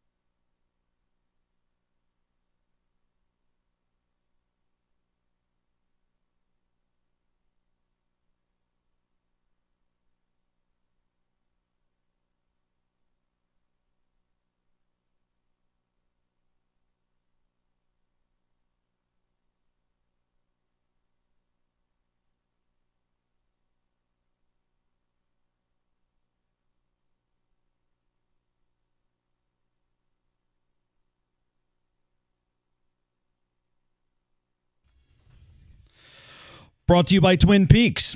Tigers off today, sitting 12.5 back in the Central, 6.5 out of the last wild card. They start a 3-game home series with the MLB worst White Sox tomorrow night, when Jack Flaherty will be on the mound. Here on 97.1 The Ticket, coverage starting at 6:15. The Red Wings have re-signed defenseman Albert Johansson to a 1-year, 2-way contract worth $775,000. Johansson had 6 goals, 15 assists, and a +7 rating in 66 games with Grand Rapids last season. Steve Yzerman drafted him 60th overall in his first draft running the Wings back in 2019. And NCAA leaders have presented conference commissioners with 2 proposals to expand March Madness. One model adds 4 teams, the other adds 8. Yahoo reports both plans increase at-large selections and protect all 28 mid-major automatic qualifiers. Any changes would likely be adopted by the women's tournament, too. If approved, expansion isn't expected to be implemented until the 2025-26 season. From the Corwell Health Sports Desk, I'm Beanie Howell. For more, go to 97.1 The Ticket and Odyssey.com.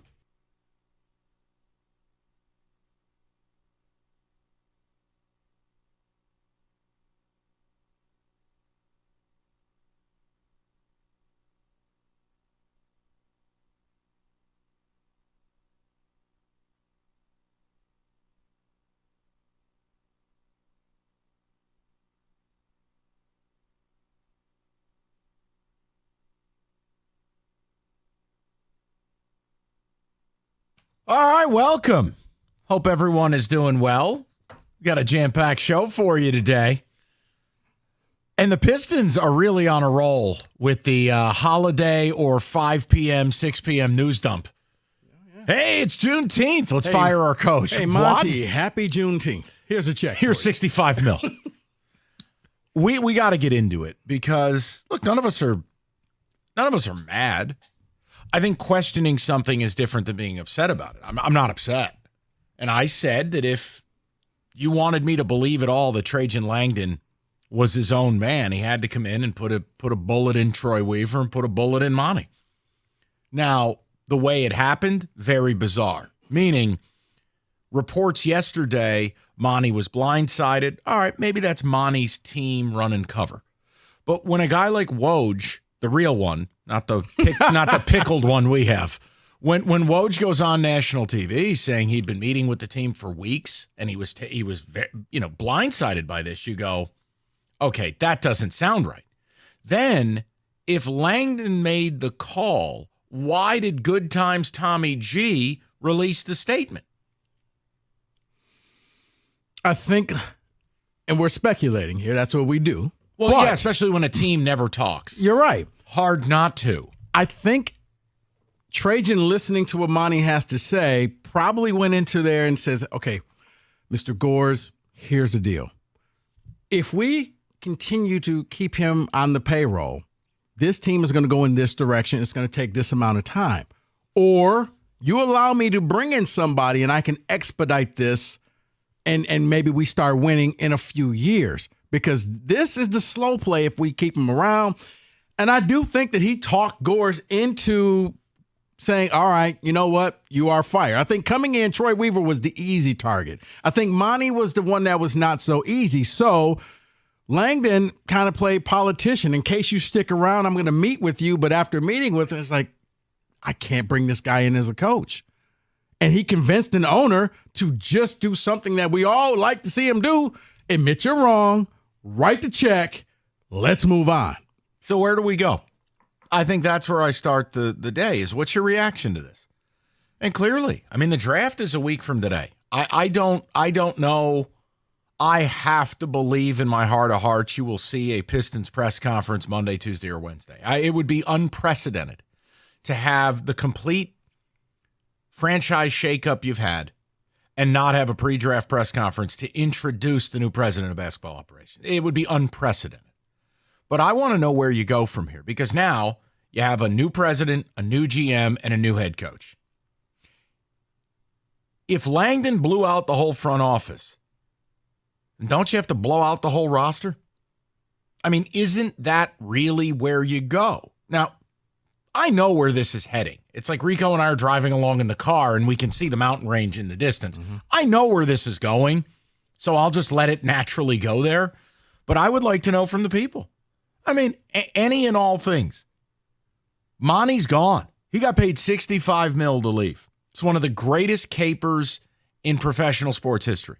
I don't want the job. Here's more money. My wife is sick. Here's more money. I don't know that I want to go to Detroit. Even more money. Monty, why are you here? Well, the money. And a year later, you got paid $1 million a win, and you get sent packing $65 million. It's one of the greatest capers in history. To go along with the Phoenix Suns money. Right. But you know what it is? The bigger thing to me, in talking to a few people yesterday, Rico, it's we've reached AA status, meaning there's Division I in football, and then there's 1 AA. Mm-hmm. It's a lesser than version of the same sport. This is the 6th coach in Tom Gore's 13 years. They have not won a playoff game with Tom Gores as the governor of this franchise. They are viewed as a carnival. Oh, yeah. So I just worry, okay, we wanted Monty gone. Fine. Do you know who the leader in the clubhouse is right now to be the Pistons' next head coach? I actually do. You do. Right. People, Rico presented me with this. J.J. Redick is the leader in the clubhouse. A man who has not spent a day on the bench in any role. A man who has never put a staff together. A man who hosts an atrocious podcast with maybe his new boss, LeBron James. And you mean to tell me that a first-time president of basketball operations and a first-time GM and a first-time head coach on the worst franchise in the NBA with maybe the worst owner in all of professional sports, that's going to work? I think I have a right to be a little scared there. You do, especially because they have the most money to spend, so you don't know if they're going to spend it wisely, if they're just going to go out and buy a bunch of black licorice, and you end up throwing it all away. Thought he was going a different direction there and was about to walk out. Nobody likes black licorice. All right, Donald Sterling. Not going anywhere near that. 248-539-9797. No, you're good. Put your minds out the gutter. I really would like to hear from the people because I still do not understand. And until or unless Trajan Langdon speaks and gives us a clue as to what the vision and direction of this organization are. That right there is the problem because you don't know. Because you look at potential free agents and trades and you're like, oh, I don't know where to go with this. You don't know which players he really values and says, I can build around these guys. It's just been radio silence. And that does lead me to start feeling like, man, maybe this J.J. Redick thing has some legs to it because it's obvious Trajan does not want to speak to the media. He's had ample opportunity. He won't do it. Head coach is going to be the mouthpiece of the organization. That's the one thing that J.J. can do. J.J. is a social person. He's got the podcast. He's media savvy. And that may be the feather in his cap. Does he have any experience? Absolutely not.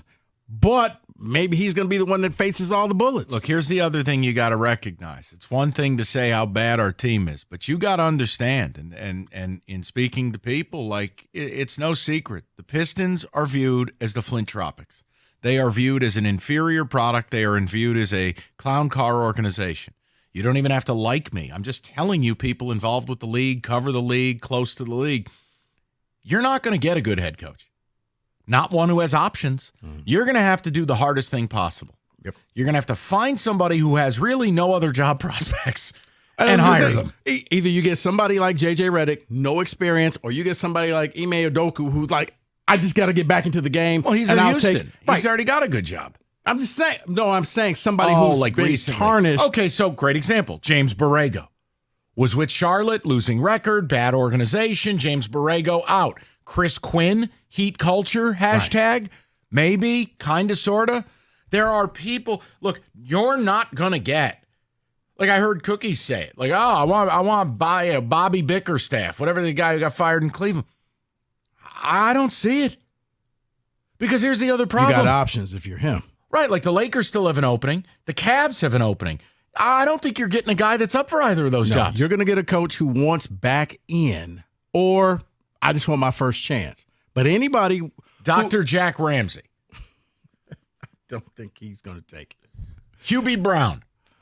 No, Or Mark Jackson. I've heard that this morning. Okay, look, I just want to know what your reaction was when you heard it, and I want to know where you think it's headed. Because I'll just say this: if you're burning this whole thing to the ground, don't stop at the roster. And I know what's going to happen. I'm not trying to get into a fight with anybody. But I also don't see the wisdom in handing out $250 million. This is not going to be a quick fix. This is not going to be anything you can accomplish in 1 year or maybe two. If you blew out the entirety of your franchise structure in the non-Arn faction, I don't think you can stop at the roster. Which means, okay, if Langdon is going to burn it down to the studs, what are we really doing here? You have no war chest. You have no draft picks. Like earlier, your eyes got so wide. The only time they got wider, you were reading the comments section of when the Tigers put out their season ticket thing. We're not even going to go there, respectfully. But the point is, I gave you the Spurs future draft assets. 3 firsts this year, 4 next year, 2 the year after, 3 the year.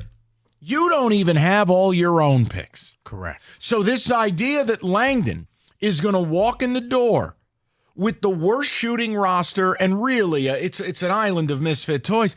Guys, I don't know how you move forward where you're not going to do exactly what he's done to this front office, and you do it to the roster. Mm-hmm. And that brings us to the Cade conversation that upsets a lot of people. I don't want to upset anybody. That's not how I walk into work. That doesn't really, that doesn't tingle my plums. But no, I was don't the one accused of being spicy. You are very. You're going to be a real handful today. I know it. I'm ready. It's going to be a long 4 hours for me. Happy first day of summer. 248-539-9797, and I have an idea on what the next move could be. But what are your thoughts on Goris making the move? Do you believe Langdon called the shot? If so, why did Goris make the statement? Yeah. Are you surprised that Monty was let go this late? Remember, Langdon's been on the job for a month. This late in the process. All of it is available to you, or you could stare at the sky.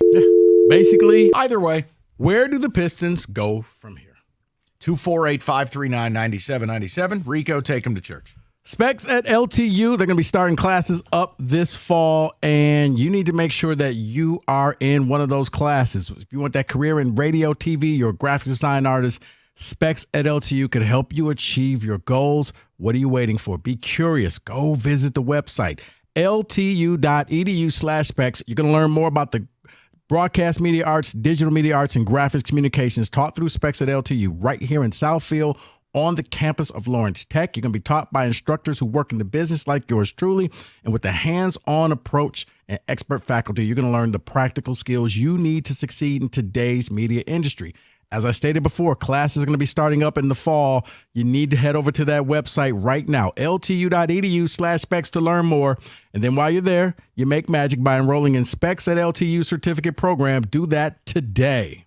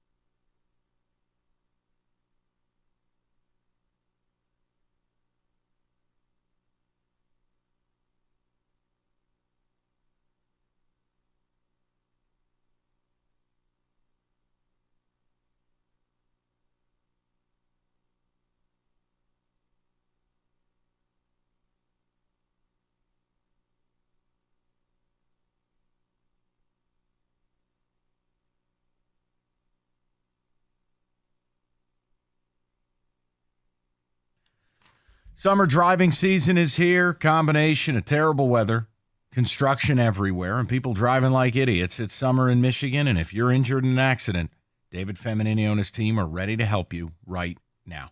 And David doesn't take a fee until he wins your case. You could speak to him personally right now by calling 855-65-CRASH, or you can always go to that website, getdavidgetpaid.com.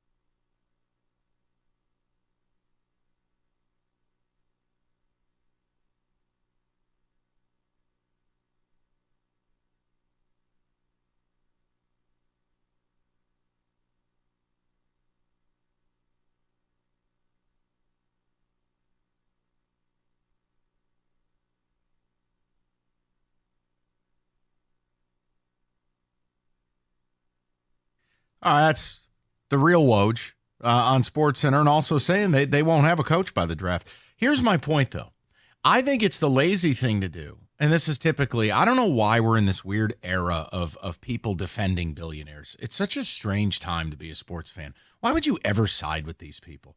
Like I heard Stoney giving Gores all kinds of credit. Credit for what? First of all, if Langdon is doing his job, you give Gores credit for what? Letting him do his job? And stop with the money. Tom Gores is worth the better part of $11 billion. He lost $65 million while sitting on the can this morning. So no one, do not sell me that fantasy. No. But why was it made at the ownership level, according to Woj, if this was Langdon's call, R.L. Beard? I think it was Langdon who said, I need you to get this done. And I think if it's Gores showing, okay, this came from the top. This wasn't Langdon coming in, pulling a Richard move and having him hang around in meetings and say, you got to go. So he's just kind of covering for everybody and saying, you know what? The buck's going to stop with me. I'll cut the check. I'm going to simply say I'll give him credit for doing something, Mike, and admitting I made a horrible mistake. Never should have did this. Never should have tried to convince this man to come and coach my team by upping the ante. I'm just going to write the check. We'll move on. Okay? That's all I can do. We only won 14 games. There's nothing to salvage from this. I can't bring this guy back. It's very difficult for somebody with that much power to just admit I made a mistake. There's his only credit he'll get from me. All right, that's more than I'm going to give him. I think he's the worst owner in professional sports, and I wish Adam Silver would Sterling him and get him out of the league. He's a disgrace. And what he's done to this franchise and what he's done to this city is a disgrace.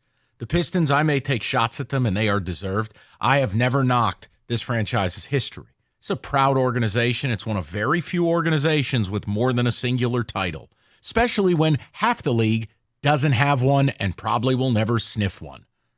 Tom Gores is a disgrace. And the way he has run this, you know what I don't need? I don't need him acting smart. I don't need him making himself feel better by looking like the power broker of, please, no. I Mike, did this. Mike, you know what, Tom? Just pay the bills and go away. And that's just it. Don't get it twisted. I think that it was simply here's your statement. Here's what you're going to say. Here's what you're going to do. Write this check. We're done. Other people came up to this and just said, but we need your blessing to get this done because you're the owner.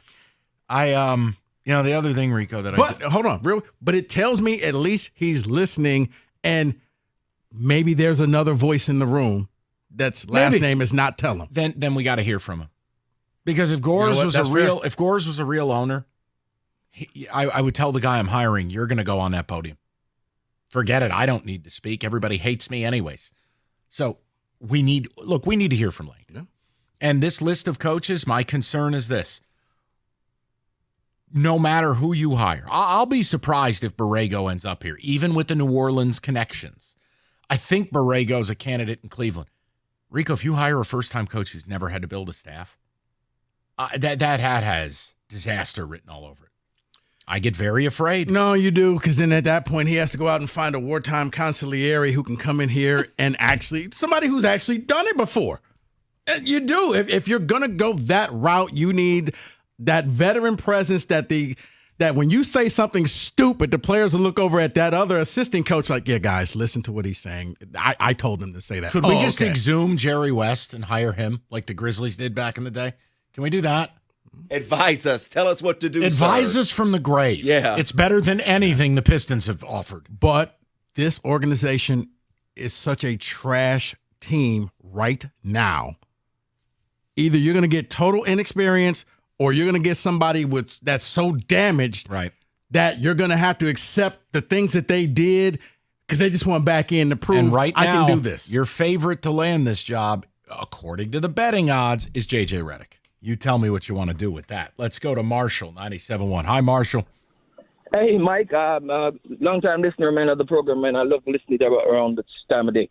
But I got a great coaching thing for you, man. I think Mark Jackson would be the great candidate because I think what he did in Golden State didn't get his fair chance, but I think he could teach these young guys how to play basketball.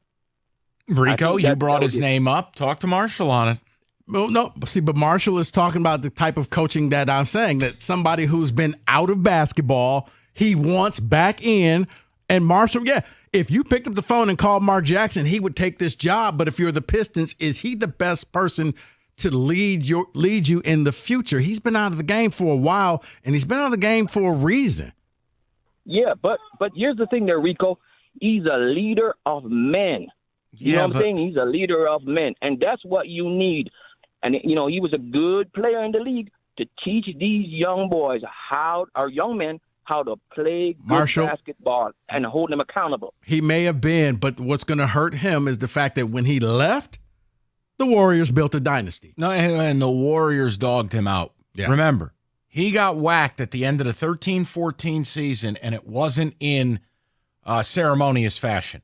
And there were a lot of questions about his leadership. Look, I can't tell you what's true and what's not, but when a guy has desperately wanted to get back in the league for 10 years and hasn't, I tend to go on the side of those things are more true than not. But it goes back to, once again, either first-time guy or a guy who just wants, give me one more chance. I know. I'll even coach this horrible team right now. I can turn this around knowing if I get fired, at least I had one more shot at it. Go to Mensa, 97.1. What's up, Mensa? What's going on, fellas? How are you, sir? I'm pretty good. How about yourself? Good. I'm just very puzzled with the Detroit Pistons. Look, Mike, you're like always, you're spot on. I don't think they should stop at the roster. Get rid of K. K. I mean, the Pistons the dinosaur. They don't have no 3-point shooters. You have to get rid of Cade. You got to get rid of everybody. Listen, Cade is a Batman. I mean, not a Batman. He's a Robin. He can help Wemby or somebody, but he can't lead a team. Like, I'm sorry, he's just not it.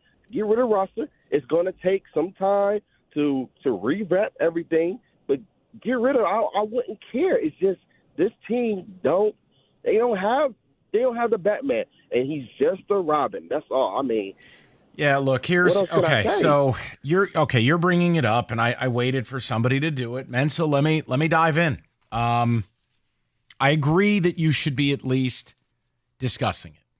I don't know that they are or are not. Again, the only report we've gotten is certainly not from them that he's 99% going to get his max extension this offseason. The way I view it is this. Unless I have a horizon in the next 2 to 3 years of becoming a legitimate playoff team capable of winning a playoff series, Cade will demand out. You will sign this extension and hand him all the power. We've seen this play out several times before. I mean, like Kevin Durant gave the Thunder only so much time. Or you name these players, and it's like, okay, I had an idea of this. If you view it that this thing was so mismanaged by Troy Weaver, Rico, like if you think he was Matt Millen, which I do, Cade is not a top 50 player in this league. And you people better start realizing that. Now, maybe he can develop into that. I heard Cookies talk about Jaylen Brown. Now, that's a little dishonest considering the Celtics were making the Eastern Conference Finals while Jaylen developed. But unless you believe Cade can be a top 10 player in this league, I don't get the wisdom in automatically handing out $250 million to simply be terrible. You need to trust that Trajan Langdon is smart. You need to empower him, meaning look at what I said to you about the Spurs or the Thunder or the Jazz or all these teams, all the picks. Mm-hmm. You got to let him maneuver. How do I do it? Now, I presented you with an idea. I don't think this organization would do it. No. I said, you call the Spurs, and this is what's going to happen. I'm going to bring up a player who is absolutely not perfect. Wait, and then you're going to walk away? People going to walk away from the table like you did when I brought up a player? You brought up penis cancer. I did not. Yes, you did. I did not. Now, listen. I did not bring up Kyrie. You brought up worse. You brought up Russell Westbrook. The point I'm making is, let's say you call the Spurs. They're ready to win. And Wemby could win the MVP next year. Wemby's a top 10 player. They're ready. Cade Cunningham presents a pick and roll option for them and presents a Robin to be Wemby's Batman, right? Mm-hmm. Keldon Johnson, 3 first-round picks. Now, I know, I get it. Keldon's not a great defensive player. He's not. But he can shoot from distance, 35, 36%. He's 24 years old, and he signed through 2027 on what I deem to be a decent deal of $19 million a year.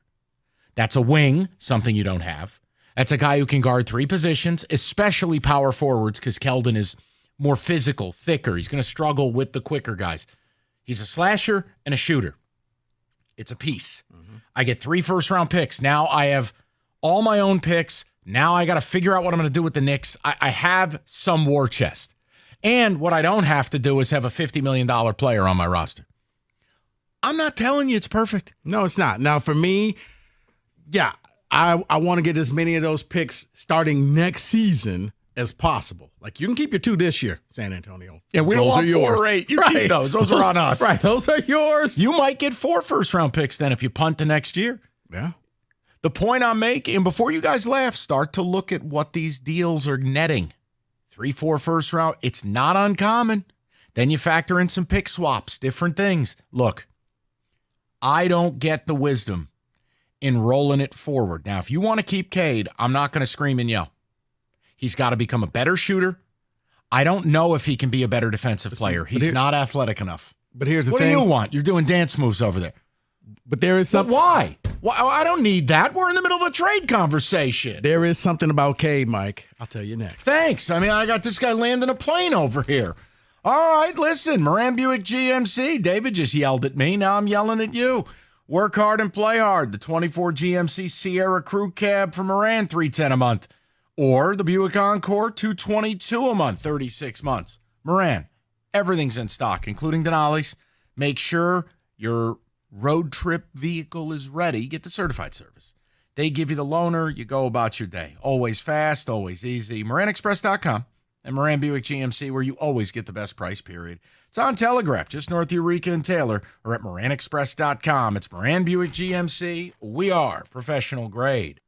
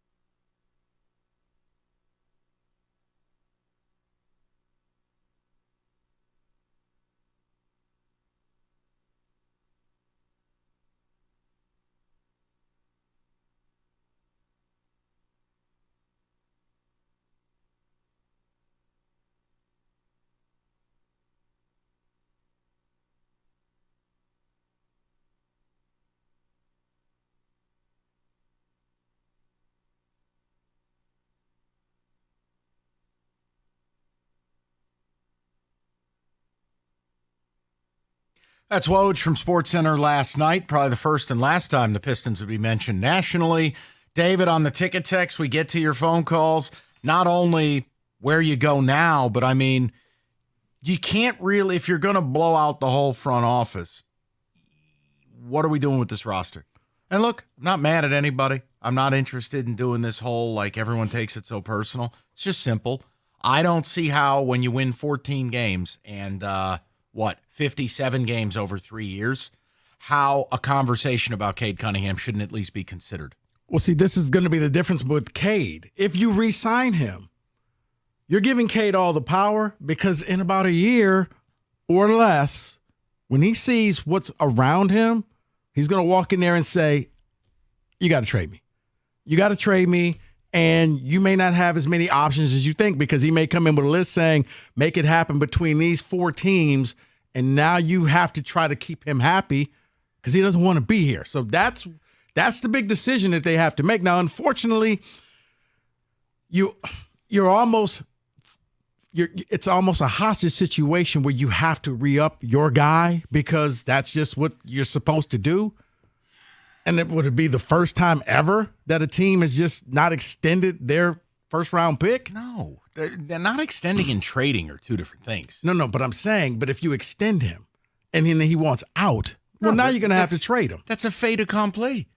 Yeah, sure, he'll take the $250 million, and he'll give you a little bit of time before he goes, you know what, why am I here? Right, Mike, that's what I just said. Yeah, I agree with you. I'm supporting you. Right, it's like, I don't want to be here, and here's 2 teams. And the 2 teams are going to be like, yeah, we're not giving you anything because we know you hold no cards.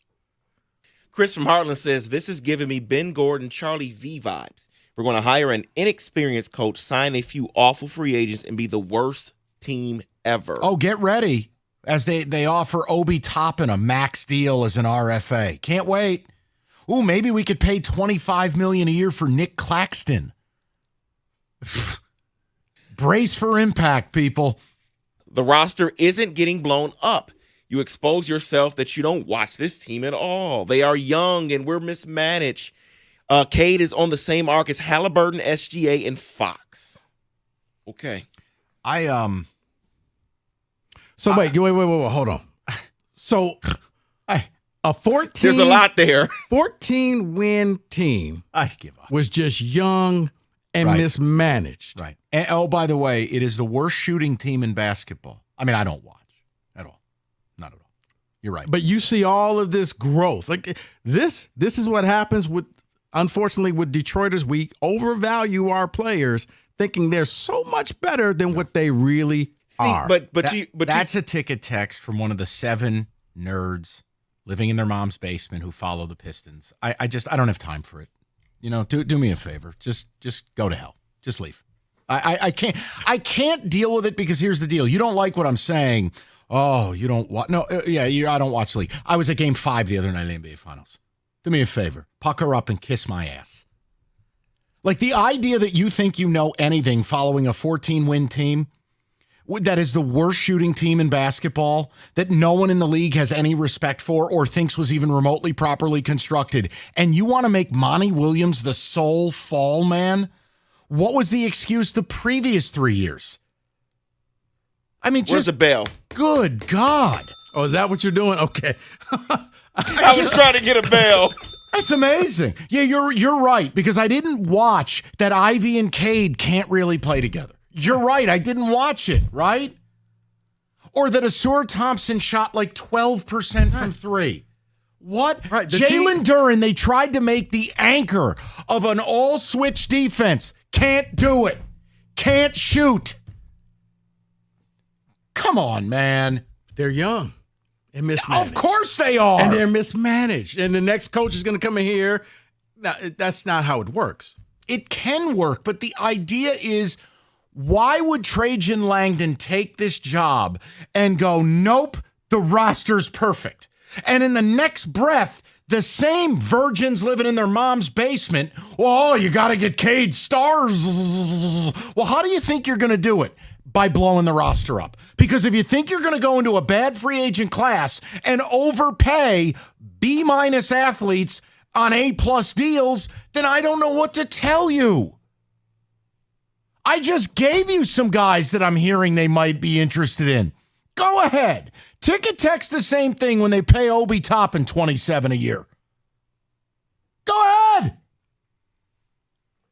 Here, liquidate everything for Brandon Ingram, who will play 53 games next year. Is that what we're doing? I'm trying to give us the best chance at success, which is trusting Langdon, giving him a war chest, and unfortunately, you're not going to like it, giving him some time. Because I do believe Matt Millen just left the building. And kind of scorched the earth with 4 straight years of draft picks that just don't fit. Yeah. But we don't watch.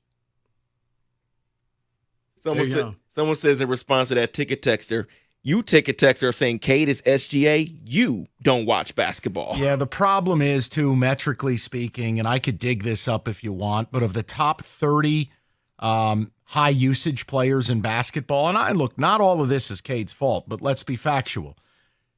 He was the least efficient player. Well, you want to say he had nothing around him, well, then you don't get to tell me the roster's any good. The point is, whether it is forget about plus minus, your true shooting percentage, your win shares, he's not an efficient player. He's not a plus athlete. He's not a plus defender. I mean, what should I say? For a career, he's a 32.7% three-point shooter. Took a little step forward last year to basically be just under league average. Like, what do you want me to do? Well, he needs help. All right, great. If I could find a way on one of Rico's spaceships to have Jason Tatum descend from the clouds and then Zion Williamson to play the 4, maybe it all changes. But I don't have a pathway to that. I'm picking 5th. They might take this Bazelis kid who shot 27% from 3 last year. They may take the Bazelis kid who is just not NBA ready right now. No, his offense is a disaster. Might be a decent defensive player, but good thing he's rep by Michael Tellum. That makes it all good. It's almost like they drafted that person last year. Asur Thompson can't shoot. Might be a lockdown defender. And then the ticket texters get mad, and I go, well, what do you want from me? Here, draft Scottie Pippen. I heard he's available at 5. I don't know what to say. Like, what should I... Do you want me to lie to the listeners? If I had an easy way out of this, I'd offer it. The easy way out was the freakazoid from France last year, and we didn't get him. Yep. That was your way out. Because, you wouldn't have had to trade with San Antonio. You would have had this already here. Cade and Wemby together would have won 2 NBA championships. I say it with no hesitation. And that's part of the reason why I think the Spurs would pay through the nose to get Cade, to pair him with Wemby. But whatever. I don't know anything. I was busy watching Bulgarian ping pong. David, anything else? Yeah, where were you Monday? Oh, I was watching a badminton tournament. I don't watch NBA basketball. Pickleball. Yeah, no. Cricket. Yeah, exactly. Nailed it. What do you got for me? You were at that European Cup thing, weren't you? Yeah, you nailed it. Big game with Italy coming up at 3 o'clock here against Spain. Yeah, I'll just read you this one. B in Charlotte says, Tom Gores equals Dave Tepper. Basically the same. For one reason or another, I think they're terrible owners. Full stop. 248-539-9797. We'll get more of your phone calls momentarily. Touch table with a little football. And yes, I have a question about the Tigers.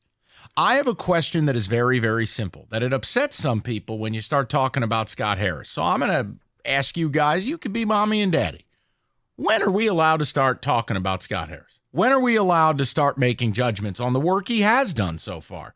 And I think there's a new situation arising that might be even scarier than you realize. I'm going to get to that at 3. And Rico could tell me I'm full of it.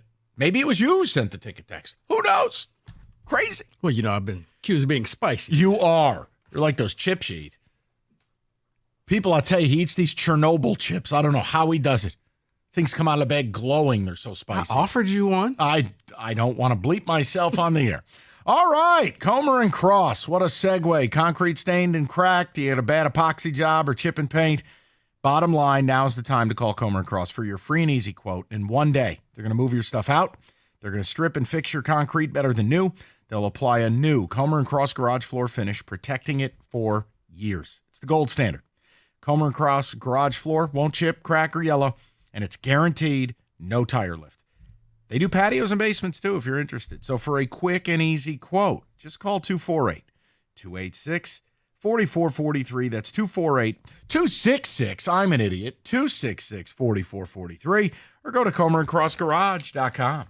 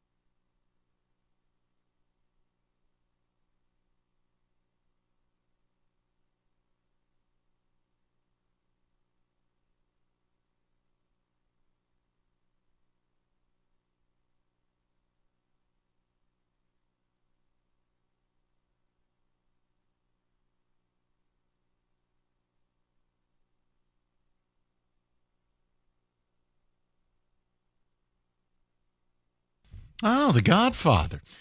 We will get back to your phone calls momentarily. If David is in a better mood, he can present football today. We're going to figure out what's wrong with you, too. I'll tell you, between Rico and you, problems.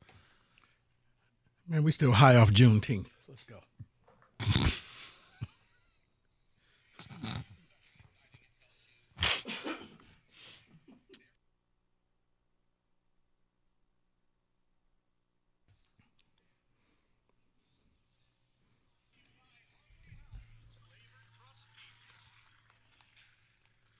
Well, Rico, let's start with your team, and it's your tight end. According to reports, and according to him, he lost 30 pounds this offseason because he was dealing with an injury. He had a core surgery, so he says he couldn't do any lower body work, And then he had a shoulder issue and a rib issue and couldn't do any upper body work and lost 30 pounds this offseason. Yeah, that's a lot for, an NFL player. I guess the only good thing, David, he got it taken care of, and you have 6-7 months before you have. He knows the offense. He's one of those people. He doesn't need to be there in training camp. He can miss the entire training camp and be okay. It's not idealistic, but it was Kittle. He knows what he's doing. Is it concerning? Very, very concerning. Look, I make a lot of jokes about privilege, and look, that's just me and him busting balls. But David, I legitimately wonder if the Niners are in some trouble this year. Just based on the Ayuk thing, which maybe it's just what receivers do. I can't make fun of Rico's take there. But there's going to be a lot on the young players. Purdy, whatever this contract's going to be. Kittle losing 30 pounds. Problematic for a guy who already gets hurt a bunch. Trent Williams not getting any younger. I wonder. I'm nervous. I think they're going to be good. But if the standard is great and winning a Super Bowl, a little nervous in the Bay Area. Yeah, they're going to need a little bit of luck to happen with this team. It feels that way. Little nervous, a little bit.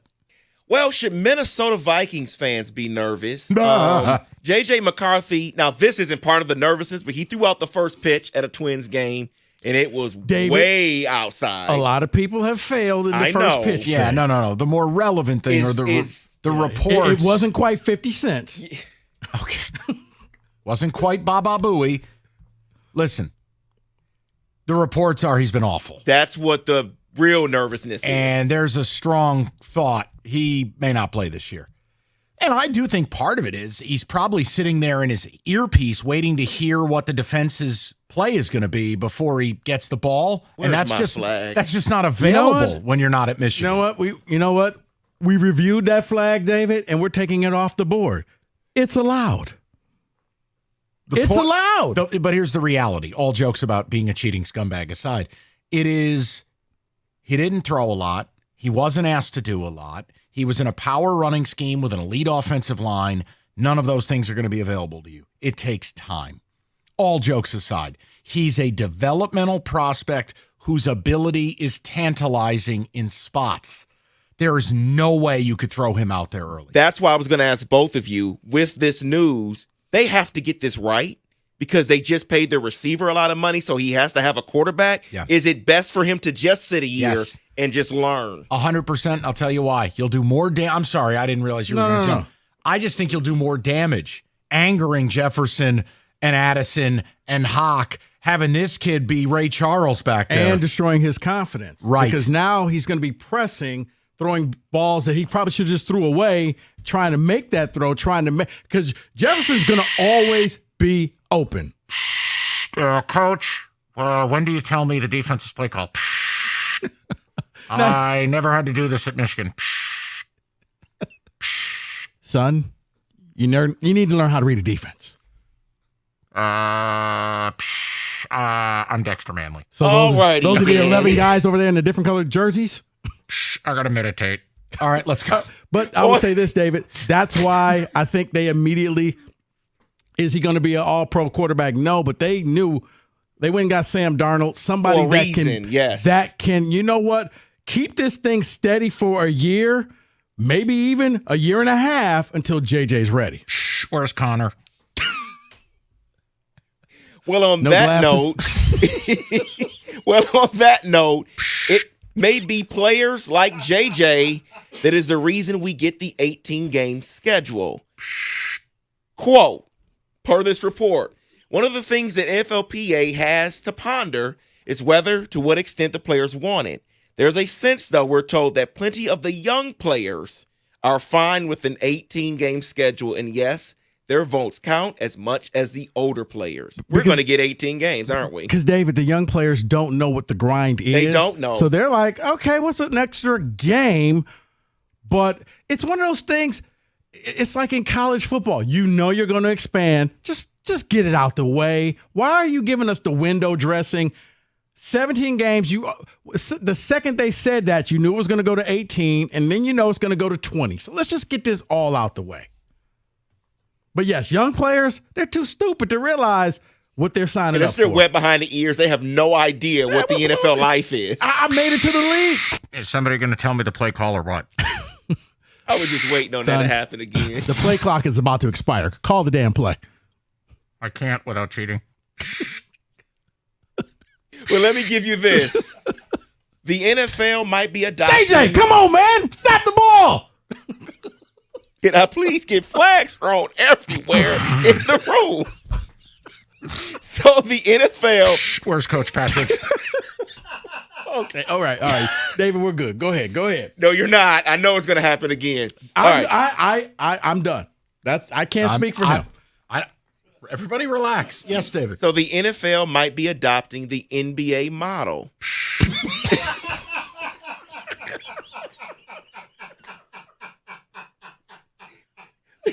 Go ahead. What's the model? The max and the super max, but it may be for quarterbacks. Tom Pelissero reports on the Rich Eisen show that many owners right now are worried about the percentage of what the cap is going to the quarterbacks versus the other positions. Right now, for example, Joe Burrow, 25% of the Bengals' entire salary cap, which means they only have 75% for the rest of the roster. Is the NBA model what's best for them? No, because it artificially boosts salaries. It's sold to you as a solution, but really it's the problem. Look at what we talk about in the NBA.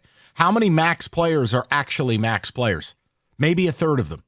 So when you shoehorn these false numbers versus an open market policy, no, I'm not a fan of it. Rico? No, you're right, because it means that if, let's just say your quarterback is just mediocre, he's Bryce Young, you got to pay him.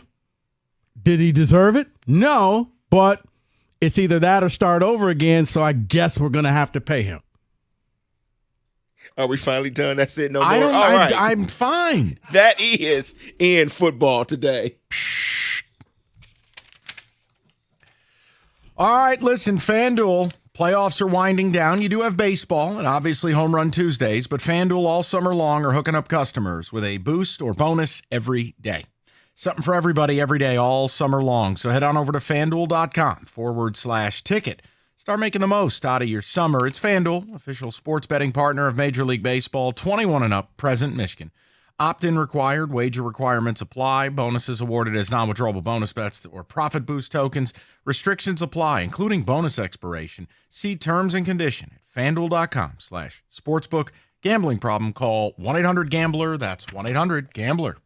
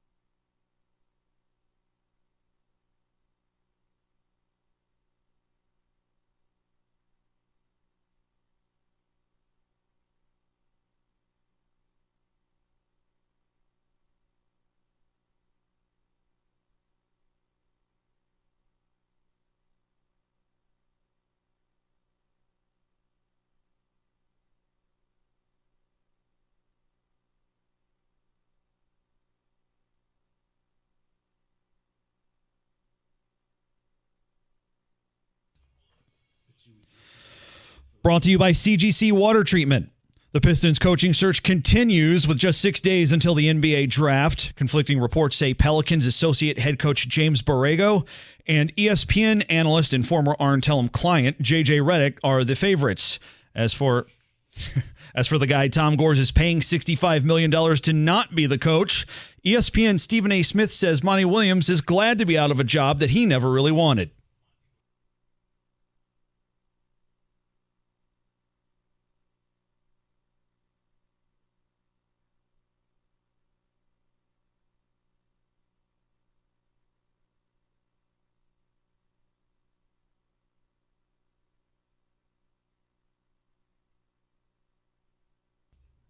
The Tigers are off today, back at home tomorrow to open a 3-game series against the White Sox with Jack Flaherty on the mound. Hear that here on 97.1. Coverage starts at 6:15.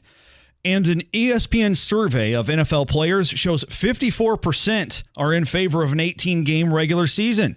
19% completely against it, regardless of any stipulation, such as greater revenue sharing. From the Corewell Health Sports Desk, I'm Beanie Howell. For more, go to 97.1 The Ticket and Odyssey.com.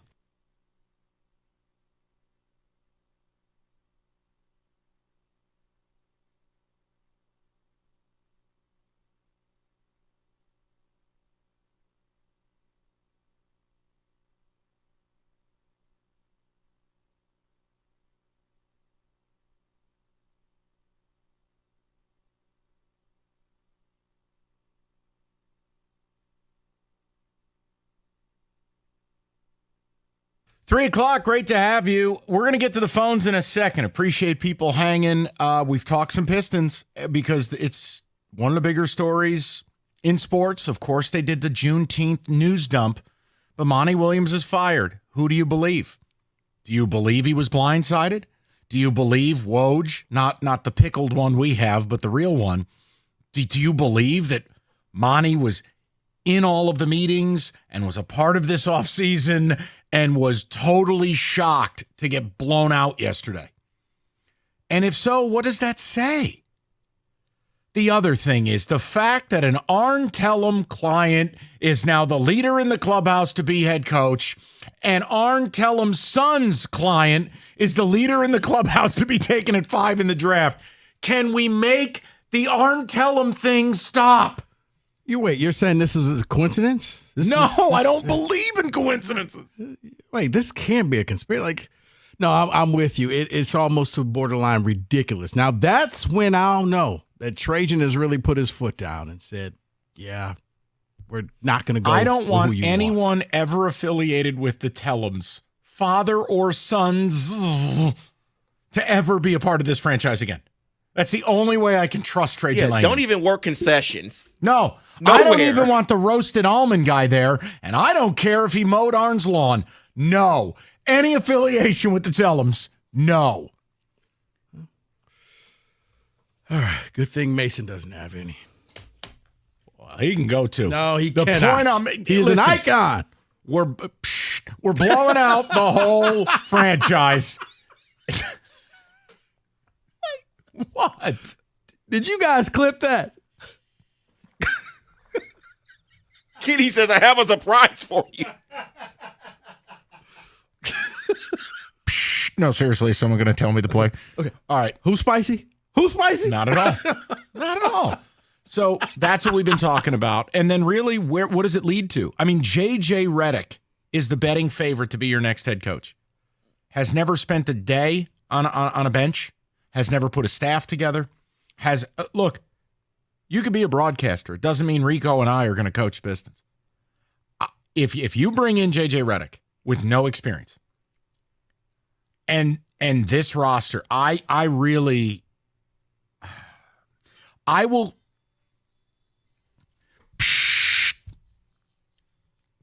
All right, there's hope for Detroit. JJ Redick has agreed on a 4-year deal to become the next LA Lakers coach. Oh, thank God.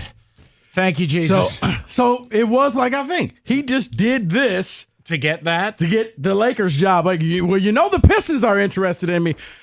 LeBron, we got to pull the trigger here. He will draft your son. We'll put the band back together. Okay, so now take the Redick thing out.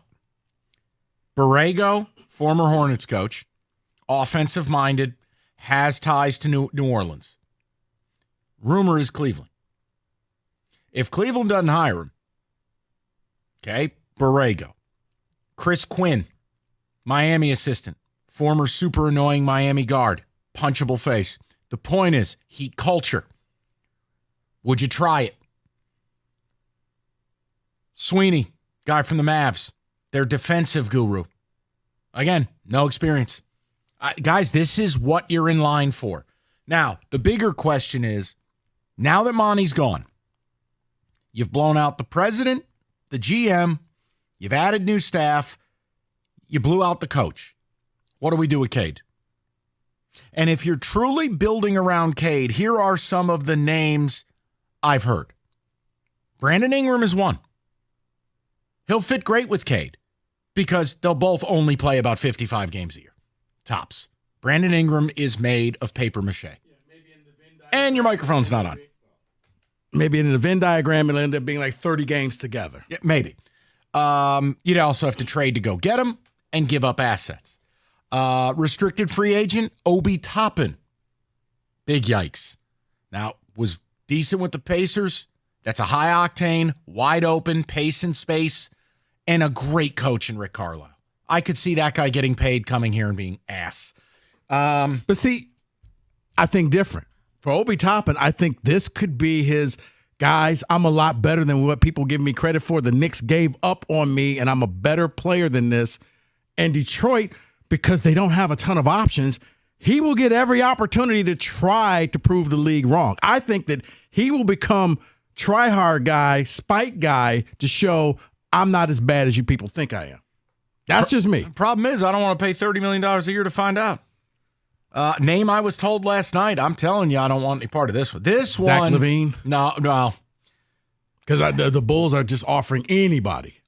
I was told today the Kings, the team originally who was involved with LaVine and the crazy offer, that the Kings are trying to get him back. You better pray to God they do, because if they don't, you're priority one. Like when the Celtics took on Porzingis, the Celtics got 2 first-round picks. Like, you have the cap space, but LaVine's teammates hate him. I don't want that. But no, you're not wrong for saying the Pistons will come up in that conversation. Yeah. Here's another name I was told last night, and I'm like, no way. That doesn't even make sense. Nick Claxton, the Nets. Guy barely plays 28 minutes a night. It barely scores double figures, has never attempted a 3. So what am I, collecting centers who can't shoot? But then what do I do with Duran? And by the way, Claxton at $25 million a year? What do you do with beef stew is a real question. Man, you do what you do with any stew. You throw it out. Disgusting culinary. Wow. Yeah. So there's some of your never. All the people are going, just put stars around Cade. Who? Here are the names I'm hearing. Here are the names that are out there. Look, I like Malik Monk. I don't know that I like him instead of being the 6th man of the year as being my starting 2 guard who plays 38 minutes a night. You want to go pay $110 to Malik Monk? See if the Kings will choke, especially if the Kings go out and welcome LaVine back to the fold? Mm-hmm. Guys, here are your options. I'm living in reality, which is why I'm not sold on the Cade thing in sum total. Well, and just while you walked away when I told you and David about Russell Westbrook, I said he signs a 1-year deal for the league minimum. With St. Cecilia's. And the Detroit Pistons. No, the answer is no. That's the Detroit Pistons, right? The answer is just no. That is my answer. League minimum. 1 year. I'm going to Jay, 97.1. What's up, Jay? How you doing, buddy? Good afternoon. Yeah, what's going on? Well, my J.J. Redick thing kind of just blew up, but I was going to say, first things first, there's no way Cade is asking to be traded. I don't know if you guys remember on draft night when he put on those buffs. Yes, there's no way. No. Yeah. Yeah, Detroit embraced him, Jay, the second he did that. Yeah, that was really a joke. But, yeah, I mean, they got to trade Ivy. It has been proven they just can't play together. I don't think Monty Williams was, the entire problem as far as that's concerned. I think if they can try to package Ivy and Duran and try to just get a serviceable forward who, a high percentage 3-point shooter, that's a start. I think we got to accept we're down so bad, we can't really be picky. We have to take a risk, whether that's the coach we hire or, somebody that we trade for. We're not really in a position of strength here. No. And again, I mean, Jay, the flip side of it is when Cade is out and Ivy played and you played a faster pace, he looked like a better player. So this is the issue. I'm with you. They can't play together. The problem is, what value does Ivy present as a largely non-quality shooting guard? And Duren is not a modern NBA center. I still think Duren's ceiling is higher than what has been shown. I mean, like I said, I don't think Monty was completely at blame for everything, but I do think he is to blame for a pretty decent chunk of the performance of all the players. Yeah. There seemed to be zero development. They seem to regress. Yeah, no, Jay, you're not wrong. I'll go along with just about anything. I just don't understand why everybody thinks it is this lock, stock, and barrel. Look, Cade, whether it's fair or unfair, right here, right now, you got a hard time convincing me he's a top 50 player in this league. And that's just where we're at. You don't believe me? Pull up a list. Pull up something and just start going down the line. And I know you'll have some bias. He's your guy. And the only way you can probably win this argument, or at least get people to consider it, is one, take off the buffs and just kind of do that blind taste test and just present numbers and facts with no names behind them. And then you'll see, oh, wait, he's really not that good? No. And look, now can he get better? But it's possible. I understand that it is not fair that he has not had good enough players around him. I understand that.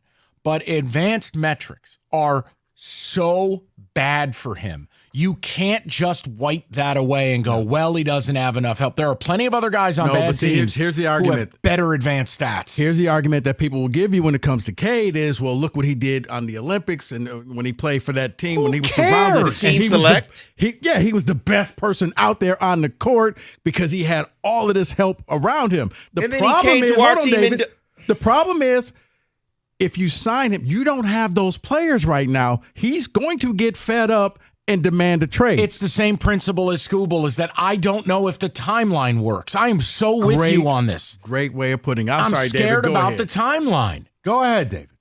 I was just going to yell because he never brought that to our team, though. Because he didn't have those players around him. But you can still look really good and efficient without all that NBA talent around you.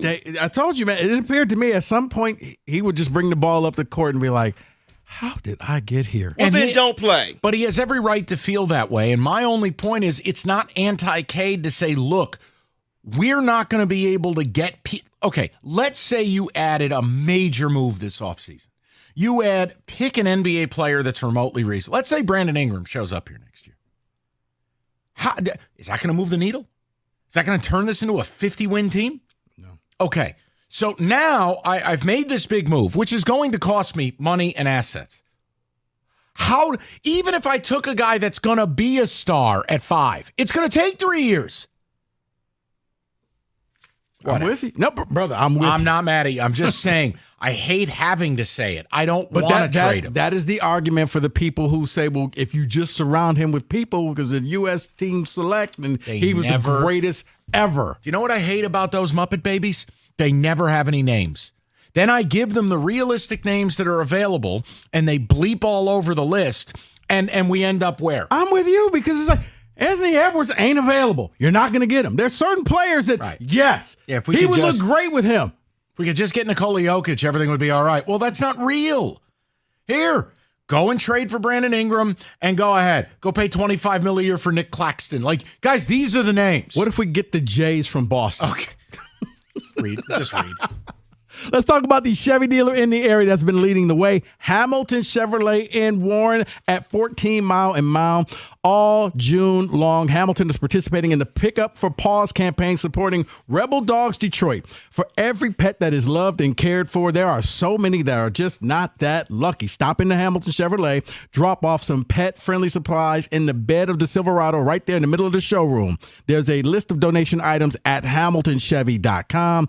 Your donation will make a difference. Then, while you're there, dropping off your pet supplies, go over to Andrew's office. Trust me, he's probably busy because he's selling cars, but if he's not there, one of his sales staff will assist you and get into a new Chevy, including the June Rico deal. A new 2024 Chevy Equinox for $279 a month for 24 months, includes 10,000 miles a year. You just walk in with $995 down, you drive away in the Rico deal. You know what I say? The best deals are found at 14 Mile and Mound. Stop in and see my guys at Hamilton Chevrolet for details. Visit hamiltonchevy.com. Chevrolet together, let's drive.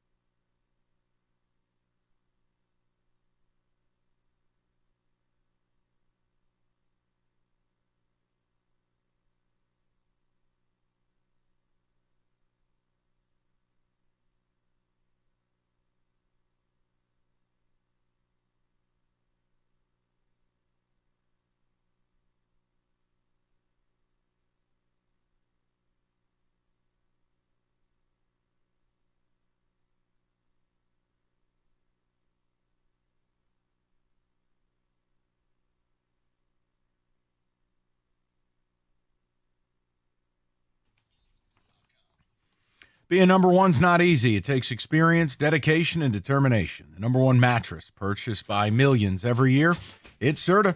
They got experience with 111 years of it. And they make the best mattresses, and they do it right here in the state of Michigan. Right now, during the 4th of July summer sale, save up to $900 off an iComfort adjustable mattress. Just go to Serta.com to find a retailer near you. That's Serta.com.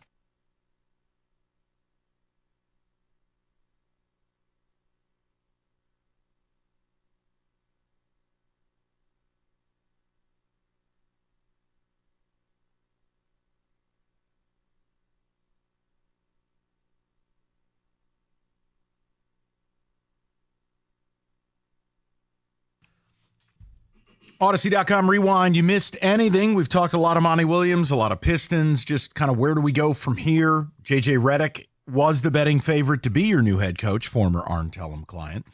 He has just accepted the Lakers job. And it's the idea of, okay, you've changed everything in the front office. What's the Cade conversation look like? And there probably won't be one. The Pistons will probably do what most bad organizations do. They'll take a B-plus player and pay him like an A-plus.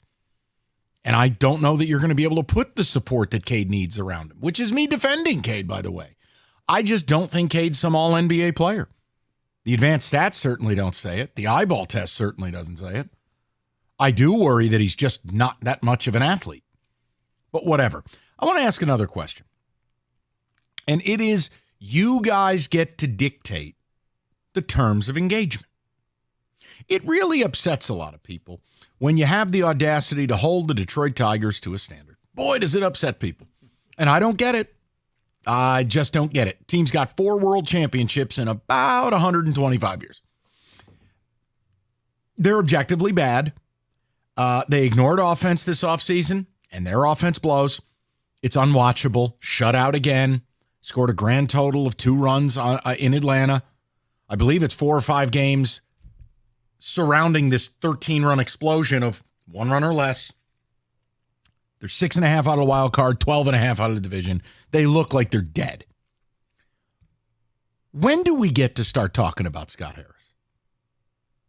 Now, I know a lot of you are very sensitive. It's why we have trigger warnings in movies now. Hey, a violent scene's coming up. I know. I mean, I heard Gov triggered a couple weeks ago. How dare you? Toxic about Scott Harris. Stop. By the way, has Gibby found his phone? He called in and beat the morning show up. You guys are negative. A cutscene. The team's like 2-12 since you called.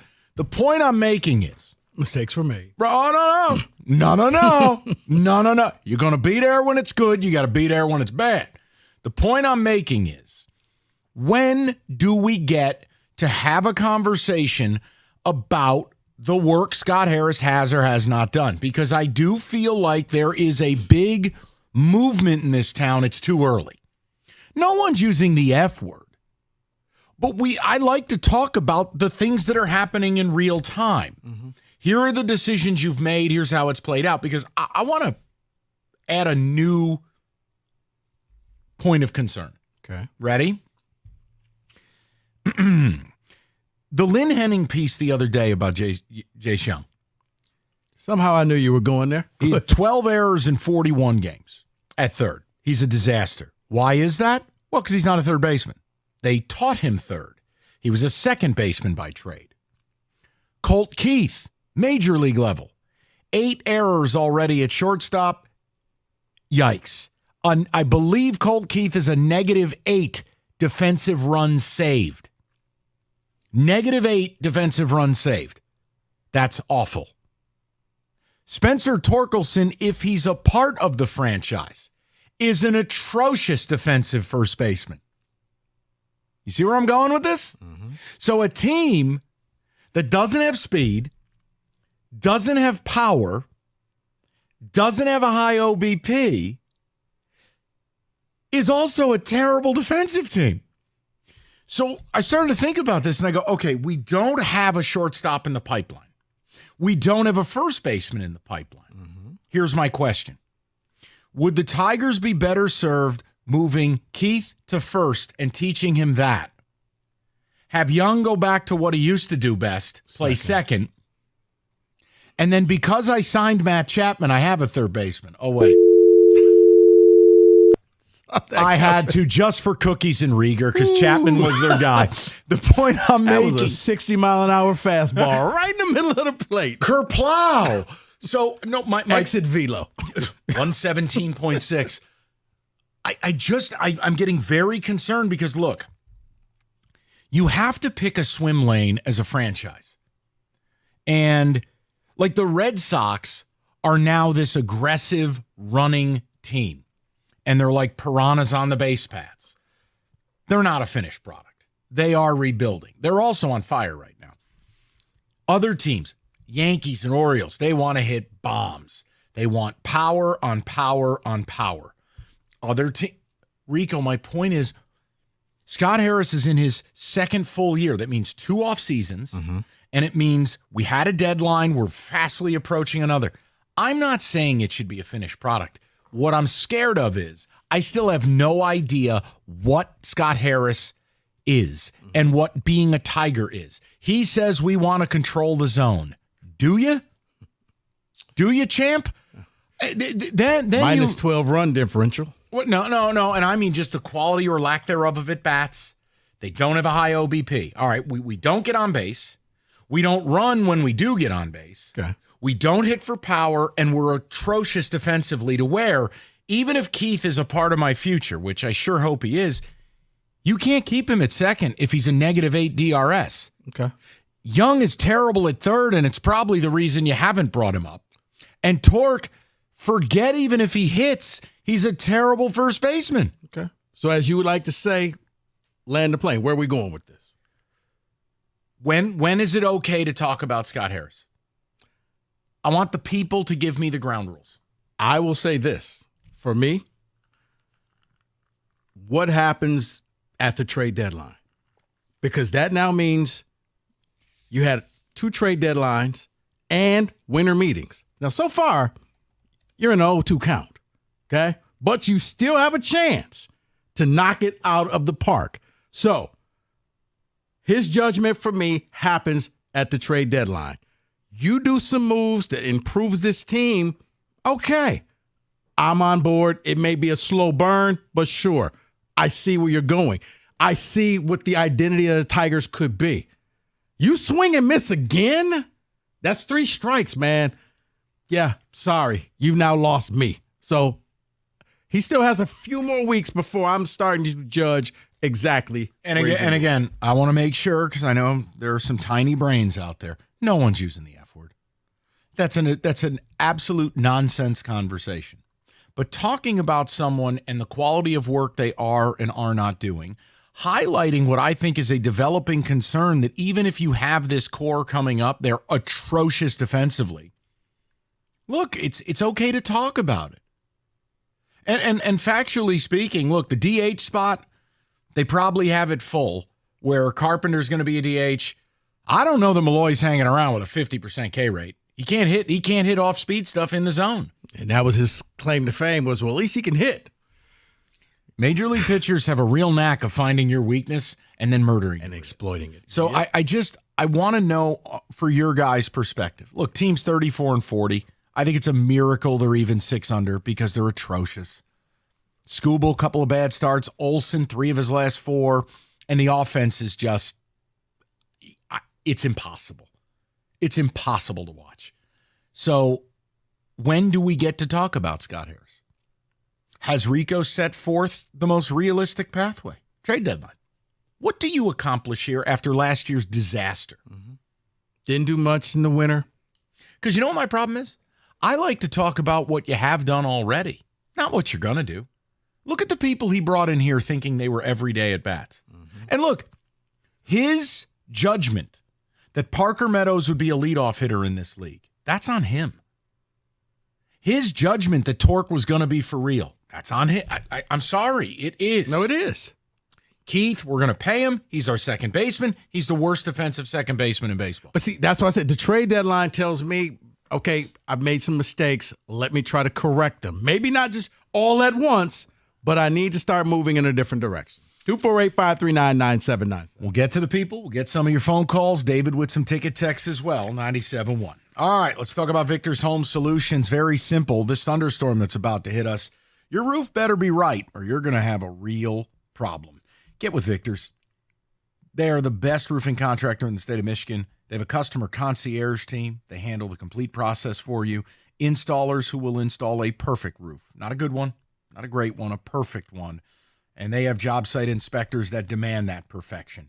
They will protect your home and landscaping during the process, and they are so confident in their work, they will offer a 50-year leak-free guarantee on every roof they install.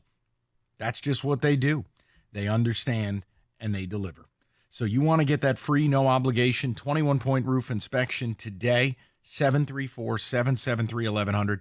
That's 734-773-1100, or you simply go online to victors.com.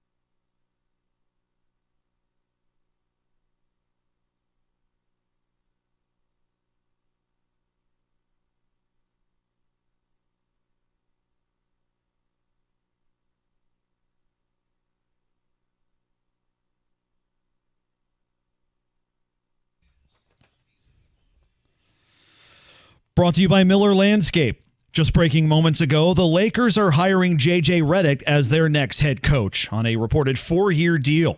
Redick had reportedly been in serious contention for the Pistons coaching vacancy. Now, according to some reports, Pelicans associate head coach James Borrego is the favorite in Detroit. He was head coach of the Hornets from 2018 to 2022, going 138 and 163 with no playoff appearances. The NBA draft begins Wednesday. Tigers off today, back at home tomorrow to open a 3-game set with the White Sox. And heartbreak this afternoon for Grosse Pointe native and Michigan alum Katie DeLoof, who is trying to make her second straight Olympic swimming roster. DeLoof was beaten in a swim-off in the 100-meter freestyle by Erica Conley, made a late push to win the qualifier.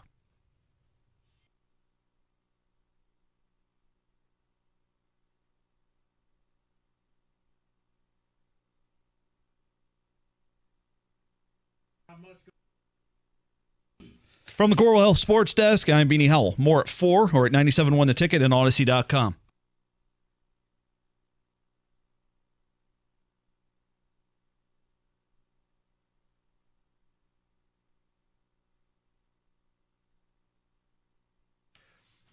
Hey, by the way, just a note, you can tell you're down bad when we're generating full phone lines on the Pistons. And I think people are so disgusted with this baseball team, nobody wants to talk about it. That's not an us problem. Oh, no, we'll move on. No. But see, this is my whole deal when they went out hawking season tickets yesterday. Tigers have got to reconnect with their customer base in this community and understanding where they are right now, because people are worse than unhappy. They're disengaged. Yeah.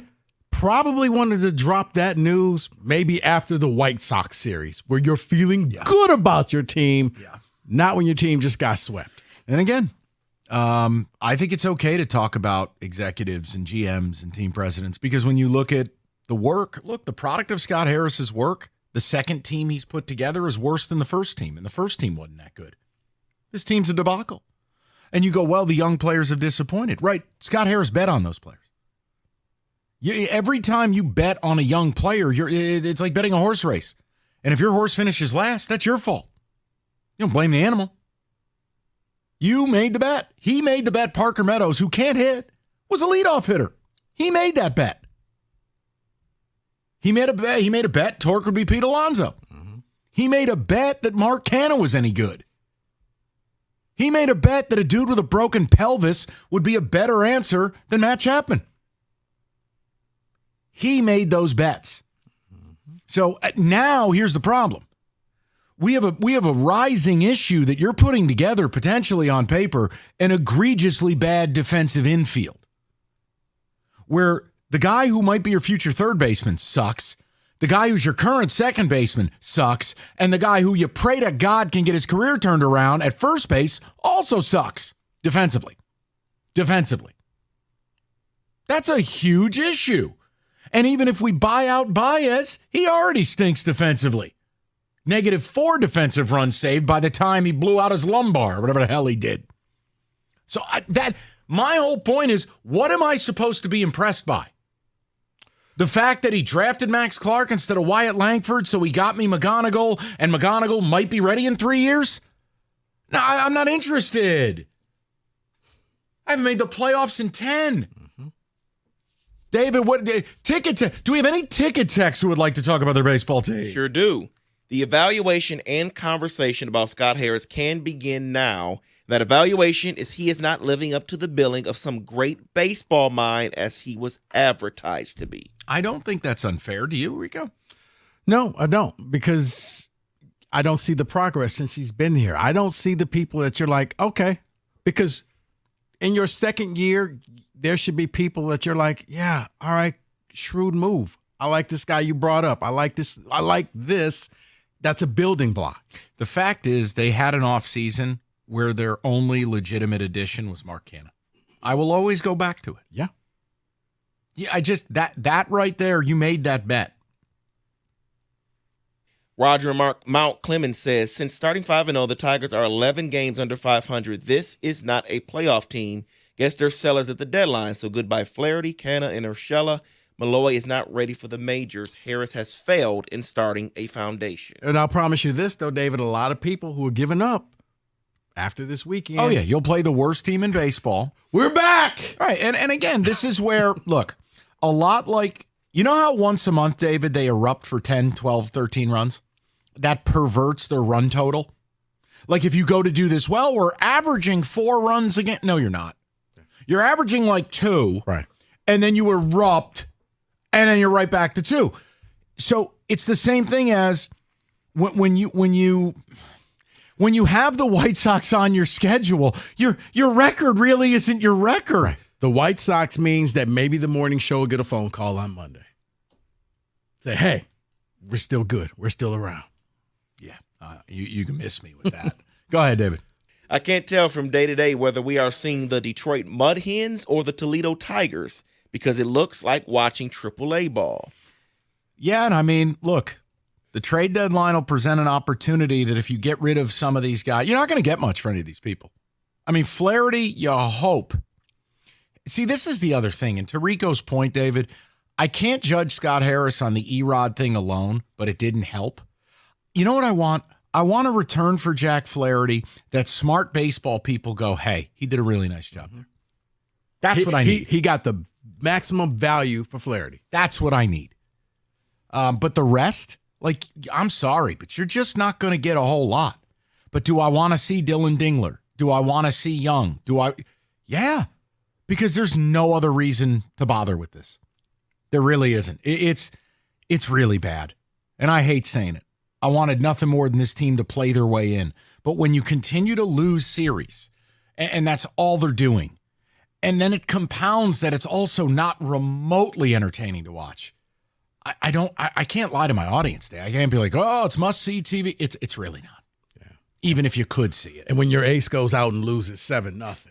And he's really the only draw that you have to watch this team right now. He's had a couple rough starts. And look, that's going to happen. It is. They're men. They're not machines. Right, but it's like, okay. But you're depending on him to be so perfect. Right, at least every 4 or 5 games, I could at least watch Scooble throw a gem. Okay. Because we can't score, you need him to be perfect. And then he's not. And then you're like, oh, well, here we go. Another loss. Yeah. But I think this defensive infield issue is an issue. I personally would love to see them attempt. And I'm not smart enough to tell you if they can do it. You taught Wenzel Perez how to play the outfield when he was a shortstop. You're trying to teach Young third. It's not working. Do you dare teach him first? Do you dare give Colt Keith some time at first? Could he do it? I'm not smart enough to tell you they can't. Or maybe you just send everybody back to their original spots. But that's what I was about to say. Is it wrong to just want them to draft someone and just play the position? Well, they did. And he's terrible. Yeah. Spencer Torkels. Oh, you're right. My bad. Hey, man, look, at least they went and got a Gold Glove third baseman in Chapman, so we can build off that. That's for you, Jeff and Cookies, if you're listening. Just for you two. I don't mean it. Kind of. David, go ahead. Instead of signing players who can hit, the Tigers got a new scoreboard.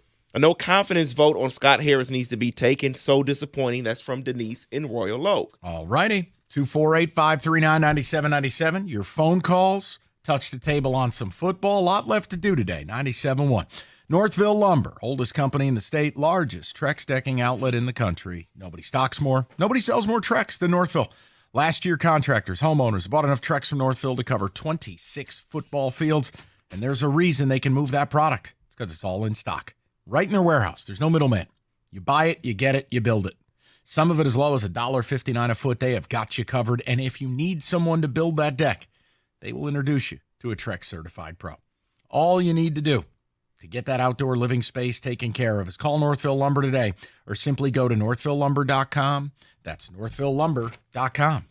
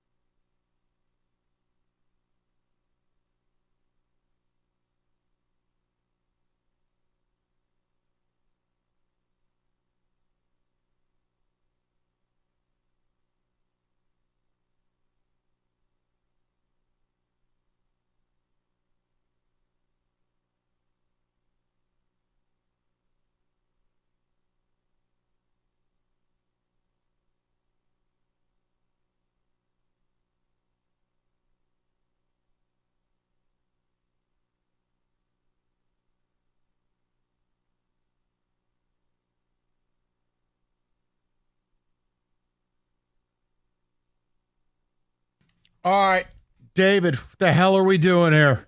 You're bobbing your head. You're not at a concert. What are we doing here? Okay, then.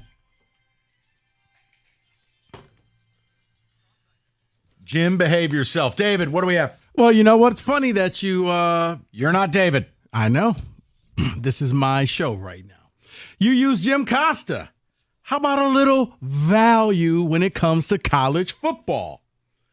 Odds according to FanDuel. See if you and David can guess them. All right. We're going to do the double dip.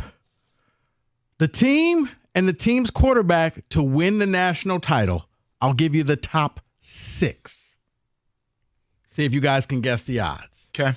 Coming in at number 6, Mike, and I extended 6 just for you. Want to take a guess? I did this for you. For me, Quinn Ewers. Mm-mm. All right. Ole Miss. Ole Miss. Oh, Jackson Dart. Yes, Ole Miss, Jackson Dart. Dude, he's a deadly dual threat QB with one of the best offensive minds in college football, an NFL wide receiver room, and it's a down SEC West.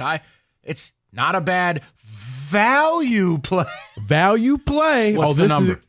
Want to take a guess? Plus 10,000. Holy hell. Whoa.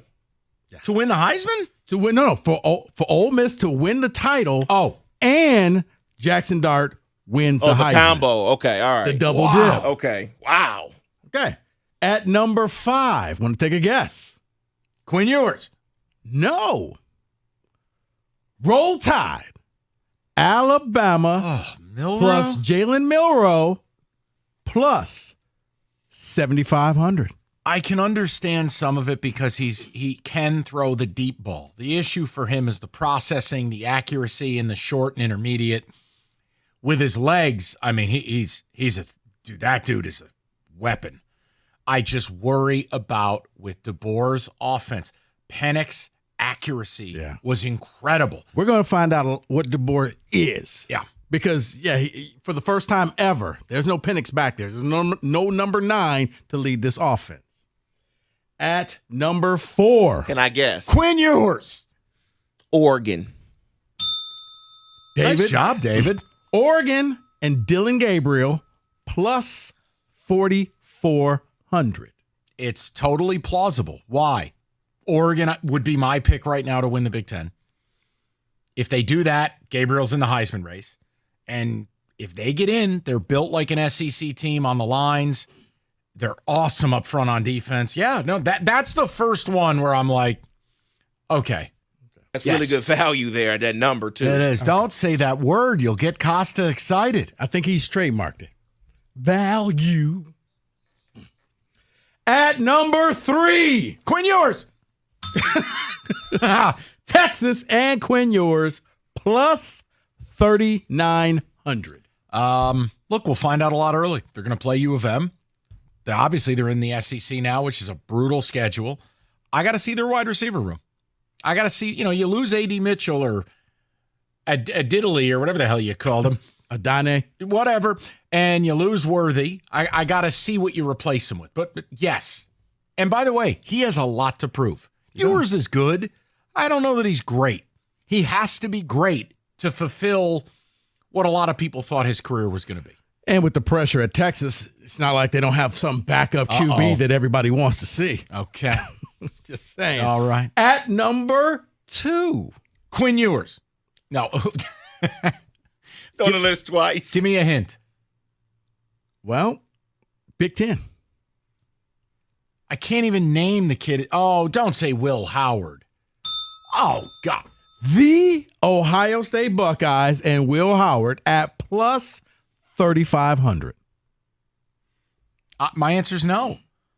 I don't like Will Howard. I don't care if Urban Meyer tells me this is the greatest OSU team since Pants with Pockets. I don't like Will Howard. No. I don't. I'm out on this. David. Transferring in, ready to go. I don't like Will Howard. David, save me. I don't know if there's much I can say because they're going to beat Michigan this year, but I don't know if that means anything if they don't beat Oregon in the regular season. True. I think Oregon wins the Big Ten. I really do. Hold that thought, David. Uh-oh. At number 1, Georgia, Carson Beck at plus 1,900. That's if you want to do the double dip, national champion and Heisman Trophy. I'd be hard to bet against it. He's right now the number 1 QB in the NFL draft. They're a program with revenge on the mind. And look, no one here cares. But if we were doing a college football show, I think they got screwed. They were number 1 for 16 weeks. They had to play Alabama in an SEC championship game, and you go from being number 1 to out of the playoff. That just seems faulty. You know what, Mike? Because of that, we're going to pivot a little bit and go to something else that I had on here. Okay. Because that happened to Georgia, and you look at what happened to FSU, here are 3 things that you're going to love about the college football 12-team playoff. Mm-hmm. One is the scenario that you just described. Your team can still lose and get in and play for the national title. You won't be punished by a game that you lose in late November or early December. It won't knock you out of contention. And that was Georgia's problem. You lost to a good team at the wrong time. If they lose to Ohio State in week 5, they lose to Alabama in week 5, they're still in. But they didn't.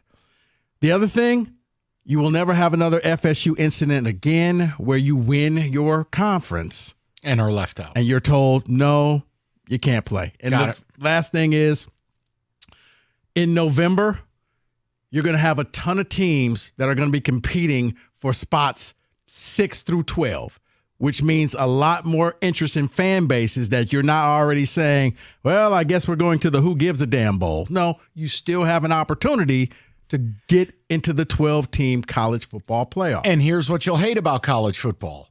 Everything else. And that. Wait. Oh, no. There's one more. Who will have a better year in their new conference? Oregon or Texas? Oregon. Look, I'll never understand Texas and OU in the SEC. Oregon has been built like an SEC program. You have to look at what Dan Lanning's put together. It's upfront toughness, O-line, D-line. If you can do that, look, Michigan's the blueprint. Right. If you can body people, you can win the Big Ten with a minimal passing game or no passing game. But you don't think Texas, because this may not be the greatest SEC? No. It's kind of wide open? It just means more. It just means I just still believe when you have road trips to places like Tuscaloosa or Death Valley or Knoxville, look, the Big Ten, let's be real about it. There aren't many tough places. All right. And finally, if you happen to like the HBCU marching bands, the Ohio State will be hosting Grambling in 2025. Oh, come on, Mike. Don't care. What is wrong with you? I'm not here to see the band. Play the game. Man, we just celebrated Juneteenth. That's your Blitz, 97.1.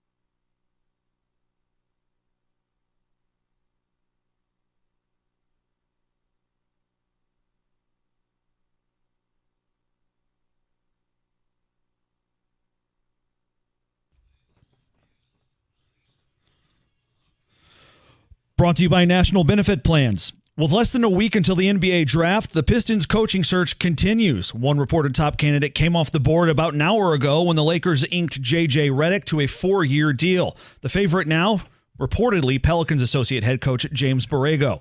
The Pistons have called a 4:30 p.m. press conference tomorrow with Tom Gores and Trajan Langdon. It'll be Langdon's first public appearance as Detroit's new president of basketball operations. And with training camp about a month away, ESPN has listed one last move each NFL team should make, saying the Lions should sign 31-year-old former Saints receiver Michael Thomas. Thomas set an NFL record with 149 catches in 2019, but he's hauled in just 95 balls across 20 games while battling myriad injuries in the 4 seasons since. And now an unrestricted free agent, Thomas, he caught 39 passes for 64 yards and 1 touchdown in 10 games last season. From the Corwell Health Sports Desk, I'm Beanie Howell. For more, go to 97.1 The Ticket and Odyssey.com.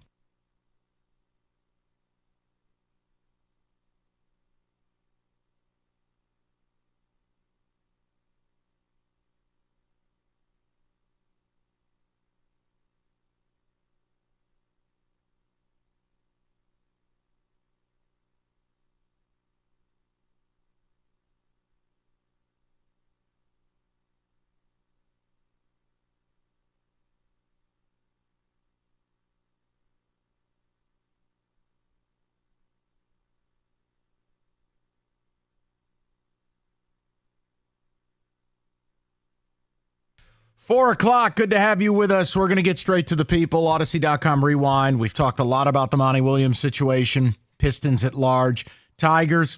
When do we get to talk about Scott Harris? I mean, this team is just, they're careening. And look, they probably were never as good as their record. We knew the problems, but it's just, there's a developing problem here is that if you're buying these, the report about Young being terrible at third in the minors, and essentially being on pace for, 32 errors at third. Colt Keats terrible at second defensively with a -8 DRS. And we know Torque is terrible at defense. Now you've created this thing where, wait a second, even if these guys work out offensively, we're going to have the worst defensive infield in baseball. And you just come back to Scott Harris and you're like, when do we look at you? When do I begin to at least get to have some fun here? Because I don't know, how long are we supposed to wait? And if you tell me you don't want to even begin to judge until you see the winter meetings this year, I'm not going to be mad at you. I disagree.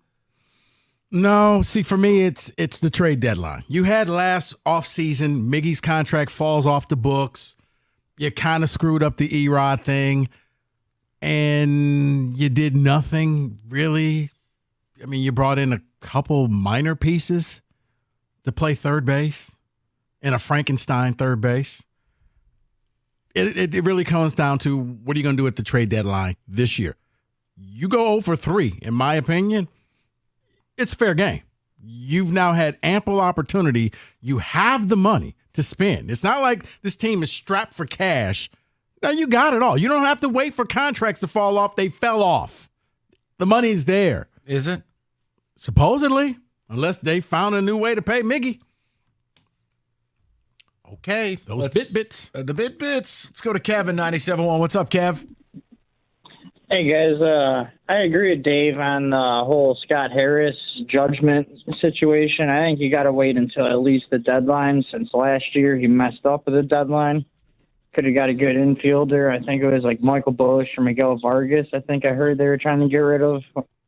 But I really traded in because I think the Tigers need to get in Houston Astros system. They need to get a player from their system, since A.J. Hinch knows more about them than just about any of them. Yeah, but I mean, the Astros are probably selling too. They're awful. Half their arms are dead. I mean, it's just, it's not one of those things. Like the teams that are buying, teams like Atlanta, Baltimore, Yankees. You don't think they're going to be buying arms since they're going to be desperate, bringing up all these? They just brought someone up from Double-A, I think, today or yesterday. But again, I mean, Kev, they're kind of at the end of a big time run where they were able to win the World Series. No, I don't. Especially, look, they're worse than the Tigers. I think they're 8 games under. I'll be surprised. But again, show me a report. I can't wait for a few weeks from now when hopefully we get to see some reports of interest in Flaherty. And then you look at the systems and you try to pair up what you can get and figure it out. We're in this weird space where it just feels like there's no direction. And if it's just buying time for when the Max Clarks and the McGonagalls come up, then I'll see you in 2027. There's just no point to this. Well, you're going to have fans just kind of losing interest because you saw, Mike, the passion that people had pretty much up until this last series with the Braves. It was like, okay, maybe the next 10 games and we'll hold on and hold out for hope. I think you're seeing now where people are just like, yeah, you know what? Whatever. Just whatever. Go to Jeff, 97.1. What's up, Jeff? Hey, Mike, how you doing? Good, buddy. What's on your mind? Just wanted to say this is the most putrid team since 2003, and the only difference between this team and that team is they're obviously mathematically going to be more successful than the 2003 team. And I just think all the Tiger fans should start a program called Go 9,000. And that is our goal is all the fans, we're not interested in seeing any more than 9,000 people in Comerica Park for the rest of this year. So that way, Mr. Illich and Scott Harris guy, they can see, let's do the numbers and figure out, hey, we're not making any money now. Yeah, it's a business too. It's not just a team. This is not a team. It's a team with no identity, and the management is even worse than the team. How are you supposed to deal with this? Listen, here's the thing, okay? If you want to look at like total attendance, like I just pulled this up while you were calling, the total number of attendance, and again, the Tigers, they've only had 32 home games. They ranked 27th in baseball on a total attendance basis. Now, you want to go to the average, I can queue it up and we can have a good time with it. The point is, people aren't going. They're not. I mean, it's just, now again, look, the Oakland A's are an outlier that they're getting 7,000 people a game. Okay, take them out of this. The Tigers on an average basis are 24th. The White Sox, Tampa Bay, Miami, Pittsburgh, there's only 19,000 people going a night. No one is going, Jeff. Yeah. Okay. I agree, Mike. I'm not mad at you. I just want you to understand, like, Jeff, look, I understand people want to go have a good time on a summer day. No making fun of Rico or Kenny. I do get that. But I mean, Jeff, realistically, this was a team that was putting 3 million people through the turnstiles at the peak. They're going to struggle. Right now, what are they? 70? How many? 72 games? What are they? No, 74 games. Sounds about right. They're going to struggle. Ish. They're going to struggle to get to 1.3. That's a 66% reduction from your peak. I mean, people aren't going. Mike? Plenty of great 1901 Society memberships available. Let me save you. David? What do we got?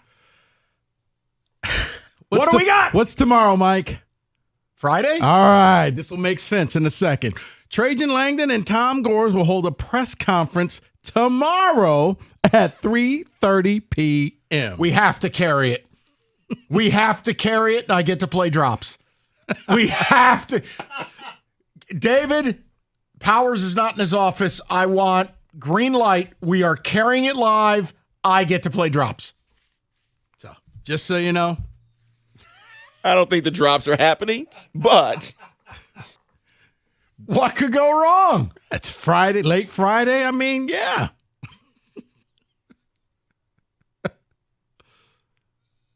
Well, at least the bar is, he can clear the Troy Weaver bar. Listen, I'm excited. We get to, I'm not making fun of them for talking. I'm saying we need to carry this live. Right, now, that's what I'm saying. Tomorrow on a Friday at 3:30. Could be worse. Could have been 4:30 or 5:30 or 6:30. Let's go to Matt. Or never. 97.1. Matty, what's going on, buddy? Hey, what's up, fellas? Thanks for taking my call. Yes, sir. I know you switched gears a couple times, but I'm back on the Pistons. Yeah, please. No problem. The Tigers. So, Cade Cunningham, I think he's that guy. I don't think he's a a Jaylen Brown or a Kevin Durant or a Jamal Murray, anything like that. But if you put the right pieces around him, I think we'll be able to see what he can do. And then with But can I ask you? Let me ask you a question, because you've said the right thing. Except here's the problem: who are the right pieces, and how do I get them? yeah, that's the thing. That's what I'm not the boss. So No, yeah, I'm you saying, gotta like, figure Matt- that out. That would help him flourish. The point I'm trying to make to you is this: I don't know if the right pieces even exist, because getting them is the hard part. Like, look, people are going to bring up Brandon Ingram, and he's a name. He's played in the league for 8 years. The problem with Brandon Ingram is his season is either I'm good from three-point land or I'm terrible. And he basically goes every other season, and he never plays more than 50 games. Well, Mike, that's where the big timers have to figure that out, because it wasn't you that said he would have done better with 4 guys from St. Cecilia. Yes, running up and down the court with him. Yes, Matt, 100%. So- I'm still convinced. Yeah, and then Monty Williams, I don't blame him one bit, because what did he do at New Orleans? I think he did decent with an average roster. Yeah, And but then- Monty has to take blame for the following. He came here, he tried to go square peg, round hole for his system. He was obtuse about the Killian Hayes situation at the cost of Jaden Ivey, which made no sense. It got to a point where Tom Gores had to come to town, allegedly, and meet with Monty in secret, allegedly, to talk about rotations, allegedly, to in order to fix it. No, it actually happened. Allegedly. He came. Allegedly. To town. Allegedly. 248-5399. You'll understand. You'll understand. We did the J.J. McCarthy headset game earlier. Sorry. Okay. Let's keep it timely. You got to take people to church. We'll get more to phone calls. Got a deal breakers coming up. We got a football today coming up as well. 97.1.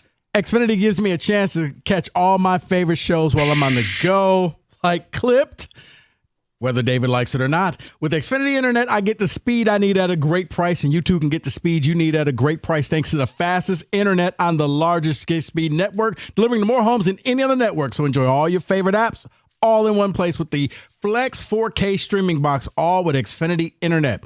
Xfinity allows me to stream all my favorite shows without interruptions.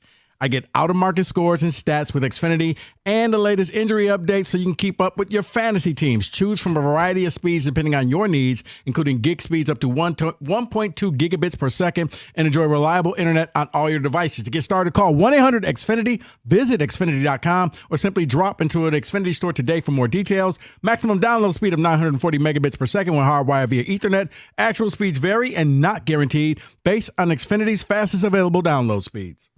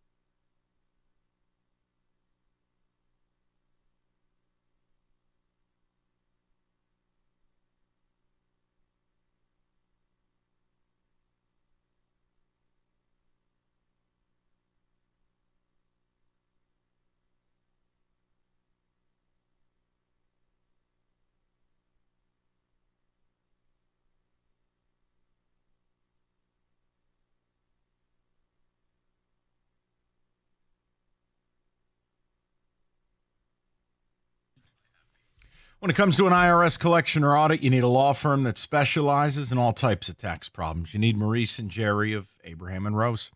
They have rep clients in front of the Supreme Court. They will create a plan, and they will go to work. They will fight for you to help you with your tax problems. Maurice and Jerry, they have all the experience you need to save your dollars and spare yourself the headaches. Visit abrahamandrose.com today or simply call 248-539-5040, and you will never have to deal with the IRS again.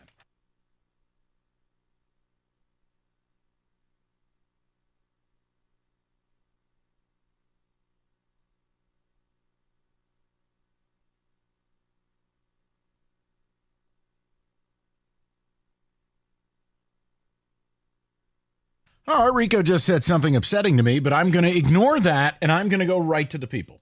And we're going to go to Jake. He's batting leadoff, 97.1. Jake, thank you for your patience. How are you? Thank you for getting me on, Mike. I need to talk about the Tigers now. Yes, sir. What Scott Harris told us before the season started, one of the things he did say, and I didn't want to believe it at the time, he said that this team, because they're fielding such a young team, you can expect a high degree of variability, especially in the offensive performance, which is exactly what we've seen.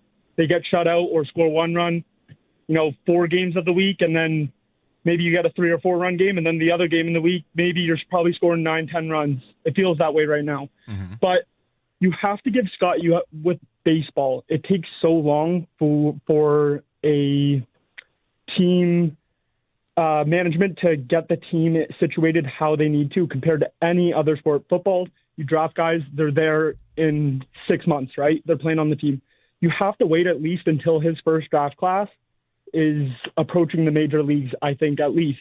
But also this deadline will be a bit of a litmus test. All right, so let me meet you in the middle, because you're not wrong on principle with what you're saying. But let's go back to what he said. Here's what I said all offseason. Knowing you're going to put a really young team on the field, we need some adults here. We need some people who know how to do the job to support the young players. And he basically flipped the bird to that, Jake. Now I'm sitting here. Hold on, and I'll give you all the time you need. But, Jake, now we're hearing about how bad Young is at third. Keith is terrible at second. Torque, even if he ever returns, is garbage at first. Jake, what? There has to be something between now and then where you're at, which is probably 3 years from now. That's correct. Yeah, the defense, especially the infielding defense, is abysmal right now. And as much as we give Baez hell for everything, we still see that he has more value. He's a negative WAR player, but we don't have replacement level players to even come up and supplement right now. So even though he is negative WAR, he is still feels like worlds better than what I've seen from Kreidler and McKinstry lately. And that's just the case. It's going to be easy down the road. I'm sorry, Jake. I would say this, though. You could have at least gone out, and while you're waiting on your young people to get better and to get to the majors, short-term deals. That's why I was like, go get a JD Martinez for a 1 or 2 year deal. He won't be blocking anybody. He's just keeping the seat warm until these young guys are ready to take over. Yeah, I agree with that, but I think that's like a drug addict mentality. That's how I think of it, is he's going to hold it down right now, but if he's gone and no one comes up to replacement, then it's just like, I just need one. It's just a 1 more year. It's just a 1 more year. No, it's not a 1 more year. Jake, wait a minute. Jake, no, hold on. The only people who are on drugs are the one who are okay with not being in the playoffs for 10 years. Now, those are the crackheads. I'm not okay with it. No, my point is you can't say that that's kicking the can down the road. No. Rico's talking about a guy with an 877 OPS. I want that right now. Because your young guys are just not ready to come up and play right now. Hold on. What did Jake say? Go ahead. Correct. If you add JD Martinez to this team, it doesn't make us a playoff team. Okay, so then your answer to it is don't try at all. No. You have to wait until the guys that he wants to develop are here. Then you can add those guys as much as you want. All right, then, Jake, that's great. I'll see you in 27. I'm not interested, Jake. See, here's my... Hold on. Wait. Because here's what I would say about JD Martinez. In all of these one-run games that you keep losing, maybe he gets you that hit and you win 5 games. Now you're sitting in a different spot right now. I was just in Boston earlier this week, and I want to bring this up to you. This has nothing to do with Celtics, even though they are the Bulls. Rico, the Boston Red Sox won the World Series in 2018. Okay? Mm-hmm. They are, in the words, I was with multiple people. Some are in the media in Boston. Some are just dyed-in-the-wool, tied into the town. I went to the game with several people. Rico, the Red Sox are public enemy number 1 in Boston. People are not attending the games. They are very upset with John Henry. They are very upset that they're worried they're not going to buy at the deadline. Rico, the Red Sox are under more heat than the Detroit Tigers, who have given you nothing in a decade. And Jake calls up dutifully.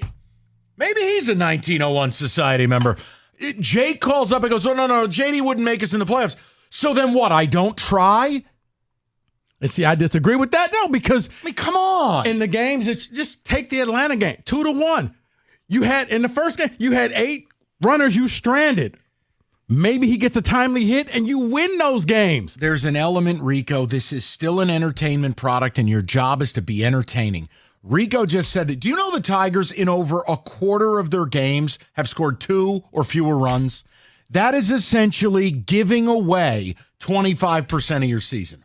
Right off the rip. The whole point Rico's making, or people like Costa and Rieger, if you brought people here, it's not this level of egregious. And if you don't think having JD and Chapman in your lineup makes you 3 or 4 games better, oh, by the way, would put you 2 games out of the wild card, then we're not speaking this. You're speaking Klingon. Shout out, Rico. Love sci-fi. It doesn't. I don't understand. You go, oh, well, we just have to wait. We just got to sit here. Well, you know what? Then I'll tell you what. Then the organization should make it free to attend games. We'll make it like a church concert. Free to attend. Blessings all around. But it's not free. What are we, guys?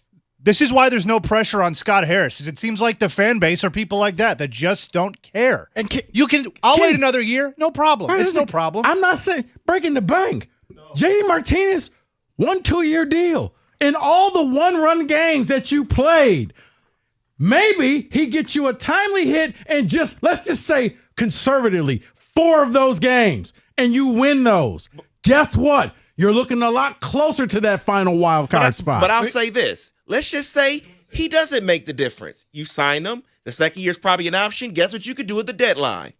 Trade him. Oh, right. And then here's the thing. When do we get to talk about Scott Harris, who gave Maeda a 2-year deal and Flaherty a 1? Maeda, and I tried to be positive where I go, look, he's not flashy, but he's an innings eater. He's just terrible in April. No, he's actually just ass. And he looks done. And guess what? You're stuck with him. You know what? Here's another one. People think Mark Canha's free, that he gets paid in crazy puffs. No, you went and got him, and he makes almost $12 million a year.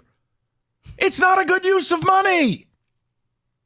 It's okay to talk about that. It doesn't mean I want to launch Scott Harris into space. Or you wait for the young guys and see you in 2027. Will you blow it out your ass? I gotta wait. Oh, okay, my bad. I'm sorry. Sorry. No. That's not me. That's, as you see, that's some fans who think you gotta about wait for this. the young one. Look at what I'm talking about with the potential defensive problems you have now. All of this idea of you're blocking this and you're blocking that. Here's reality. There's no guarantee Young's at third baseman. There's no guarantee Keith stays at second. And hell, we don't even have a first baseman anymore. It sounds like there were more at-bats available than anybody realized. Now, here's my question. Shouldn't the organization filled with such super smart, borderline Ivy-educated people, shouldn't they have been able to tell you Colt Keith's not going to be a good second baseman? -8 DRS? Shouldn't they have been, you know what, we could try to teach Young third, but we should have some insurance for that, other than George Burns' broken pelvis? Brother, the Tigers, Pistons have a couple things in common, but one is I don't want to hear you're blocking anybody because no job is safe. At this point, just go get some players who can play right now. And I'm not painting the fan base this way. No, it's not everybody. It was just caller Jake where I'm trying to have a reasonable conversation, and Jake's like, well, no, you just got to wait. well, no, I'm not saying I'm okay with not making the playoffs, but you can't bring people here. I mean, yeah. And I'm like, well, then what do we do? What are we doing? Drug addict's mentality of just kicking It's the not can a drug down the addict's road. mentality. Being a drug addict is you're okay with this garbage. It's unwatchable. I'm saying it's the best of both worlds. You think your guys are going to be something, but they're not ready right now. So, since you still have to play mandated games, thank you. Let's put some people in who can play. Right. Last time I checked, you don't get to opt out of seasons. And once they made that decision this offseason, I had a right to be upset. I said it all offseason. Why would I change? Now look at it. It's playing out in real time. That sucks. I don't want to be right. Scott Harris is supposed to be right. He's the smart one. He's the guy who in Mensa or whatever. He's the dude who went to Stanford. I'm a public school kid. He's supposed to be. So I'm not supposed to be right. Yeah, but you from the mean streets of Troy. Right. A total dump. Troy, New York, not Troy, Michigan. No, exactly. Oh, no, we love our Troy. Much better than the one I come from. All right, listen. Football's done. Basketball's done. Hockey's not because the Oilers are rallying, Kenny. But Hungry Howie's has got you covered. If you're like David, your life has become a human nightmare of youth sports. Get with Hungry Howie's, and you can get dinner on the table in 30 minutes with their mix and match deal. The whole menu is available, starting at $6.99 each. You can pair up things like the flatbread, salad, subs, apps, medium one-topping pizza, and a whole lot more. Just mix and match, get dinner on the table, and move it on down the line. You're trying to survive your schedule. Do it with Hungry Howie's. 8 flavored crusts, endless possibilities. Order off that mix and match menu tonight, only at Hungry Howie's.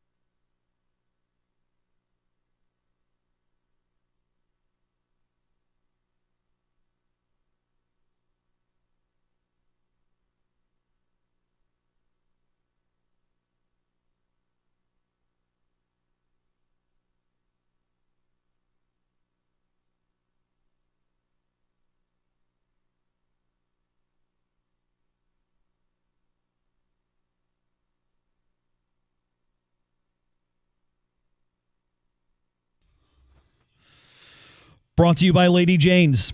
The Tigers are off as they return to Detroit from a 1-5 road trip during which they scored 3 runs over the last 4 games. They host the MLB cellar-dwelling White Sox for 3 starting tomorrow night. Chicago is 35 games under 500, just 75 into the season.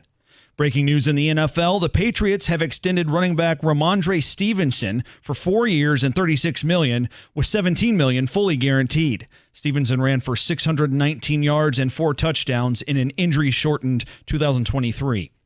And after a huge offseason with several major portal acquisitions, it already felt like an all-or-nothing kind of year for Ryan Day and Ohio State upcoming. But now Urban Meyer has dialed up the pressure on the Buckeyes even further.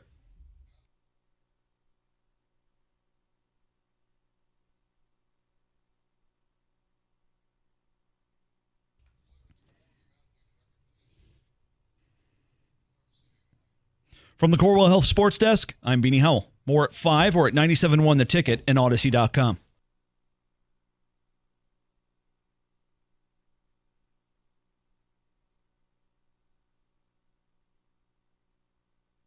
You know, I got to tell you guys, in listener land, I'm proud of you. You rock. I love the passion. I know it's dead of summer. I know people are tired of talking about bad teams, but whether it's been the Pistons thing today or rapping about this Scott Harris thing, you guys have passion. I respect that. I appreciate that because that's all we have, especially when your teams blow. Well, the passion is what makes you angry because sometimes you feel like the teams take advantage of the passion because they know that the people will stick by you even when the teams are bad, so you don't really have to try to expedite matters to get good. And the questions are simple. I mean, Odyssey.com rewind if you want to go back, get the full presentation, but when can we start to talk about Scott Harris? Not using the F word, but just talking about, like, is this really going well? And can we identify what look, if you were on board with this is how I want things done, and I think it's a mistake if you don't do it that way, is it okay to talk about that? Or if you want more time, tell us why. Pistons thing, that's in play too. Monty's gone.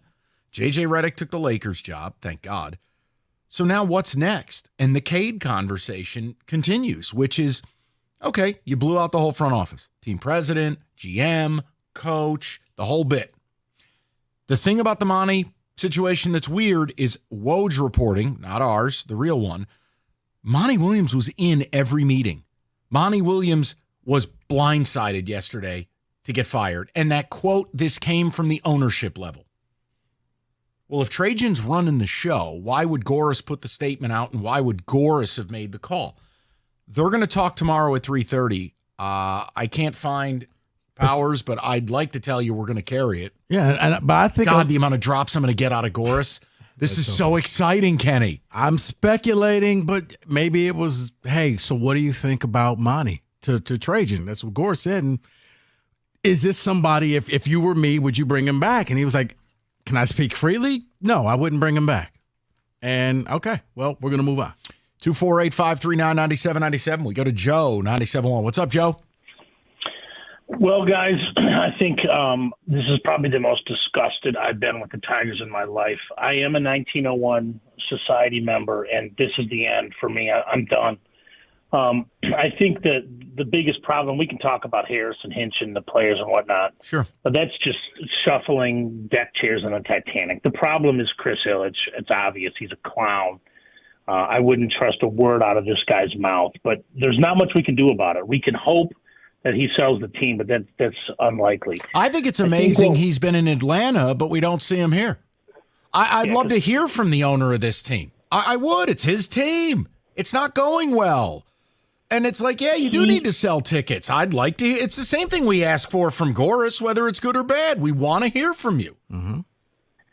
He is a coward, and you will never see him answer any questions to anybody. The last time that he answered questions about the Tigers was when he fired that pathetic buffoon Al Avila. And yes, of course he'll go to Atlanta because there's nobody in Atlanta recognizes him. He doesn't have the balls to show himself at Comerica. I think he looks at Comerica as a missed parking lot opportunity. That's what he wants Comerica to be. Let me ask you a question. You're a season ticket holder, and we don't have to get into specific numbers. I'm not putting you on the spot. I'm asking, What was there a price? Did they give a price break because the team's terrible? Did they have the audacity to raise prices with the announcement, or hey, buy your tickets? What happened here, Joe? Okay, so I have been a season ticket holder since 2007, and I have always felt that the Tigers were very good about the pricing on their tickets. I've always felt it was a good value, and I never had an issue with it. My seats are close to home plate. They vary in price per game depending on who they're playing in the day of the week.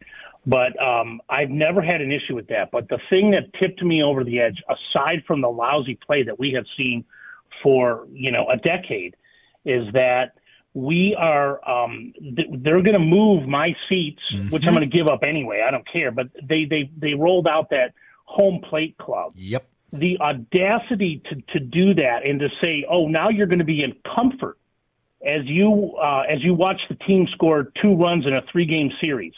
So pay no attention to the product on the field. Pay attention to the $200 seats that you're going to be sitting in, and you have access to crab legs and lobster tails.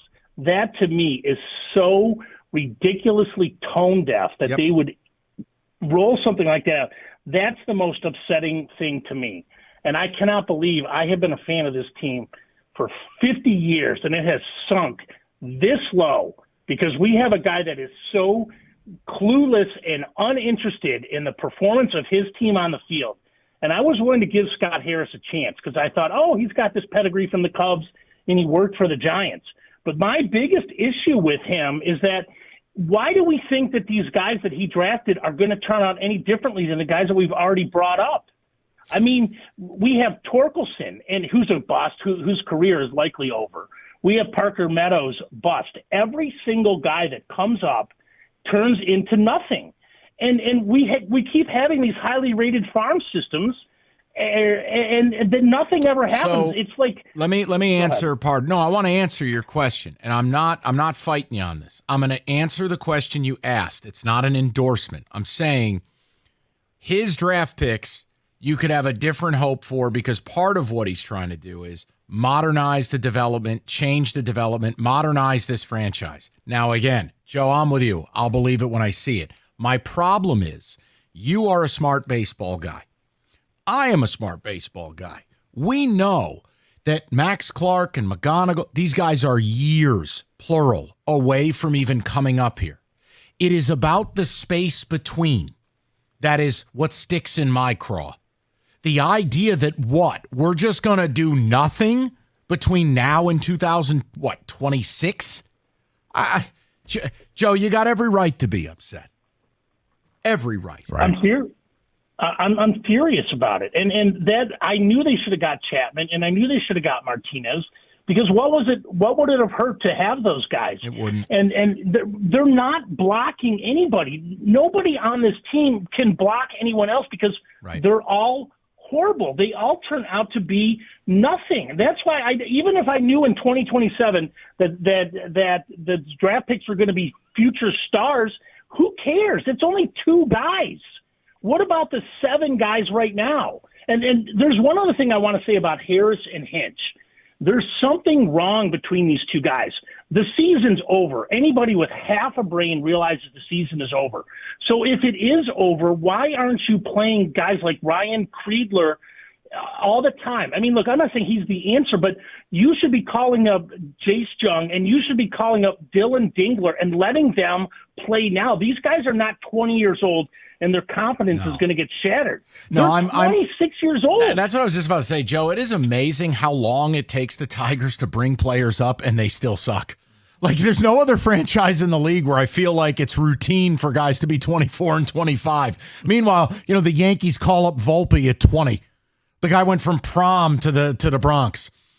The Orioles are bringing up guys who barely graduated high school. And I'm not telling you it's right. I'm just, man, here you feel like, wow, this dude's, holy hell, he's 25. Well, right, and just think about it. You swung and missed on 2 one-of-one picks. So, But again, not Scott Harris's fault. No, it wasn't. But just the luck of this team, like, come on. I want to get more of the people. And again, Joe's got every right to be upset.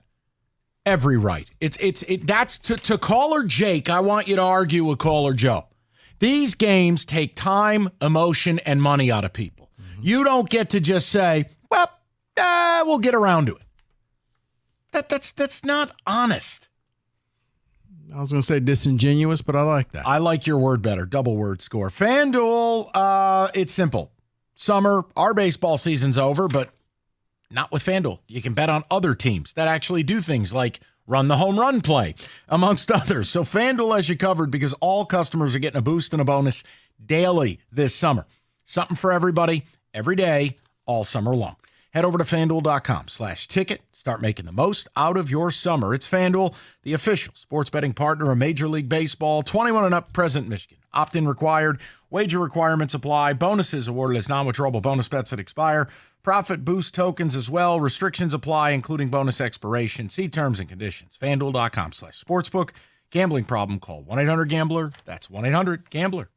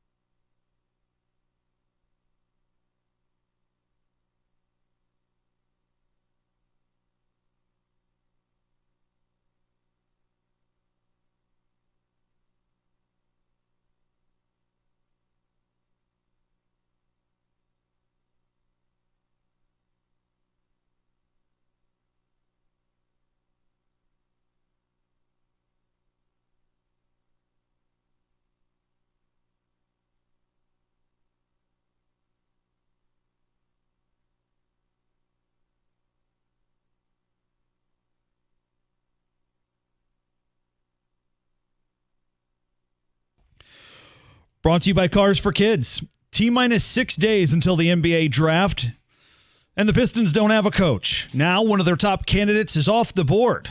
The Lakers have signed ESPN analyst and LeBron James podcast co-host JJ Redick to a 4-year deal to become their next head coach. That, according to reports, means Pelicans associate head coach James Borrego is the favorite to take over in Detroit. The Pistons have called a 3:30 press conference tomorrow with Tom Gores and Trajan Langdon. It'll be Langdon's first public appearance as Detroit's president of basketball operations. ESPN released its list of each team's path to a perfect offseason. Their to-do list for the Pistons: signing Cade Cunningham to a 5-year, $225 million extension and declining Evan Fournier's $19 million option, which would give the team some $60 million in cap space. Tigers are off, back at it tomorrow night with the league-worst White Sox in town for 3. Jack Flaherty will be on the mound. Hear that here on The Ticket. Coverage starts tomorrow night at 6:15. From the Corewell Health Sports Desk, I'm Beanie Howell. For more, go to 97.1 The Ticket and Odyssey.com.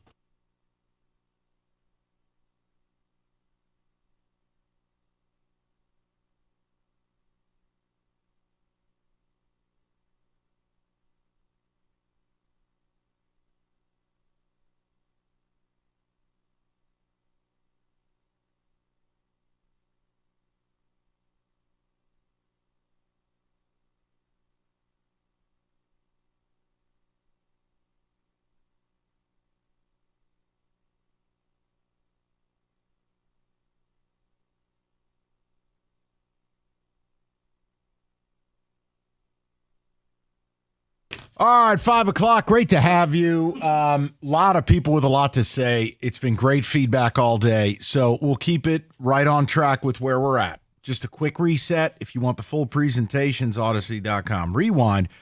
We started the day with the Pistons. Monty Williams out. Got paid $65 million to bleep himself into the sun. Not a bad job. But the question surrounding it is, do you believe the Adrian Wojnarowski report that Monty was blindsided, that Monty was in all the meetings the last month, sitting there with Trajan Langdon, planning for the upcoming season, and then cutscene, all of a sudden, dead. I think he was blindsided, Mike, because when Trajan got there, he probably was nervous answering his phone. But you know what? It's been 24 hours since he's gotten here. I'm still working. Right. Take a deep breath. Okay, let's go on for season 2. And then spine. Pulled away. What do you mean I'm fired? So the question is just, does it give you faith in the organization, or is it just further signs that Tom Gores and company are agents of chaos? The other example is, look, you blew out the president, you blew out the GM, you blew out the coach. Now the roster would be next, right? What do you do with Cade? Or do you just view it as we have to sign him? It's a hostage situation. The other thing we've been talking about that's gotten great feedback from you guys, when do we get to have a conversation about Scott Harris? No one is using the F word. That is stupid. No one is talking about winning a World Series. But the baseline in any sport is it is an entertainment product. I really feel like, this is my personal feeling, this is not the feeling of 97.1 The Ticket or anyone else who works. It's just how I feel. I'm allowed my feelings, aren't I, Rico? Mm-hmm. Yeah. I just feel like this is kind of openly not trying. And that's not acceptable. And when they had the offseason they had, and people like me, or you, and Rieger, and Cookies, we're all like, wait a minute. We want the young players to be successful. They didn't do anything to help them. And now we're watching a product that is And you clearly saw the young players weren't ready. Well, here's the other problem. Now there's a new situation that might be brewing where Colt Keith is terrible at second, and Young is awful at third in Toledo. Lynn Henning wrote about it. Torque, even if he turns it around, is garbage at first. You may have a really bad defensive infield. And we already talked about it. Javi Baez was a -4 DRS when he got hurt. Mm-hmm. That's a bad infield defense. You don't have speed, you don't have power, you don't get on base, and you're not great defensively. We are in year 2. There are 2 off seasons that Scott Harris could have made this team better. A trade deadline, winter meetings, free agency. When do we get to have the convo? I've asked the people, and people are all over the place with it. That's fine. I think the fairest assessment clearly would be, what does he do in the offseason? Certainly you want to get to the trade deadline. I mean, it would seem to be, yes, they'll win a couple against the White Sox because they're the worst team in baseball. But reality is it sure looks like the season is largely baked. They're 12.5 out in the division, 13, I believe, right now. I almost said the Tribe. The Guardians won today. Kansas City is winning. Minnesota actually passed KC. So you're 7 out in the wild card. It just, do we get to have a conversation of like, geez, is this really going well? Yeah. I mean, you really want to impress me, not the White Sox, but do something when the Phillies come to town. No. But now you have my attention again. And they just got Trey Turner back. 248-539-9797. Hey, it's okay. Hey, it's tough in the streets. We got Mark Hanna. Let's go. I want to go to the people. David will get tickets. Oh, that's not your idea of a good time for 11.5 mil? It's Veerling. That's who we have. Do we? I was told. Do we now? Dre's in Southfield 97.1. Dre, what's going on, man? Mikey V, first off, like I said last week, congratulations. Thank you. You know, on your Celtics, man. But two-parter, Pistons and Celtics. I'll go. Cade. You know, I think we need to be a little bit more careful, Cade. I want to give it one more year extension or not, which I think they will and they should because it's just how you do business.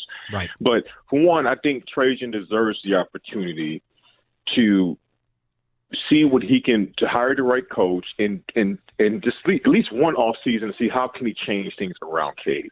And also remember something, Cade last year was recovering from a leg injury and surgery. And I think, we should, be careful to see, like, let's let him get his legs out of him first. And some people may think, we had a whole year. And Dre, two notes, and then I'll let you get to the Tigers. But 2 notes. Let's stay on this for a second. A, let me state for the record, since people want to, mischaracterize how I talk about things. Dre, I'm fine if they keep him. I'm not angry. I'm saying, do we have a conversation? But let's play a game. You know the league. You watch the league. I'm going to present to you some of the names that I've heard they might be interested in.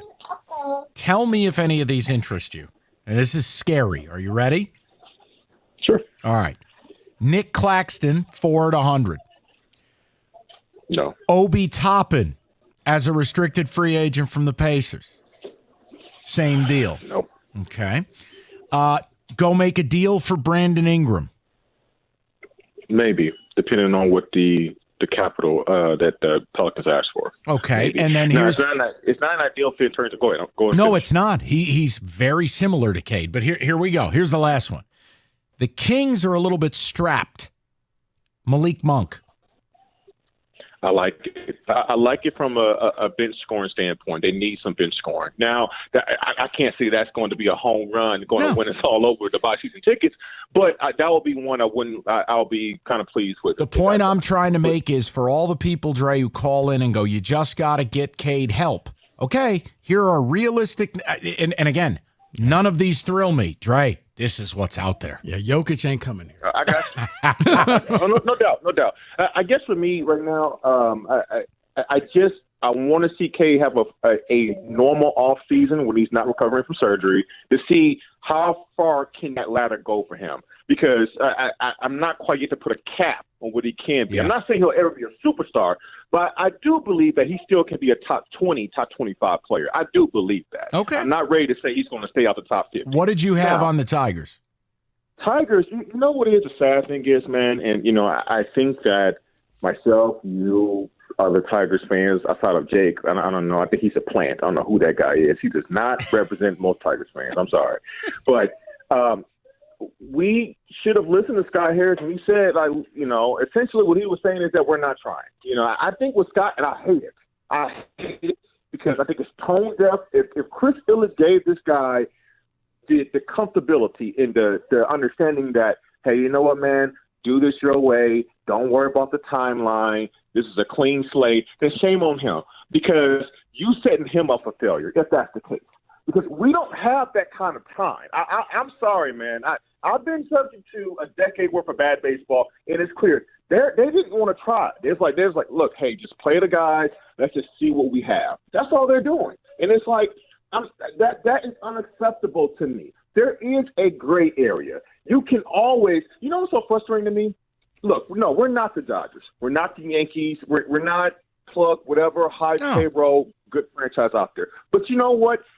They continue for years to have Yankees with 2 or 3 top prospects via international signing, drafting, while still paying money to be competitive in the moment while those young guys are developing. That's right. You can do both. And that's the frustrating thing for me. Stop listening to people who say it has to be this or that. It does not. If you have a good developmental system and a good scouting system to figure out how to find talent, you can cultivate and grow those guys, and even mix them in with your major league roster while still making smart, short-term deals to have an entertainment product. This is not entertaining. It's terrible, and I wish I could not watch them every night, but I like baseball. I know. I know. What can I do? No, nothing. And Dre, look, Dre, you're held hostage is what it is. Yeah, and Dre, and even his daughter agrees. The point is, yeah, it's okay. I respect the passion. Dre, it is. I always find it laughable when people want to have this argument that if you're not going to win the World Series, just sit there and rot.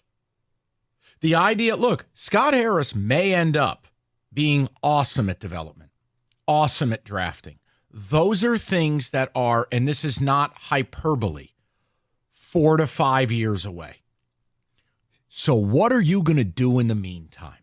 Right? Mm-hmm. It's the equivalent of, well, I don't have the exact ingredients I want in my refrigerator to cook the exact meal I want. Well, what are you going to do in the meantime? Starve? Right. Like the idea is you have to supplement what we're doing here. And so far, call it now. Again, he may end up being great at this stuff. So far, the development looks like more of the same. Their prospects blow. Mm-hmm. Then you get into guy openly, brazenly offered you Mark Hanna. I think it's okay to be like, by the way, that 2-year deal with Maeda, awful. And how much credit are we giving him for Flaherty? We're losing him. Well, that's why I said, to me, it's the trade deadline. Are you willing to say, I've made some mistakes. We need to start fixing this? Maybe not a total overall, but let's bring in 1 or 2 pieces that could help us down the line. The only pathway this year, I want to see no more Canna, no more Carson Kelly, no more. Right. You got to bring up the kids, as flawed as they might be, and take a look. Yeah, because you know what? It sucks, but that's it. And maybe for Flaherty, you go get somebody's top first base prospect. You're never getting it. Rico, I love you. You're not getting it for a rental. It's not happening. Here, go look. What did St. Louis get from Baltimore for Flaherty last year? Now, you'll get a little bit better than that because Flaherty's better. Mm-hmm. But Rico, fans are not going to like it. 248-539-9797. Anything is possible. Distracted driving has become an epidemic. Look around. Hell, it's happening on the road right now. The fact is, you're on the road, you're at risk. Nobody wants to talk life insurance because, well, you're talking about being dead. Call Mike Papura. National Benefit Plans. Mike will help you find a life insurance plan that not only covers your family's needs, but is affordable. That's what makes Mike and NBP different. They'll shop over 70 different life insurance carriers nationwide, guarantee you the best possible rate. And over 30 years in the game, they bring the experience to the table you need to get the right life insurance plan so your family's not angry at you when you're lying in a casket and they're paying. I mean, let's just talk in real terms. It's National Benefit Plans. Call Mike Papura, 877-734-2200, or on the web at nbphealth.com. Remember, National Benefit Plans wants to be your health and life insurance agency for a lifetime.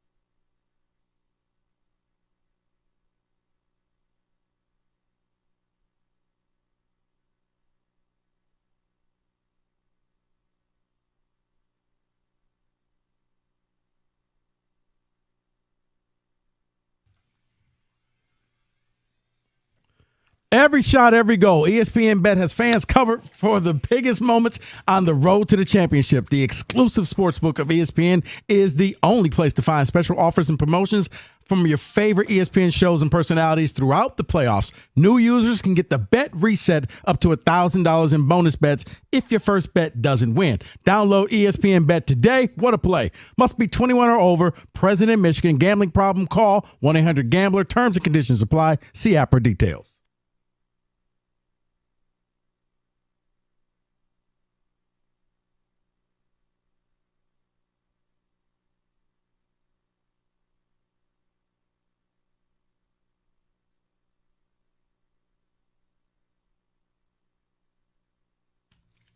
All right, let's get straight to the people. Get a little football today later in the hour.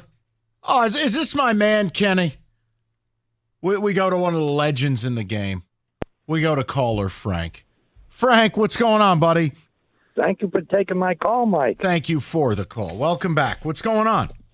I'm calling in regards to the Tigers followed up on that J.D. Martinez. First of all, Mike, in football they say if you got three quarterbacks, you don't have any. Mm-hmm. Well, you got three batting coaches for the Tigers, add up to 0. I watch J.D. Martinez. Not only is he hitting the ball, Mike, but I watch when he goes back to the bench and gets on his iPad. You see him sitting down with different players, showing them different things that he's seen. It's amazing. And the Mets just got finishing winning 7 straight games. 7 straight games. They were hitting the ball all over the park. And Frank, part of it, Frank, and you're right, is JD has always been famous for his video work, his work ethic. You know, back when he was with the Tigers, you know, the iPad thing wasn't as pervasive as now, but he'd go back and watch the video. Frank, you're 100% right. Rico wanted JD to whole offseason. He got made fun of. I know. It's sad. He could have made a big difference in that Tigers organization. I just think it's the idea, Frank, if you don't have any veterans and your young players aren't truly A-listers, right? The cream of the crop, you're asking for trouble. I mean, look at it. I mean, Frank, they got you Mark Canna for $11.5 million. What? Yeah, sure, to hit 7th or 8th. Not to be the 3 spot for me. Oh, you're so right. I'm telling you. I don't understand it. I just don't understand that team. None of us do, Frank. None of us do, brother. Wait, listen. You're not alone. Good to hear from you. We'll talk to you soon. All right, buddy? Have a good day, Mike. You got it. See, and I'm proud of you. You didn't bust Frank's balls today. That's personal development by you, buddy. He's a good man right there. He is. He knows what he's talking about. I'll get to the callers in 1 second. I do owe the ticket texters a voice. David. Well, someone just came in and said Frank is the man. So I love agree. Frank. I really think I'm going to fire Cookies from Cash the Ticket, and it's going to be me and Frank. You know what? I would say a special guest appearance. If Cookies goes on another boat vacation where he's wearing a cabana suit, onesie, put Frank on. I think you just get Frank in there, maybe a little rocks glass. Yep. You know, Frank's old enough. There's a chance. You're talking about a guy, old school gambling. I don't know. I like Frank. Frank's my speed. Yeah. Talking about, I saw this one guy and I saw his kneecaps get broke. Wow. And then he got up and kept playing. Right. David. Moving Colt to first and Jace to second and Torque wherever just feels like shuffling chairs on the Titanic. No, not going to work. And again, let me be clear. I don't want to be taken out of context for the umpteenth time at this station. I'm not smart enough to tell you if it will work. But in the absence of an absolute solution, it's not wrong to have an idea. I wonder if the wisdom is, Young needs more time, but if he continues to butcher the ball in Toledo, I could never bring him up to be an everyday third baseman here. We know he could play second. Mm-hmm. Keith being awful defensively at second. Okay. Could he move to first? Could I make? I don't know. But it is this thing where I'm not finding solutions. I'm only seeing more questions. Mm-hmm. It's an idea. Last I checked, it's not North Korea. We get to talk about these things. Someone saying, I get and understand being fair and saying that Scott didn't draft these players, but Scott Harris, since he's arrived here, hasn't brought in or identified one hitter that fits his philosophy. Let's go over the list. Who has he brought in that we care about? Canna. No, I said that I care about. Oh, okay. Well, then never mind. I mean, you know what's funny? Urshela? No, the face of the rebuild, though, and you could tell from all the shills, has been Matt Vierling. That's the face of the rebuild, Matt Vierling. Gibby? No. No, I thought that was a bit unfair what he did to Cookies and John. You know, you browbeat these guys. Well, I hear a lot of negativity. Well, because the team's been bad. Yeah, well, what about Vierling? All right, cutscene. Since he called, they're like 2-10. Like, no, it's okay to talk about I mean, look, if Matt Vierling is the best you've done in 2 years, that's a problem. Mm-hmm. And Matt Vierling is essentially an average player, like a league average. Mm-hmm. I bet you he's somewhere like a 105 on OPS plus. He's just okay. Yeah. I'm not mad about Matt Vierling, but it goes back like a couple weeks ago when he was running hot. I remember I got into it with a caller. You were here. And I'm like, he wouldn't play for the Yankees. He'd be a depth outfielder. He wouldn't play for the Dodgers. Okay. He wouldn't play for the Orioles. Figured out that Detroiters don't want to hear that. Their guy would not only play, but they would be batting first. That's how Detroiters feel about their players. Don't ever say, oh, they come off the bench, because that's just blasphemy. I understand, but yeah, when you say that, you know, it's like trying to say Cade. Yeah, good luck. Go ahead, David. Frank should be a weekly segment. Love him. I like Frank. I do too. I don't know why you think I don't. Well, another one comes in and says, Frank should have started his call with, the Celtics are the balls. Right. Now, the only thing, it was just funny the last call when they start breaking down the horse racing and stuff like that. Yeah, he asked me a question. By the way, Vierling, his last 15 games is hitting 170. Don't. Just throwing 170? Basically, it's the Gibby curse. Once he called the morning show, Vierling tagged. Mike, it's a good 170, okay? Barrel rate. What is a good 170? Good 170 because, you know, he has potential to get that to 175. By the way, you really want to make people's heads explode? Go take a look at Wyatt Langford since he came off the IL. Just don't. Another 2 RBIs last night. Now you're hitting Rieger level. 7 steals. You're better than this. Home runs. Okay. Triples, doubles, fun. Is someone going to tell me the play or what? JJ's headset. I got these other guys looking at me. What are we doing here? What do you mean you don't tell me what the defense is running? Where's Connor? Jefferson's yelling at me. Give me something. What do you mean I can't hand it off for 8 yards of carry? All right. That's mean. I'm sorry. I'm sorry. Let's just go to Chad in Rochester. 97.1. Chad, what's going on, brother? How are you? Hey, been listening to the show. Great show, great topic. Couple of things about Scott Harris. I was going to talk about JD, and I still will, but I wanted to mention something else that has caused me some concern lately. We have always, me and my wife, have always bought kids clubs for the Tigers and bought presents for other kids that we know. Sorry. And for Christmas. So those would be things that we could get from Christmas. This year, it didn't come active until like 2 weeks ago. So it makes me wonder about how well organized they are. So that's just a little thing. While they're pulling out the home plate club and all that thing, they're kind of forgetting about the meat and potatoes of who's going to be the fan base. Yeah, and again, whether it's a scoreboard and great, nobody gets to see it because you're 24th or 25th in attendance, or we refurbished the showers in Lakeland. The guy busting his ass who just wants to enjoy his baseball team doesn't care. The home plate club, 99.9% of your fans will never sit there. And then, the idea that while they're getting bombed in Atlanta, hey, get your season tickets, you're like, guys, you got to reconnect with reality a little bit. Yeah.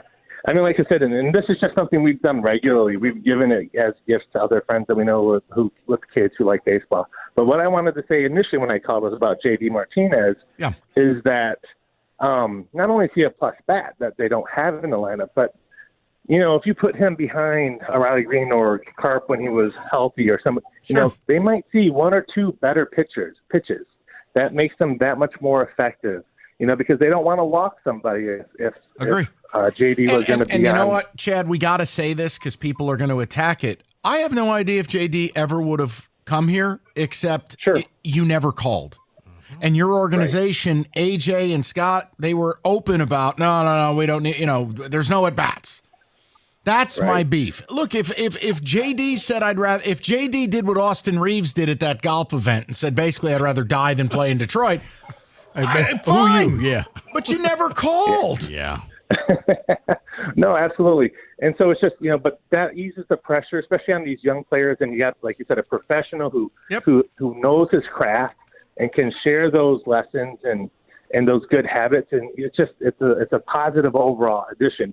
And, the one other thing I was going to point out is that, I know for a fact 10 years ago he hit a home run today for the Tigers because my son was born, and my mom said, name him JD. We didn't, but Chad, sadly, that was the last time we had a decent baseball team. I mean, it's the truth. It's crazy. And Chad, I apologize because I'm up against it, but that's the issue. It is not Scott Harris's fault, but it is his problem. It's unacceptable to just ask us to keep waiting. All right. Companies out there advertising BOGO offers on AC and furnaces. Nothing's for free. You want a fair deal? Mastercraft Heating, Cooling, Plumbing, and Electrical. They got you covered 24/7. Locally owned over 40 years. They back their work with a 5-year warranty, and Mastercraft is your one-stop shop for heating, AC, plumbing, and electrical. They'll beat any price. Now you bundle with a new high-efficiency AC and furnace. You save yourself up to $2,000. Fast installation, great same-day service. Just go to mastercraftheating.com.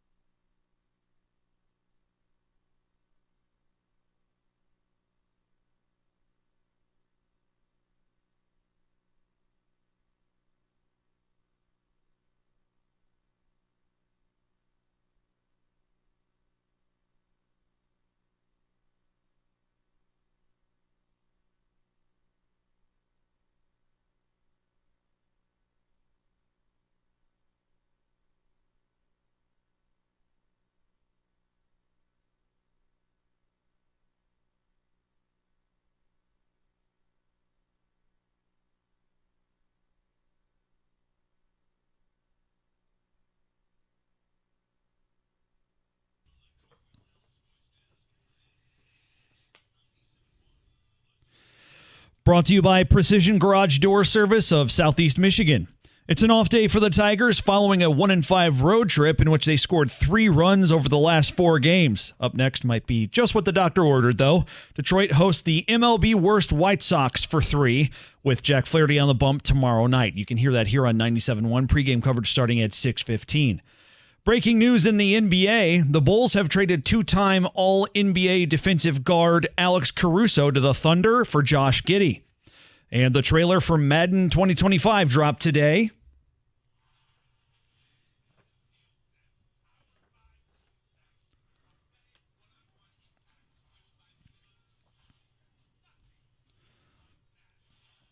Some of the footage showing Justin Fields as a kick returner for the Steelers, by the way. The new video game releases on August 16th. From the Corewell Health Sports Desk, I'm Beanie Howell. More at 6 or at 97.1 The Ticket at ontoc.com.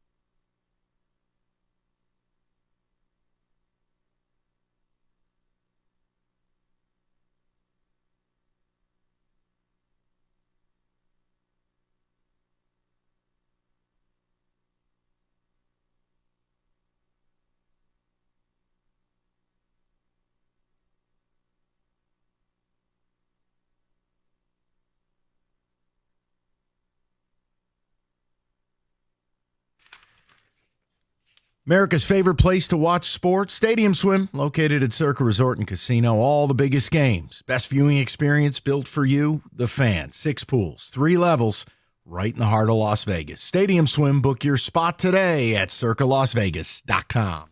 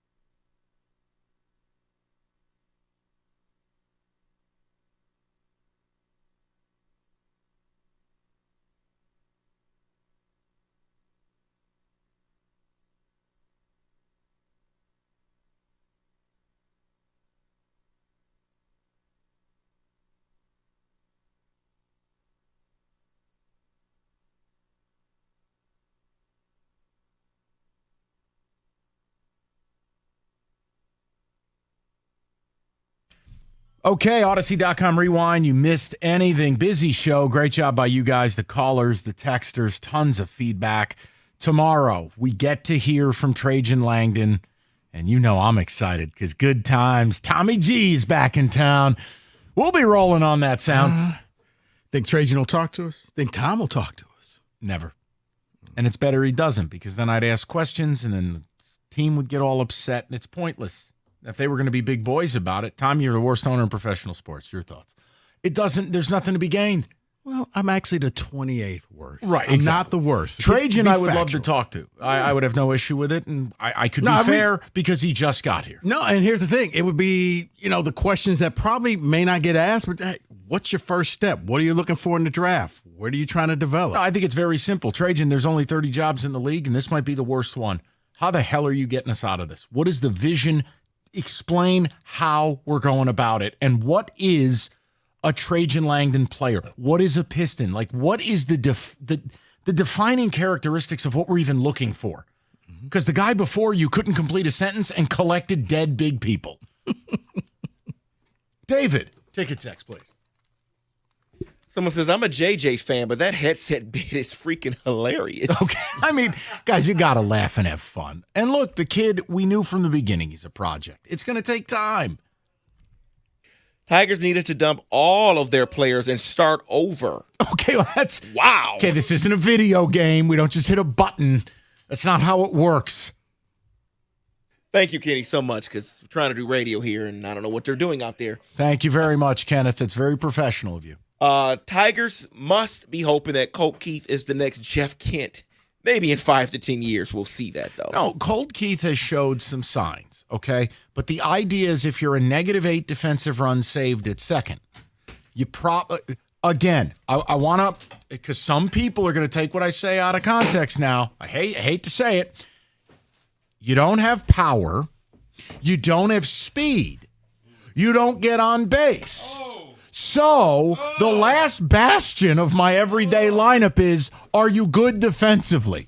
If we're putting out an infield that has a butcher at third, a butcher at second, and a butcher at first, and an aging guy who's turning into a butcher at short, it's kind of problematic. You're not helping score runs, and you're not preventing them either. Right, I don't get on base, and even if I do, I don't run. And even if I do and I run, no one knocks me in. But it's not like a quarter of your games are you only score one run. All right, then. You don't even have position players. You have no everyday third baseman. You have no everyday shortstop. You have no everyday first baseman. You have no everyday catcher. You have no everyday Everybody outfielder. just go back to your original positions. How about that? Yeah, why not do it Little League style? In Triple A? Just saying, maybe let's stop teaching. Just go back to where you were, and we'll start from there. No, the point is the great organizations, they understand whose skills will transition to multi-position, eligibility, if you will. And they don't make losing bets, meaning when they went into this season, they bet that Colt Keith was going to be a good second baseman. He's terrible. Mm-hmm. He just is. He is right now. Right. I'm not ready to write him off. I'm not. No, but like defensively. No, I'm saying defensively, Bob. Defensively, like right. Young was a second baseman, and they go, we'll teach him third. It's been a disaster so far, right? I think they should put Skubal at first. Well, go. He's got a big frame. Go back to what they said early in the season. The one thing AJ always said. We got to play clean baseball. We got to play as long as we can play clean baseball. Okay, they don't do anything very well. So there's defensively and fundamentally, they're terrible. Mm-hmm. So you start looking for, all right, you want Cookie said this in the morning, and I loved it because it was so smarmy. It was quintessential Costa. He goes, he's very smarmy. Oh, you wanted a developmental year? Good, you got it now. And I'm like, oh Jesus! But the truth is, all right. So what are we looking at? Impression. Developmental.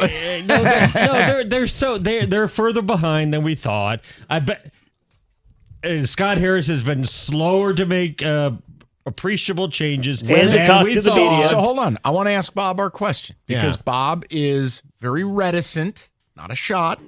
We're different.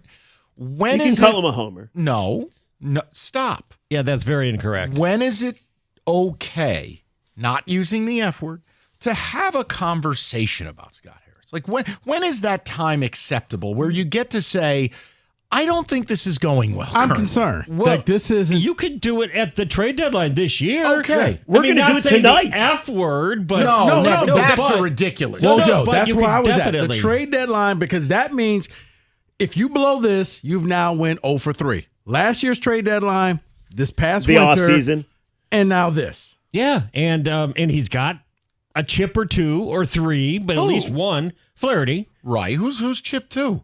They want to trademark Scooble, but I don't think he'll use it. Right? They don't have the chops and, to make that Urshela. kind of move. Okay, then.